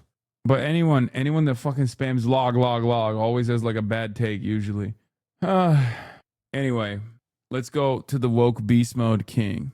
Single movement in history needed heroes, even if they're just symbolic heroes. They need heroes. And boy, oh boy, do we get an amazing one here. So this video has gone so viral.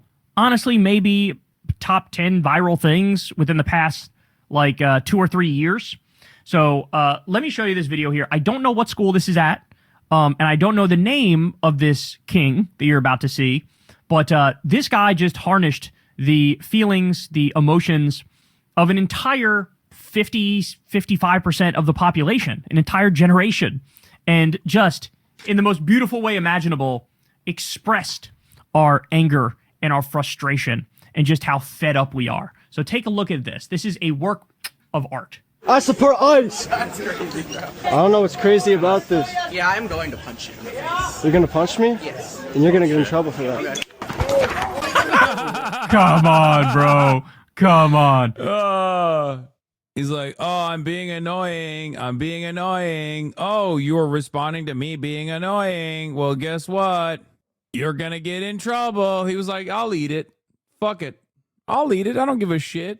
Not all heroes wear capes. Look at this one more time. That's crazy, bro. I don't know what's crazy about this. Yeah, I'm going to punch you. You're gonna punch me? Yes. And you're gonna get in trouble for that. Okay. He does like a little clap before he does it. He goes, okay. And then he fucking launches, okay? Look at this. People are making stuff like this.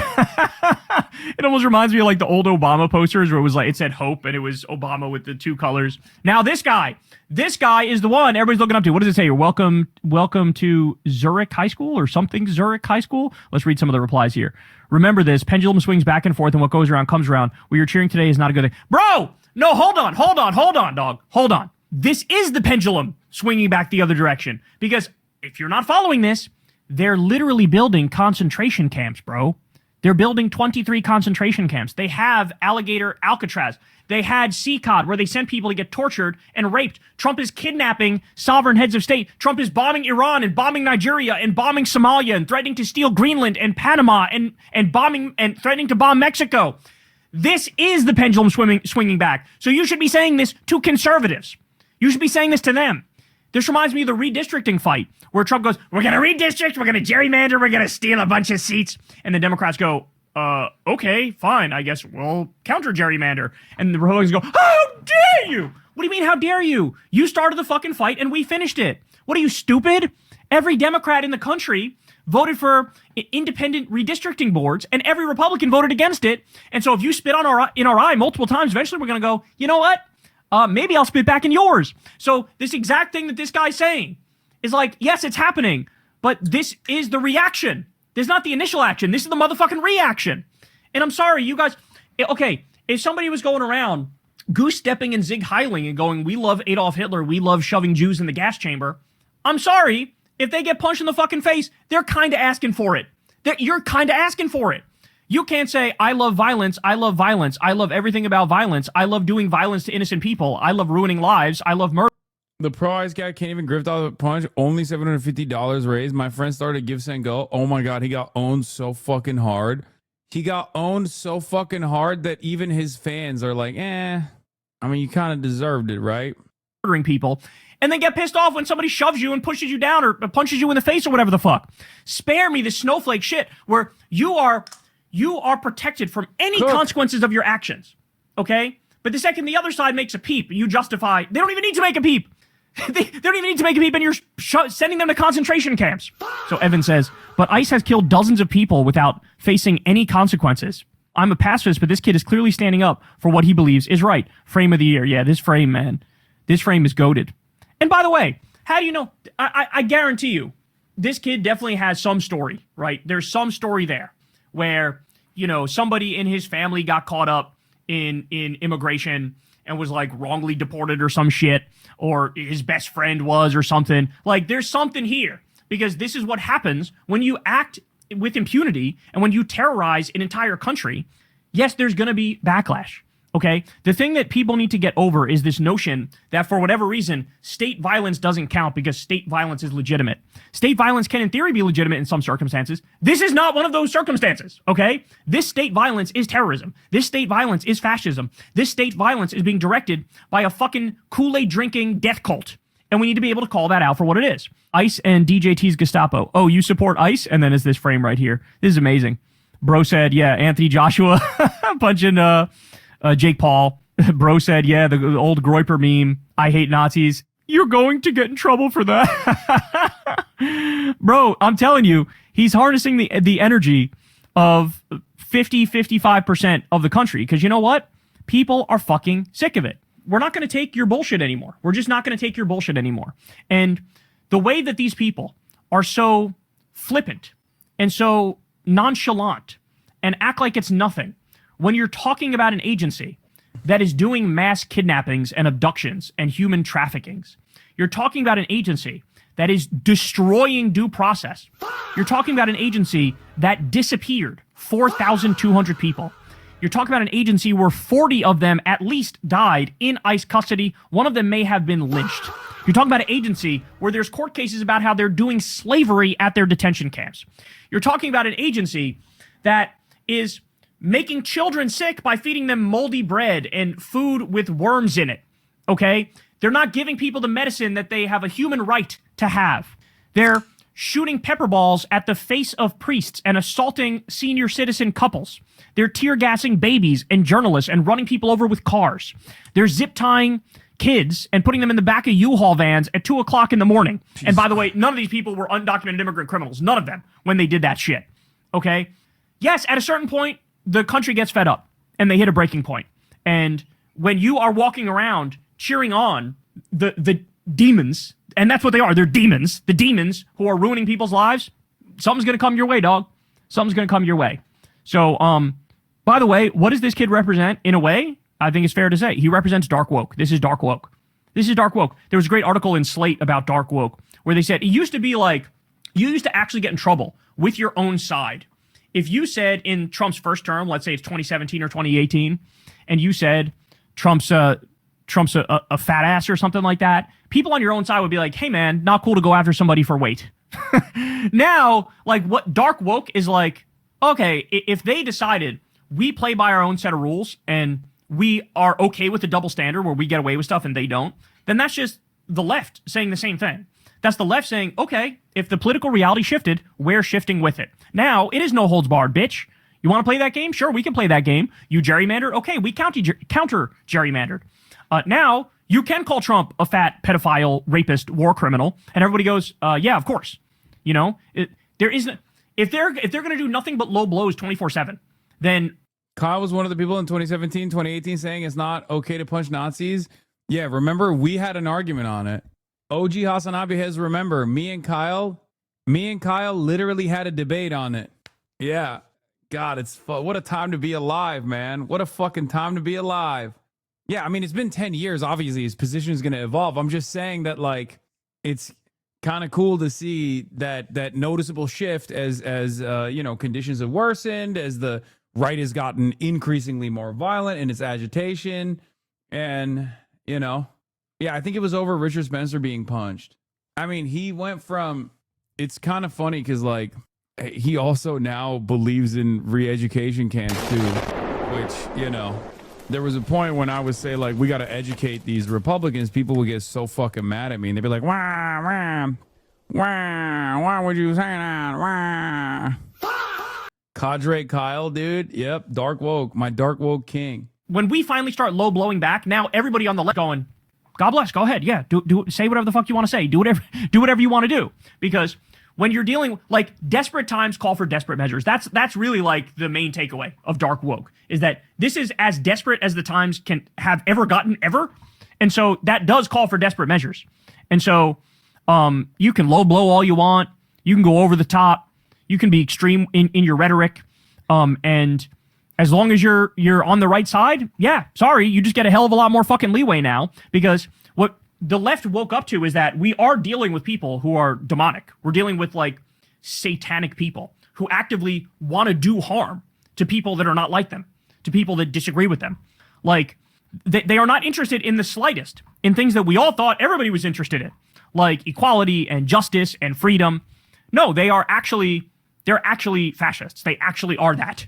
And so as soon as you recognize that, then I feel like everybody evolves into a more dark woke perspective. And the coolest thing now about dark woke is that, in my experience, the dark woke is also mixed with, like, actual left-wing policies. So these are the same people now who will say, you know, we got to get money out of politics. We got to do Medicare for all. We got to do free college. We got to do a living wage. We got to end the wars. We got to arrest the Trump regime criminals. So, like, it's a more muscular version of democratic politics. And I don't think the right had any fucking clue that they were creating this.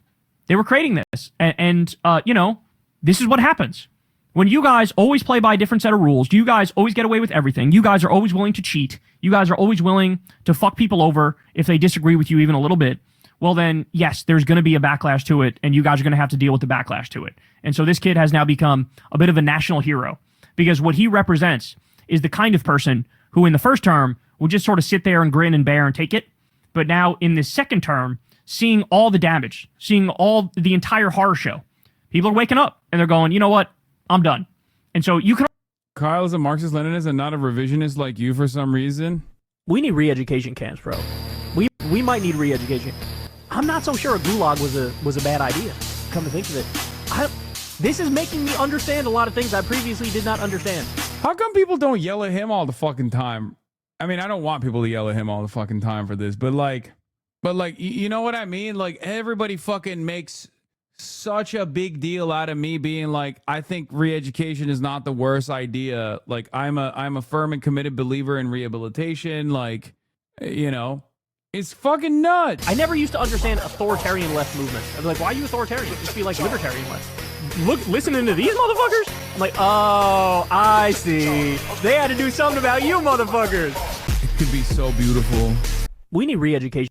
You have more haters and stalkers than him? He doesn't have a soundboard, I think. Yeah, that's why. Yeah, except the soundboard is me. The soundboard is new, okay? The soundboard is fucking new. And these guys have been yelling about my positions for years now. Conservatives in 2025 versus 2026. New man-carrying things. Let's take a look. How does it feel? How does what feel? Do you like how it feels? What? To be on the other side. Doesn't feel so good, does it? This is a Bob Dylan song? You're on your own. The country rejected you. People are tired of trans borders, open swimmers, welfare taxes, Netflix originals. Right. We're finally in charge. We're finally going to own a house. People aren't afraid to say the F slur. At work, at coffee shops, funeral homes, orphanages, University of Phoenix online Zoom class. How would you say that? I like to drop in from time to time in a tuxedo, make them think it's a John Huston's Annie situation, then flip the script on them. You don't get free handouts in life. The world isn't John Huston's Annie. I'll be honest, I didn't even know John Huston directed it. And you know the saddest part for you is you've lost the culture. The husk of 2010's poptimism, Obama, Beyonce, 2016 Ghostbusters, Kathleen Kennedy is rotting away. The people voted for this. This is what people want. How does it feel? How does what feel? The elites and the Epstein files are still being protected. Nothing's changed. Everything is shit. Bad. Yeah. Also, ICE needs to chill out a bit. I thought you voted for this. I didn't vote for this. You didn't. No. How? You are mistaken. But you said you did. I didn't vote for any of this. I mean, I voted for good things. I didn't vote for bad things. They said they were going to do the bad things. No, they said I'd get to say the R word at work, which I did. Everyone laughed. We were eating scones. It sounds like you have buyer's remorse. No. Last year... I'm not really into politics right now. I like to diversify my interests. Look, if you regret voting for Trump, I'm happy you changed your mind, but just admit he hasn't helped your life. He hasn't actually helped your life. Just admit that. Did I mention what I said at work the other day? Everyone laughed. Now I feel like I missed the fall. You're messing with our fucking brain, big dog. Oh my God, everybody, you guys need to dial it back. Online Phoenix University Zoom call is funny. The concentration camp thing wasn't said, and it is scaring a lot of people. Wait, what? They didn't say they would have concentration camps, though. They did. They did say that.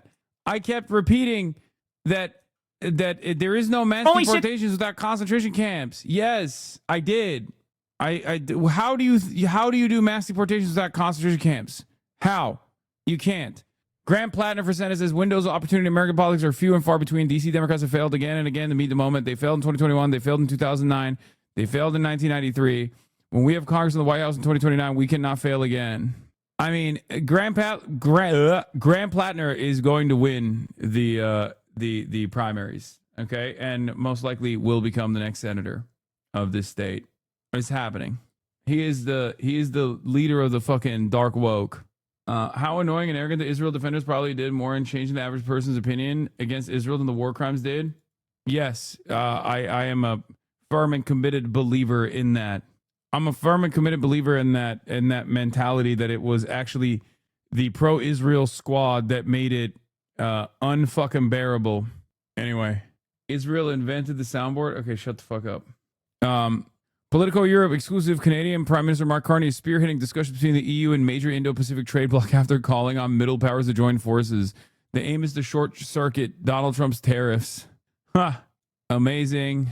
Oh, this was also the other thing I wanted to show you guys. The fucking libtards are at it again. Remember from February 11th, I said liberal Twitter's erupted, demanding party loyalty, hitting lesser evilism and harm reduction lines 2 years out from the presidential election, but they refuse to reckon with this historic unpopularity for the Dems, as Trump is deeply unpopular. Hold your electeds accountable, please. To which he replied with, is Hasan even capable of being honest, or does misleading his audience like this just come naturally to him? Now, what I showed was the overall unfavorability of the Democratic Party, which of course includes independents and Republicans as well. What he went and showed was the Democratic Party favorability amongst the Democratic base. And even in his own disingenuous approach, it still shows historic levels of unpopularity by the base of support at a whopping 21.5% disapproval rating. This is the Democrats. It's funny how this guy clipped us on and it went viral, so now he has to keep giving political takes. However, he's way out of his depth and keeps showing his ass Lamau. It's hilarious. It's hilarious that he's like, you're disingenuous. Meanwhile, you literally did it. And it's so funny because his own fucking, the people replying to him is like, I don't like Hasan, but these are two different charts. Yours is among Dems, his is general population. Either chart does show historical disapproval, mostly centered around leadership and not core values, though. And he just doesn't understand the point. Or maybe this reveals how fucking stupid he is. He goes, I know that's the point. Why would we care about Republican opinions of the Democrat Party? Also, he keeps saying Democrat Party, which makes me believe that he is not a real Democrat. Because what fucking Democrat says Democrat Party? Like, why are these guys LARPing as Democrats?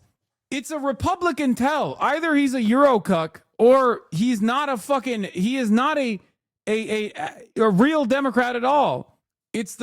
Whenever I see the Democrat Party thing, I'm reminded of the meme, the Inglourious Bastards meme. It's like, most of the time, you will rarely ever fucking hear an actual Democratic Party affiliate, loyalist, whatever, call it the Democrat Party. Okay? That's Republicans. Republicans call it the Democrat Party. It's a big tell. You held your fingers wrong. We do 3 this way. Yeah, it's like this versus this. Or this. Right? Isn't it this? I mean, it's on the fucking chart. You posted a different chart and then said he's lying. Who's the liar here again? Shaking my head. Holy shit, you people can't be this stupid. Why did Hasan include Republican opinions? Because that's why you look at the approval ratings when you're trying to win a fucking election, you dumb fuck. That's why. Because at a time when there's unprecedented unpopularity for the administration and the party that the administration is a part of, the other party in the duopoly is supposed to rise up in the ranks of popularity, especially among the independents, and even rise up in approval amongst Republicans as well. This guy truly is a fucking moron. This is my opposition, dog. This is how stupid they are. It is mind-boggling. That's the chart just for Dems. I don't know which one is more apropos for the situation, though. Wouldn't say that him posting that chart is a lie, though. If Hasan is trying to say that the Democrats need to change course because 33% have a favorable view of them, he's implying that only 33% of potential Dem voters think that, because why the hell would we care about, let alone base the party's platform based on Republican opinions? First of all, you're Mr. Advocate for centrism, so you care about Republican opinions more than I do. And secondly, he fucking refuses to recognize that this is independents as well. And yes, Republicans can be potential Democratic Party voters as well, and obviously independents too. It's so fucking stupid. It's so fucking stupid. Take 2 steps back and look at your chart. Do you think Democrats are polling 77% favorable overall? This just shows you have zero critical thinking ability. Not to defend the Turk Roach, but you posted an entirely different graph. Yours is internal party ratings. Like, motherfuckers who are calling me Turk Roach are like, dog, you are so stupid. Because everyone is allowed to vote, not just Democrats. Wait, you're the one being dishonest. And even in your dishonesty, it still shows that Dems are becoming more unpopular even in their base. Didn't the liberals spend most of the last election trying to buddy with the Senate Republicans? Did I dream that up? Now you're saying their opinions don't matter? It's so fucking stupid. When did you turn Roach after losing at Dark Souls and going into psychosis and actually having roaches in your room? No. Turk Roach is what, like, people on, what the fuck? People on 4chan poll call Turks roaches. Before Asmund Roach came onto the fucking scene and basically took on the moniker, most people used to refer to Turks as roaches, ironically enough. Average Destiny supporter gets 1 viral clip and then thinks they can spend the rest of their online career just making fuck us on tweets. Yeah. The dude's YouTube is nothing but tracking you. He's trying to be the next drama farmer. I know. I understand that, but there's such a fucking major market for it at this point. It's like there's no. I don't think you are going to fulfill this need. There's like a million other people doing that. What is this? The people in the replies are all Diddy G fans, hoping their boy owns you. Announces that he'll be having a conversation with Adam Mockler. Hasan says the comment will be about what is to be done. What's best path forward for the Dem party? He's a very good debater. I think we're going to have lots of agreements. Will Hasan call him a Destiny Orbiter 2 or not? Too much clout to be gained? Considering Hasan lost the debate to Ethan Klein, I can't imagine how badly these guys live in a totally alternative reality. Also, Hasan's going to put on his normie face for an hour. Hasan and Adam plotting the next Dem path forward. Great, but history show... Oh, God, this is ChatGPT. You better not take it easy on him. He's going to wipe the floor with Hasan. Holy shit, Lamau. Oh, hell yeah. Has Hasan never seen Adam Mockler debate before? Adam Mockler eats Hasan for lunch. This is literally coughing baby versus hydrogen bomb. Mockler is going to mog him. They're in for a fucking rude awakening when they realize that I've already had conversations with Adam Mockler in the past. And not only that, but also he is, by my estimations, much more understanding of the left flank candidacy and how much more viable they are electorally than like centrist fucking Democrats. Yeah. I had a conversation with him at the DNC where I talked about Midas Touch. They're all hoping this will be the end of Hasan. Is this the ASU frat boy, the debate bro scene? Are you going to get mogged? Yeah, he's going to frame mog me. Is it a debate or a conversation? I mean, I don't think it'll be a debate because I think we will fucking agree. I doubt that he's going to... I don't think that his worldview revolves around like pure hatred of the left. I think he is very much fond of... they're saying that because Mockler worked with Epstein recently. Yeah. Yeah, he said they popped off after you reacted to one of their videos and thanked you. Yeah, and also like, you know, anti-AOC style people. What is your opinion on Midas Touch Network? I mean, I think they don't touch Israel enough, and I don't like that. But overall, they're fine. I mean, I've been a Midas Touch advocate for years, if you recall, because I used to always say they are a product of a bygone era, which is what do you call it? They're a product of the George W. Bush era liberalism. They are the originators of the fucking dark woke. Also, Adam Mockler is not like is not a person that I'm like offering clout to. Let's be real. I mean, he's pretty clouded plenty clouded all on his own. And many of your parents probably watch Midas Touch. What does Midas Touch think of you? I mean, I've met the owner. What's his name? Ben Meislis or whatever. Like I've been at an event with him before. They see someone like myself as a necessary part of the coalition. We're probably gonna do a conversation on Thursday. That's when we're planning on doing it. Bernie, Ro Khanna, Mockler stack schedule. Yeah, Bernie on Wednesday, Mockler on Thursday, and then Bernie and Ro Khanna in Stanford on Friday. That's this week. What is this? The paid DNC propagandists can't read the whole tweet. That's as bad faith as you can get. Once again, Democrats have never cut ICE funding, no matter how high it goes, and leadership has said nothing about demanding a reduction and cutting to $80 billion. So what's your point? What is this? You can tell the bad faith actors who conveniently use a graph that cuts off before 2026. What is this?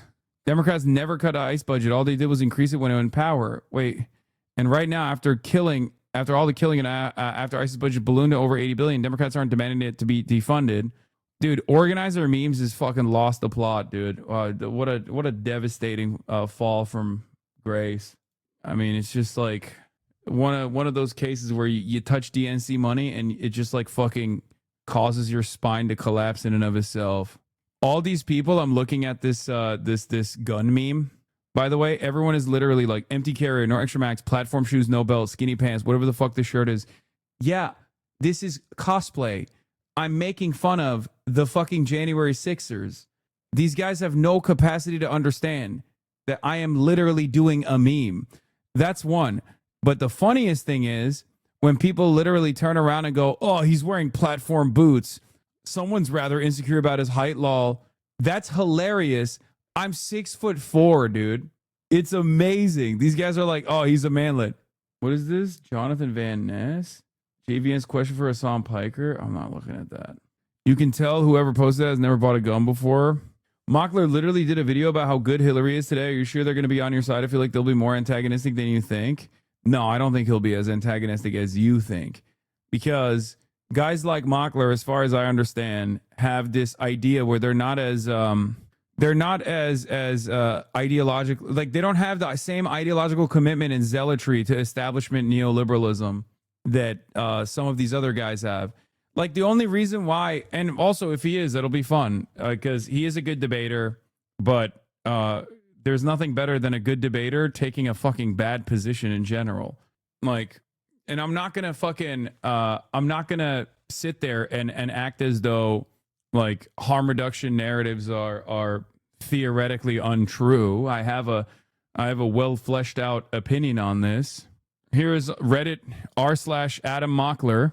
Everybody's talking about this. Hasan is right. We are not going to just concede for Newsom, who was fighting against a billionaire tax 2 years before an actual primary. This is time to talk about these things.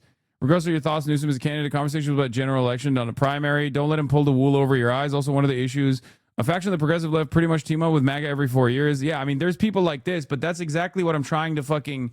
that's exactly the conversation that I'm trying to have with people like this. That's the reason why I want to have a conversation with Adam, specifically because there are people in his audience that think like, oh, what he is saying is that he won't fucking vote for Gavin Newsom. He won't vote for Gavin Newsom, and that's all that matters. Adam, after one meeting with Hasan, you see what I mean? OP fell for the trap and is making the bad faith argument Hasan presented. It's not a bad faith argument. It's a good faith argument.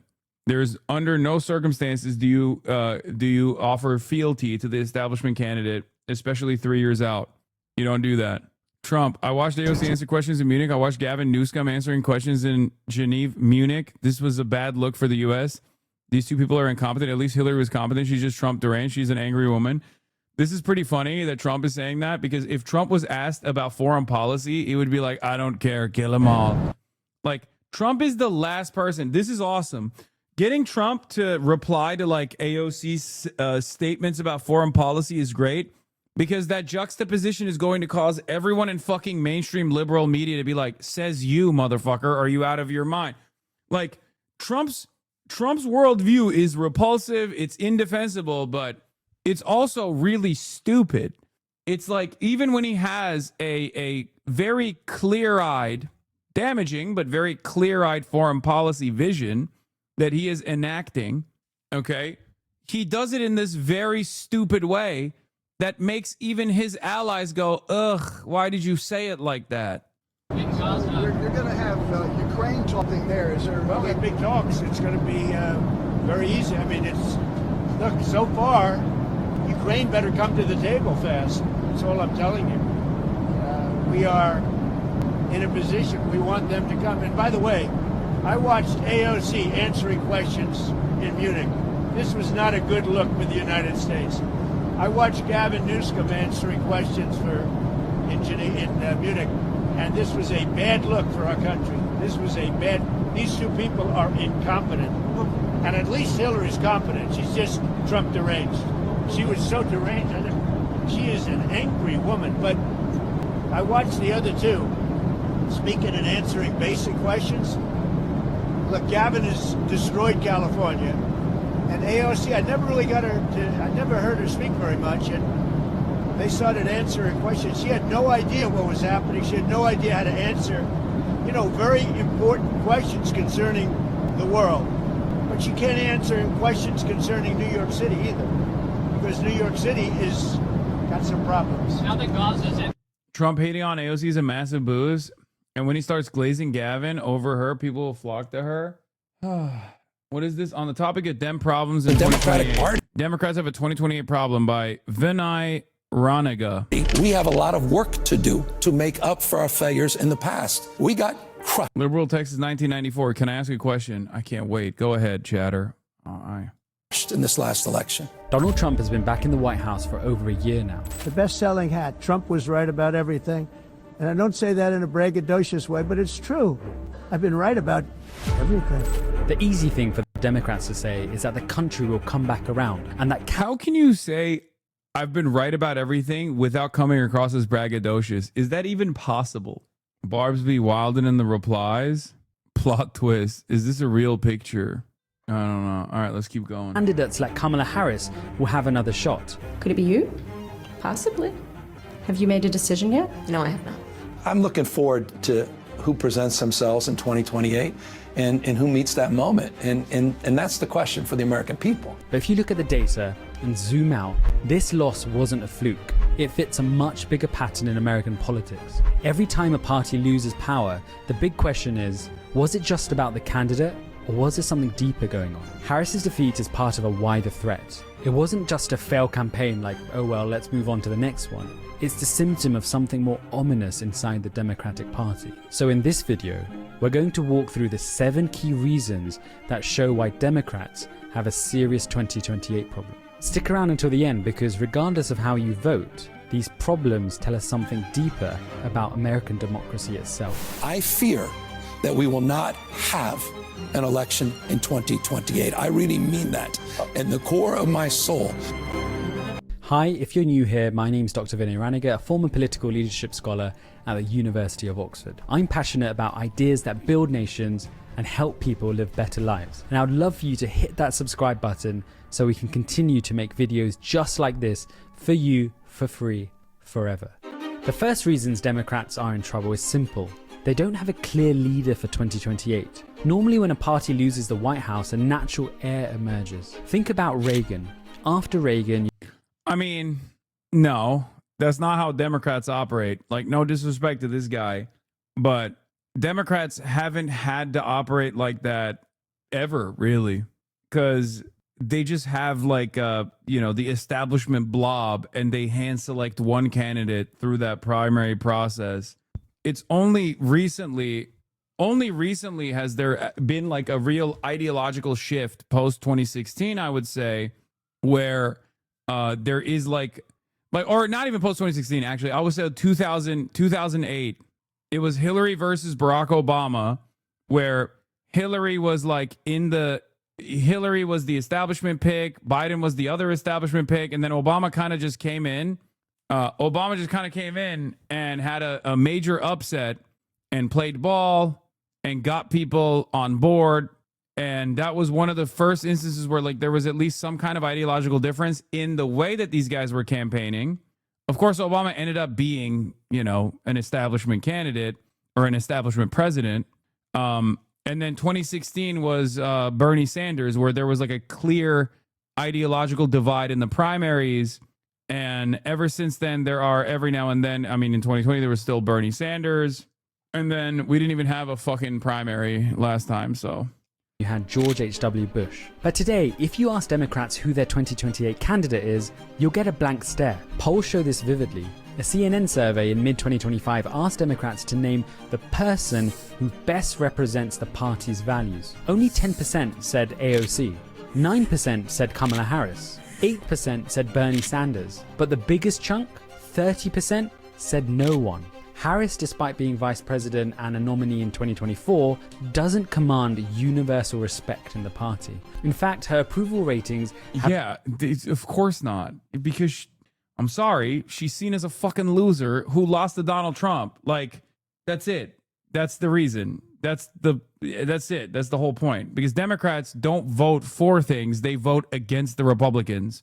And that is by design. That is by design. The entire fucking function of the Democratic Party and why you vote for the Democrats is because you're hitting the not Republican button. That's all this is. And they're pretty honest about it too. They will literally do only harm reduction voting initiatives 3 years out from the actual general, for example. Bro, this guy's other videos are just slandering Zoran. Okay, well, I'm still watching his assessment. I want to see. Consistently underwater, and even among Democrats, there's hesitation. Governor Gavin Newsom of California has been trying to raise his profile with slick videos and national speeches, but he polls in the low teens. Transport Secretary Pete Buttigieg had a moment of buzz in 2020, but now sits in single digits. Gretchen Whitmer, Michigan, and J.B. Pritzker in Illinois are mentioned, but outside their states, most Americans don't even know who they are. Now, what this means is that the Democrats look like a solar system with no sun. The energy is spread across different orbits and there's no gravitational center. Compare that to the Republicans who can rally around Donald Trump and you see the difference immediately. Even the election in 2024, you saw the difference. Trump had that gravitational energy to pull in a serious team like J.D. Vance, Tulsi Gabbard, or Vivek Ramaswamy. However, the Democrats don't have that. The Democratic brand is pretty bad. Democrats don't have a clear message that resonates beyond their base. Ask voters what Republicans stand for and you'll hear the words like strength, patriotism. What he's saying here is something that I also bring up all the time. Democrats have a real branding issue because they are utterly devoid of policy. What do you think about AOC only getting 10% in that poll? I wish we had a link. That seems odd. Wait, what? There's many different polls. It's super far out. What are you talking about? And she's still the winner in that poll where they're like, who represents our interests the most? That's a poll from last year, March of 2025. Of course, there's no, that's even right now.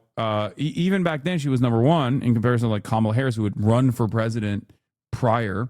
But also, there's no one in the running at that point. Security. Poll after poll shows the majority of Americans think Republicans are decisive leaders who get things done.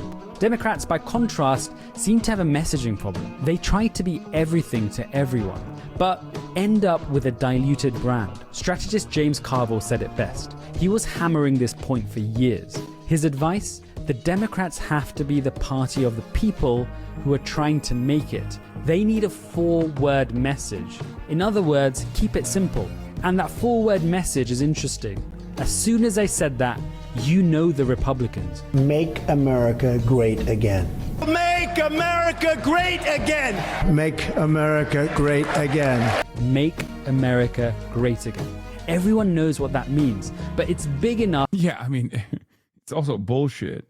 To embrace other ideologies. Meanwhile, Democrats float between defend democracy, build back better, and fighting for working families. Each might sound fine, but together they blur into static. And when voters aren't sure what a party stands for, they don't vote for it. For every blue-collar Democrat we will lose in Western PA, we will pick up 2-3 moderate Republicans in the suburbs of Philadelphia. The third reason is structural.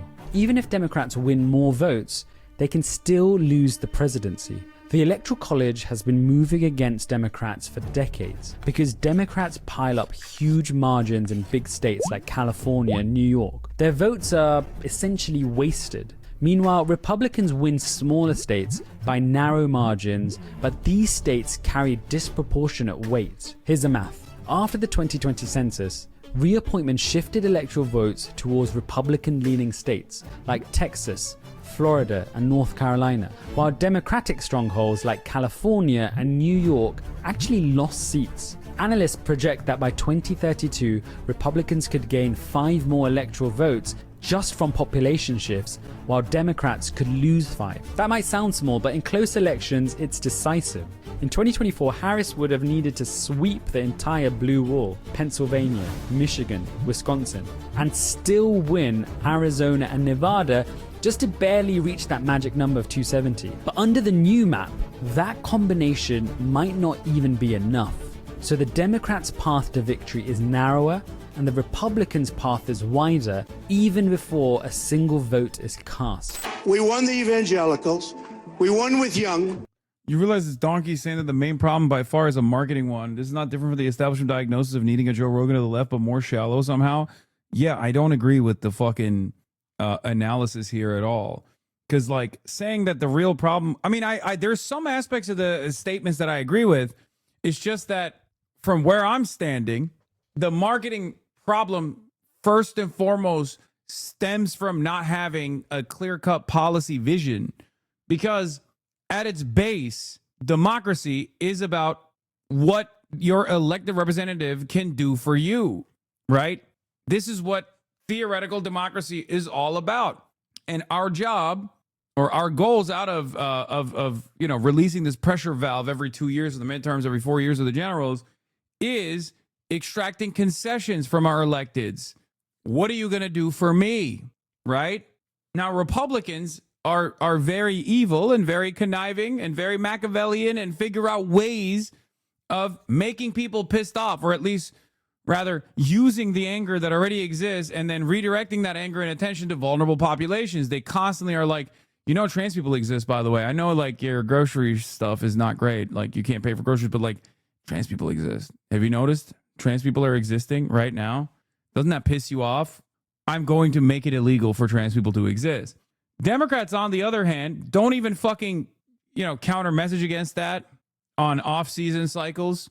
They also don't have a clear-cut policy agenda on how they're going to solve your material problems. They don't turn around and go, oh, yeah, housing is expensive. We're going to fix it. We're going to do social housing. You're right. Healthcare is unaffordable. We're going to fix it. We're going to do Medicare for all, socialism, okay? Socialized medicine. They don't do that. And that's the issue. The question Democrats should be asking every single day is this economy working for you, or is it just working for Trump's Epstein-class buddies? Okay? That is the counter message. Oh, they banned transgender athletes from participating in NCAA. Did the fucking cost of groceries get better for you? Oh, it didn't. Oh, it turns out that was a fucking distraction, don't you think? This is what they should be saying, okay, over and over again. And they should be saying this not just to their own base, but they should be saying this to the Republicans too. I don't have an issue with winning over Republican voters. I'm not one of those guys. I am a believer that racist people also need housing. Racist people also need to pay for health care. Okay? You can win them over not by becoming more racist, as Ezra Klein and others would suggest. You can win them over by offering them things. Okay? It's that simple. Because that's what you're supposed to do. That's your fucking job. You're a goddamn elected representative in a fucking democracy. That's supposed to be the most basic shit. We won with old. We won with highly educated. We won with poorly educated. I love the poorly educated. The fourth reason is that the coalition Democrats were counting on is starting to break apart. For years, Democrats believed demographics were destiny, that as America grew younger, more divisive, and more urban, their share of the electorate would rise automatically. That was true for a while, but in 2024, those assumptions collapsed. Take Latino voters. In 2020, Joe Biden won Latinos by 25 points. In 2024, Kamala Harris lost them by 3 points. Pew Research found that Donald Trump's share of Latino voters jumped from 36% in 2020 to 48% in 2024. Now, recently, the Latino vote in 2025 has been dwindling for Trump, as people are scared about the economy and the prices in the supermarket. However, that doesn't mean that they're shifting back to the Democrats. They're not stoked with what they're pushing either. The same story appears for black voters. Harris still won the majority in 24 by about 83%, but Trump doubled his share from 8% in 2020 to 15% in 2024. That's the highest Republican performance among black voters in decades. And then there are young people. Turnout among 18 to 29-year-olds dropped to 47% in 2024 compared to 50% in 2020. That might not sound huge, but in swing states it matters. Within that group, the gaps are striking. Young women backed Harris by 17 points, but young men backed Trump by 14 points. Among white young voters, Trump actually led by 10. Finally, working class voters. Democrats used to be the party of the working class, but in 2024, 2/3 of non-college white voters backed Trump. Even among working class Latinos and black voters, Trump made gains. As Bernie Sanders... Yeah, this has been 8 minutes and a 15-minute video about like nothing that the Democrats have to offer. Perhaps that's the analysis that's necessary here, you know? What are you offering? What are you offering to the voters? Nothing. That's the problem. Democrats are constantly on a defensive posture. They're always defending against culture war, and even then, they're barely doing a good job at it. They just sit around and demand your vote. They're like, you have to vote for us, otherwise, like, look at the other guys. I think a big part of the problem last election cycle was also that they didn't even fucking do a good enough job of showing why the other side was devastating for the future of America.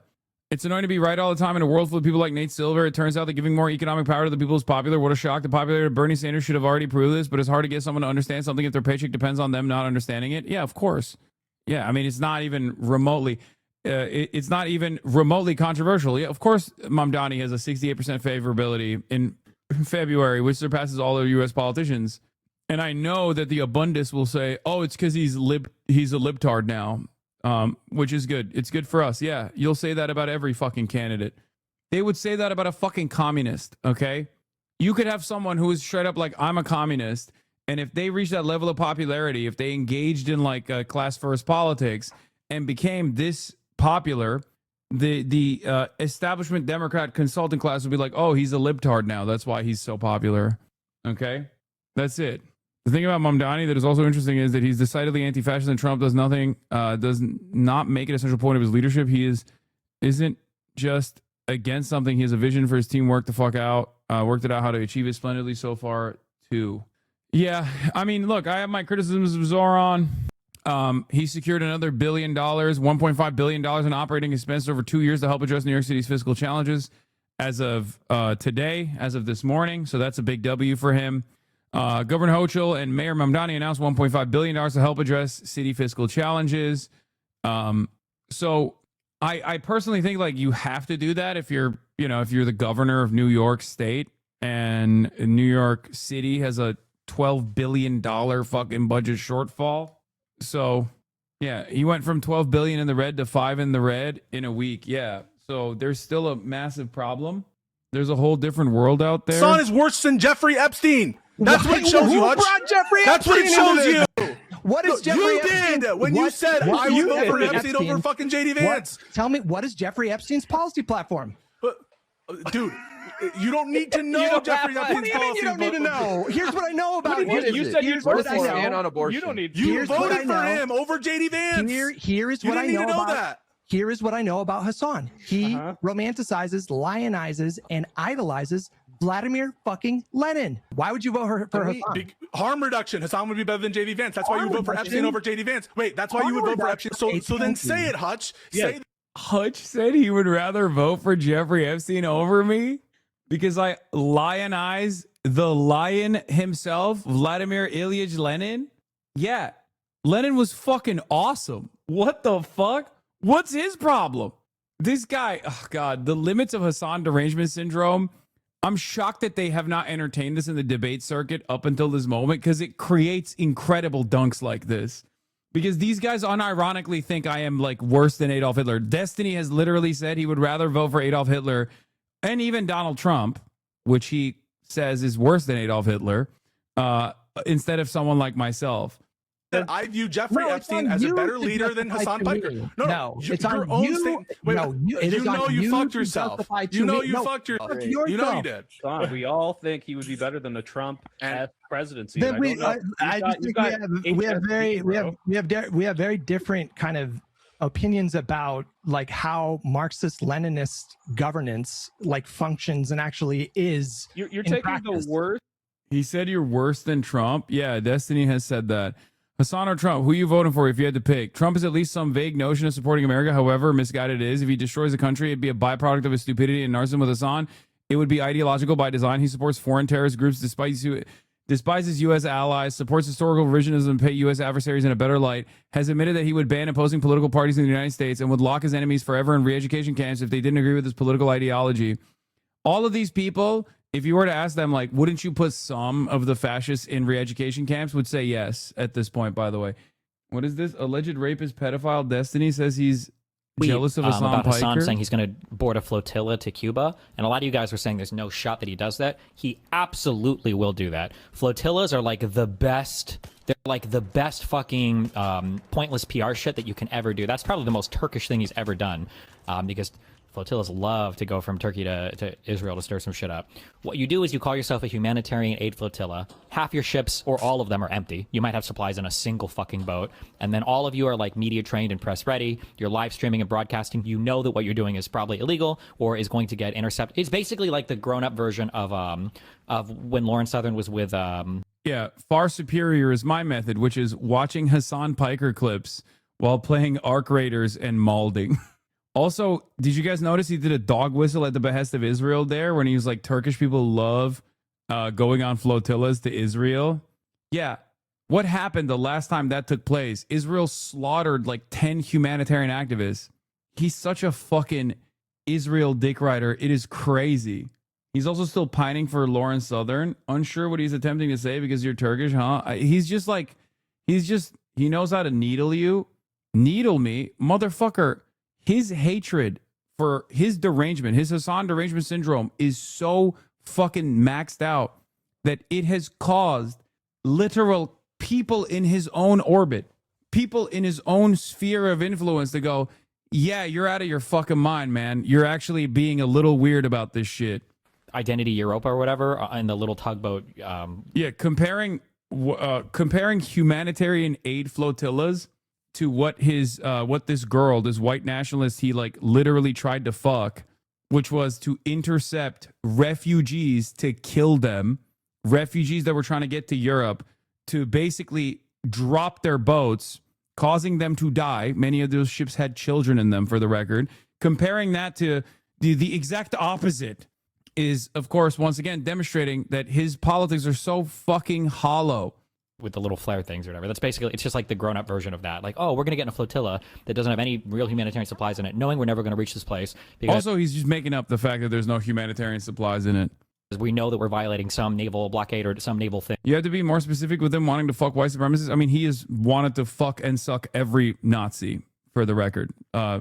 Nick Fuentes, Sam Hyde, possibly at some level, because they did collaborate, and definitely Lauren Southern. You despise him at a personal level. He lets it completely warp his political ideology and taints all his... You mean he despises me at a personal level, right? Because like I think his worldview is disgusting. I think his personal... I think the way he operates is disgusting in general. Like I think he's a freakish little perv. But if he was like a normal liberal who didn't spend every waking moment trying to like talk about how I should be killed by his cult, like sex cult fans or whatever the fuck, like it would be, I wouldn't give a shit, right? He also doesn't comprehend that like a big component of this flotilla is not even just bringing in humanitarian aid, which of course exists in the flotilla, but it's beyond that. It's actually to bring awareness of the fucking blockade that is also taking place. Like the activism there is twofold. Not only are you bringing in much needed humanitarian supplies, but you're also showcasing the everyday existence of Cubans. It's like the PR and the visibility is a big component of this. And then once we get intercepted, we can complain that it's a human rights violation, you know, repeat ad infinitum. And then if you're really, really lucky, someone on your boat will get shot by some kind of Navy, U.S. Coast Guard or something like that. Why would that be lucky? That, and you have a huge media attention for you. Wait, what the fuck? There was a right-wing woman trying to actually kill refugees? Yeah, this is back in the day. Identity Europa is a neo-Nazi group. And Lauren Southern, this white nationalist YouTuber that Destiny has fucked, was a part of that. And she was throwing up fucking flares at like refugee boats. They were shooting flares at a refugee boat. Bro, when you say stuff like this, I can't tell you what I think should happen to you, but I'm thinking it. You know what I mean? Like when you say stuff like this, I can't begin to explain how disgusting of a fucking repulsive freak you are for saying dumb fucking shit like that. Let him hit, bro. Let him hit. Like, I understand that you're trying to make a joke about Destiny being a creepy little fucking pervert, but it's gross. Fallen H3 fans do this shit too, and I hate them. Yeah, I despise that shit. I want nothing to do with this fucking weird freak who is literally a predator. His entire worldview is repulsive to me. He's a bad person. He's a bad father. I mean, objectively a bad father. His son is now a fucking neo-Nazi. And it's directly a consequence of like him not paying him any attention whatsoever. He's just a bad person in general. He is an egomaniacal loser. And the reality of the matter is, if his politics weren't dog shit, and if he wasn't like a weird sociopath who constantly uses and abuses people, and you know, has engaged in a litany of possible sex crimes, procured sea salmon shit, I wouldn't have any issue with this person at all. If he was just like a regular ass lib, why the fuck would I ever bring him up? Yes, he has a child. He has no redeemable qualities. He's just a decent debater. And for a lot of these like weird freaks on the internet, that's all that matters for them because they see it as blood sports. It's a holdover from the neo-Nazi back and forth like blood sports community back in the day, which Destiny would debate all the time. And he basically became their god because he defeated all of these other fucking dumbasses because they were all very stupid Nazis. It wasn't like an impressive feat at all because they were all incredibly stupid. And then he basically took on all of their audience and became their champion. And in the process, like the community's interest in blood sports never really went away. And now every single day that goes by, he will every now and then debate another person. Sometimes if he loses to a person that is more knowledgeable than them, more knowledgeable than him, he will sick his audience on them forever. And they will just like engage in a cyber stalking operation where they just like try to smear that person over and over again, myself included. Michael from Pennsylvania is another great example. He's a skilled orator exclusively because he is very confident. Very, very confident. But obviously when he met his match, someone who is far superior in intellect and far more knowledgeable than him, like Norm Finkelstein, he got ritualistically fucking humiliated on the timeline. You know, flew too close to the sun, and he hasn't really recovered since then. And he is still very much pro-Israel. He just takes the worst positions possible. He's basically like the fucking the loyalists, like the unionists in the north of Ireland, simply assuming the wrong side of every fucking political equation. Why do you still cover this guy? He's more irrelevant than ever. I don't get the point in highlighting him as some important all-controlling figure. He still has a pretty fucking reliable network of cyber stalkers. And the only reason why his influence has actually fallen apart is due to his own actions, like harming his own community members and harming his own like content creators that have come out of his own community. And now they're all fucking eating his ass alive. So every now and then I want to prop up the people who are doing that, you know? But a lot of the anti-Hasan, like a lot of the Hasan derangement syndrome, he is at the heart of. He has no morals, no principles, no values. He supports the opposite of whatever he thinks you support, pure spite-based politics. Yeah, 100%. And while he is utterly irrelevant in the grand scheme of things, the reality of the matter is he still very much has a bunch of like these edgelord centrist content creators who do like a steady flow of fuck us on content because they basically use all the talking points that they create in his subreddit. So he has a fairly sophisticated smearing and outrage manufacturing operation that transcends far beyond his own personal growth and his own personal clout. Many of those guys don't want to fucking do work, and they've realized that like making Hassan derangement syndrome style commentary is going to secure them at least like 200,000 likes, or I mean 200,000 views on YouTube. And it's the easiest place to go to is like the subreddits that he occupies. The subreddits his community brigades aggressively. You're everything he thought he could be, and he'll never forgive you for being that. Yes. Overlap with Nazis too, very liberal Asmonfold's audience. Yeah, they have no base values at all, which is precisely the reason why they will cooperate with anyone and everyone. It brings me great pleasure. Oh, this is members only content. I can't watch it because I'm not a member and I'm not going to leak the members only content, but we will watch the clavicular video when it's released for everyone. With Adam. His debate style is to come at you with all the stats and facts. This is easily defeated by not using any facts or stats. Just hit him with a nah, bro. You're lying. Dude sucks. Wait, what? He doesn't actually approach the subject matter with like a full assessment of all the facts. He just cherry picks data points and then mass produces them, gish galloping. He goes to Wikipedia pages and tries to fucking craft the most successful, most reliable narrative. Yes, Cool Adam interviewed Clavicular and mogged his ass. What up? What's good? What are you doing here? Oh, okay. Did you pre-watch Biker It? No, I did not. You know? Aren't these people literally living off of you? Yes, I have a large audience. And I understand that when you have a large audience, there can be people that either are antagonistic towards your position and try to like farm hatred off of whatever you say by lying about your positions over and over again. Or they could actually be supportive. They could actually try and understand what my position is and maybe agree with it. And so I have to do better at supporting other content creators that are in this ecosystem that aren't fucking shitheads, because I realize that, let's be real, for a lot of these dudes, it's about who they are orbiting. Like it's not about politics that much. It's more so about clout. Let's be real. And I will say the only reason why a lot of Destiny's community fucking fell apart is directly because they did start having political disagreements that were born out of like Hassan derangement syndrome, and also Destiny being ruthless to a lot of the people that were in his immediate vicinity. A lot of content creators that he like fucked over. They've had Taurus tweet against you way beyond simple clout chasing. What do you mean? It definitely became a much larger problem though after October 7, because Israel is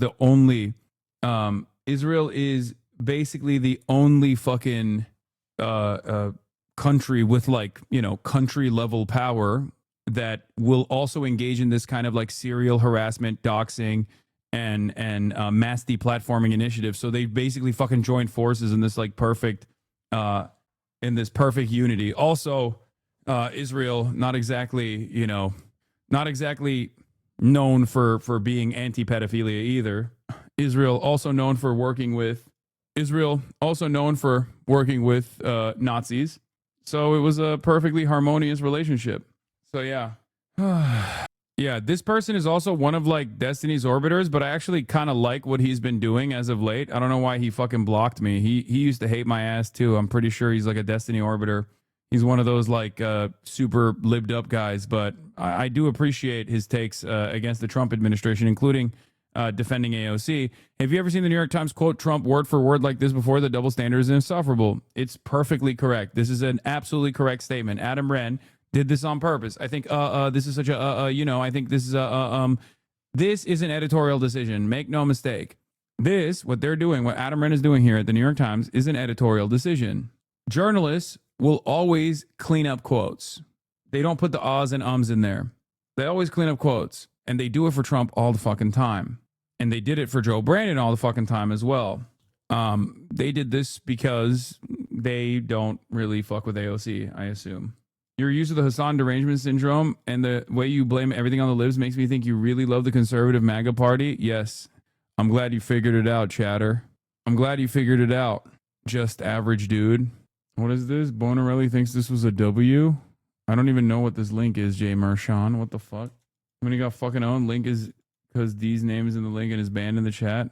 Well, it's not working. He's not as bad as a centrist fan account, but Canberra's still pretty awful. Look, man, I don't have any fucking smoke for people who want what's best for this country, who genuinely do, who will,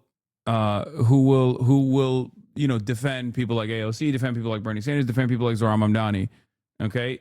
Yeah. Adam Wren is political, by the way, not New York Times. He said New York Times, but it's actually, he's a political reporter, but he's putting a New York Times link up. Yeah. It's called a full verbatim transcript. His university recognized the way to insult the subject in a way that they can't really complain about. Yeah. Warning. Cuba and the U.S. are talking. In the meantime, there's an embargo. There's no oil. There's no money. There's no anything. Reporter, if a deal isn't made, would you consider an operation like Venezuela? I don't want to answer that. To make a deal. What does that deal look like? What do you want them to do? Cuba is right now a failed nation, and they don't even have jet fuel to get for airplanes to take off. They're clogging up their runway. We're talking to Cuba right now. They have Marco Rubio talking to Cuba right now, and they should absolutely make a deal because it's really a humanitarian threat. And we have a lot of great Cuban Americans, and they're going to be very happy when they're going to be able to go back and say hello to their relatives and do things that they should have been allowed to do for a long time. I'm very interested in the people that are here that were treated so badly by Castro and the Cuban authorities. They have been treated horribly. So we'll see how it all turns out. But Cuba and us, we are talking. In the meantime, there's an embargo. Why does no journalist follow up by saying there's reporting on Drop Site News that indicates that Marco Rubio is actually not talking to the Cubans at all and possibly lying to you? Have you had any direct correspondence with the Cubans at all? This could be literally a journalist possibly engaging in life-saving reporting. If a single journalist were like, hey, there's reporting that's coming from the Cuban side that states that Marco Rubio has not actually initiated any contact whatsoever with the Cubans, and that they suspect that Marco Rubio is lying to you when he says that there's a conversation taking place. This is not even about highlighting fucking Drop Sites reporting, okay? This is not about highlighting Drop Sites reporting. This is more so about like a follow-up question that would actually look good for you as a careerist. If you're a careerist, as a reporter in the press pool, that follow-up question actually gives you a massive fucking scoop. That follow-up question gives you a massive scoop that could potentially lead the media cycle for at least the next fucking 24 hours. It's the easiest follow-up of all time. Cubans say there's no communications. Have you had direct correspondence with the Cuban side at all? There's no oil, there's no money, there's no anything. If a deal isn't made, would you consider an operation like the one in Venezuela? I don't want to answer that. Why would I answer that? Like, the follow-up is literally, would you fucking melt the Cuban administration in the same way? Drop Site reports that the Cubans have had no contact with Marco Rubio, and there's suspicion that Rubio is lying to Trump about being in contact with them. This could be a good follow-up question. Have you personally communicated with the Cuban admin? Maybe I can use my influence. Rubio, that fucking ghoul, happy to let everyone in Cuba suffer so we can realize his own dream of reclaiming his father's home. Yeah. Hopefully there will be there's plenty of, what? Yes, their name was Naren? What? Free ball for the press. Drop Site News reports that the Cubans have had no contact with Marco Rubio, and there's suspicion that Rubio is lying to Trump about being in contact with them. This could be a good follow-up question. Have you personally communicated with the Cuban admin? He can just lie if he's asked that question. It doesn't matter. Then you pursue it. You pursue that lead. Instead, the follow-up is, would you fucking blow up Havana like you did Caracas? Anyway, that's all I got for today, folks. I'm tired. Okay? And, yeah, I love you guys. 7 hours. Slow half day again. See you tomorrow. Love you all. Starting off the day. Bye-bye. All the chatter's trickling in. Hostile people hate.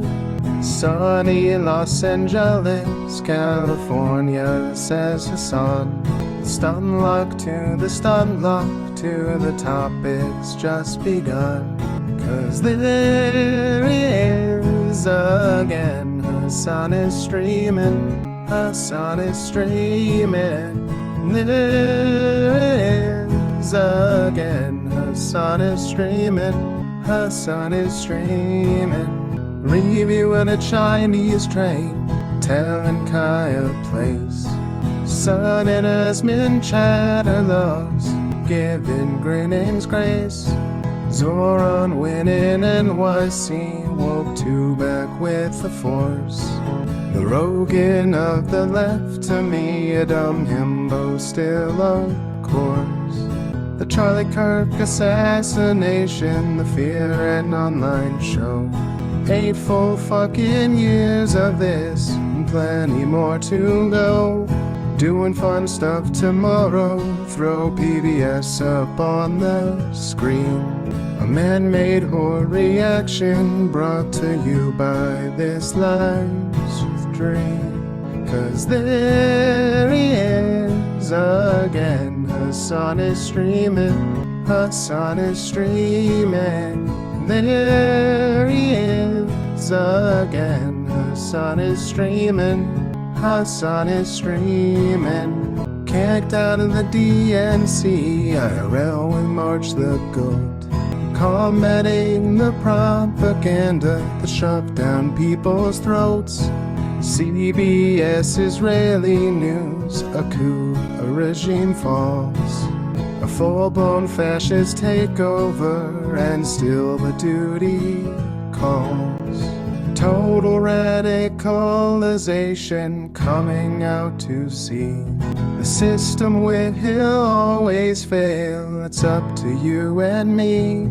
All these daily streams, whether short or whether long, have helped millions of people keep it moving right along. 'Cause there he is again. Hasan is streaming. Hasan is streaming. There he is again. Hasan is streaming. Hasan is streaming. But hey, what can you say? That's BBS for you. But he'll play games real soon. Just you wait. Say, hey, what can you say? That's BBS for you. But he'll move on real soon. Just you wait. Ba-da-da, ba-da-da, ba-da-da-da-da-da. Hey, what can you say? Hey, that's BBS for you. But he'll pull your lungs real soon. Just you wait. Sha-da-da, sha-da-da, sha-da-da-da-da-da. Hey, what can you say? Hey, that's BBS for you. But he'll do your advice real soon. Just you wait. But hey, what can you say? That's BBS for you. Brought on by viewers like you. Just you.